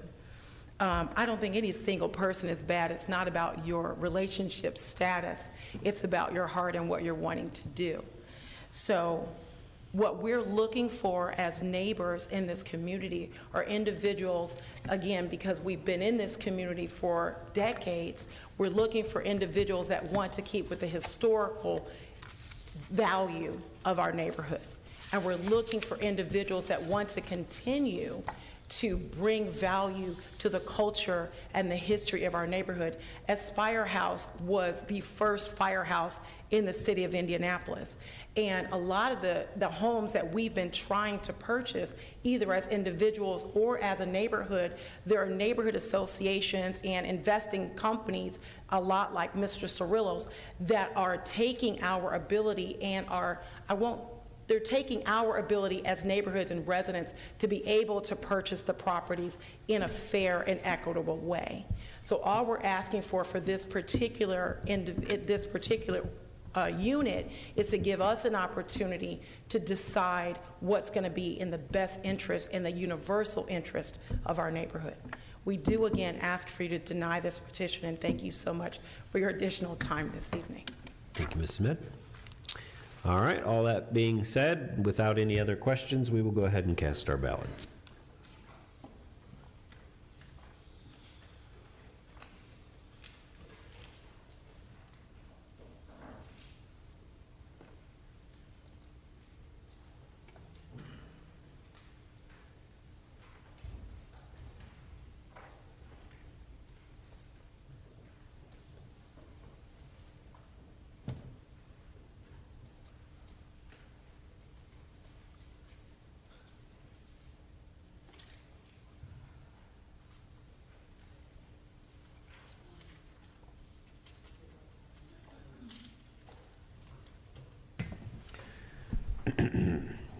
We are about to lose our quorum. We have 2 cases left on the docket, so as soon as we read this off, I'll probably entertain continuing them.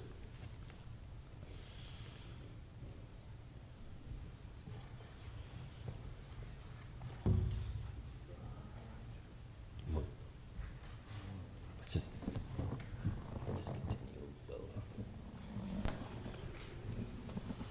continue. 2022 UV1 037, 4 votes cast. Duckett Brown voted no. Duke, no. Farmer, yes. Von Dalen, no. 1 yes vote, 3 no votes. This petition is denied and will be continued for the adoption of findings of fact in support of the board's decision. Thank you. We have 2 cases left on our docket. I will entertain motions to transfer and continue those cases. Shall I call the first case up and see? Go ahead and call the first one up. 2022 UV3 025, 3335 North Sherman Drive. Mr. Kingen. Can we transfer to the hearing next week? You have the right to do that, sir. Okay. You would be transferring this back to the board from whence it came. Of course. I do not know if I have a quorum for next week. Unfortunately, I'm going to be out of the country next week, so... how about December 6th? I think we'll...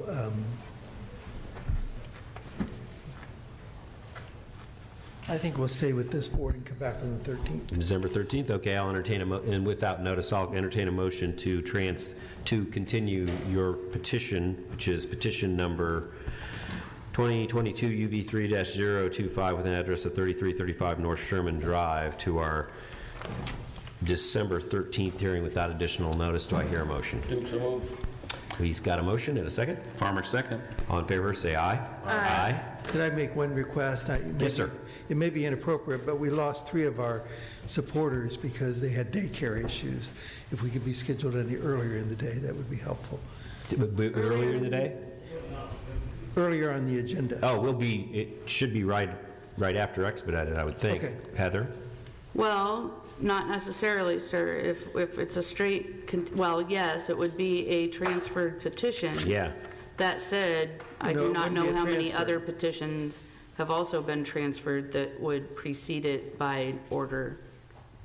Madam Secretary, I just request that it be as early as possible. Thank you. Okay.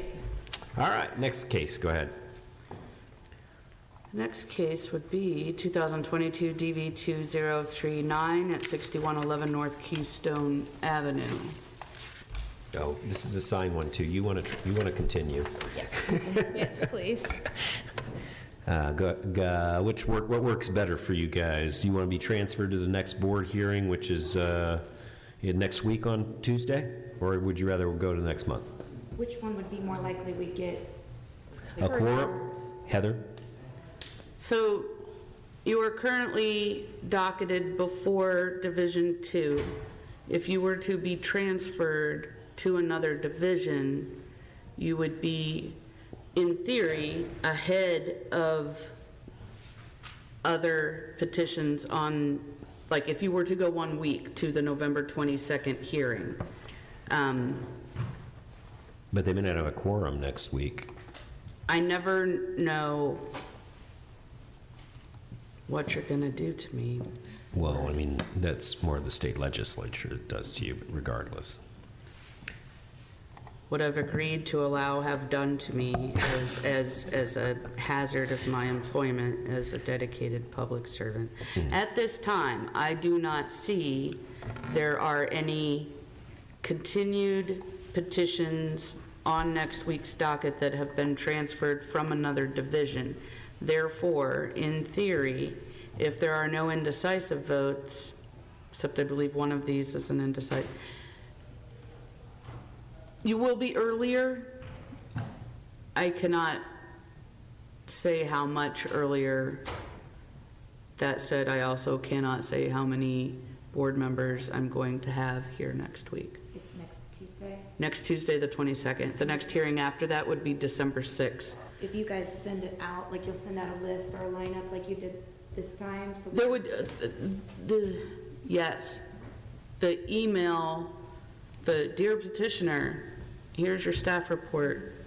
That will likely come out this week, and yes, you would see where it's at. You good with it, Tuesday? Okay.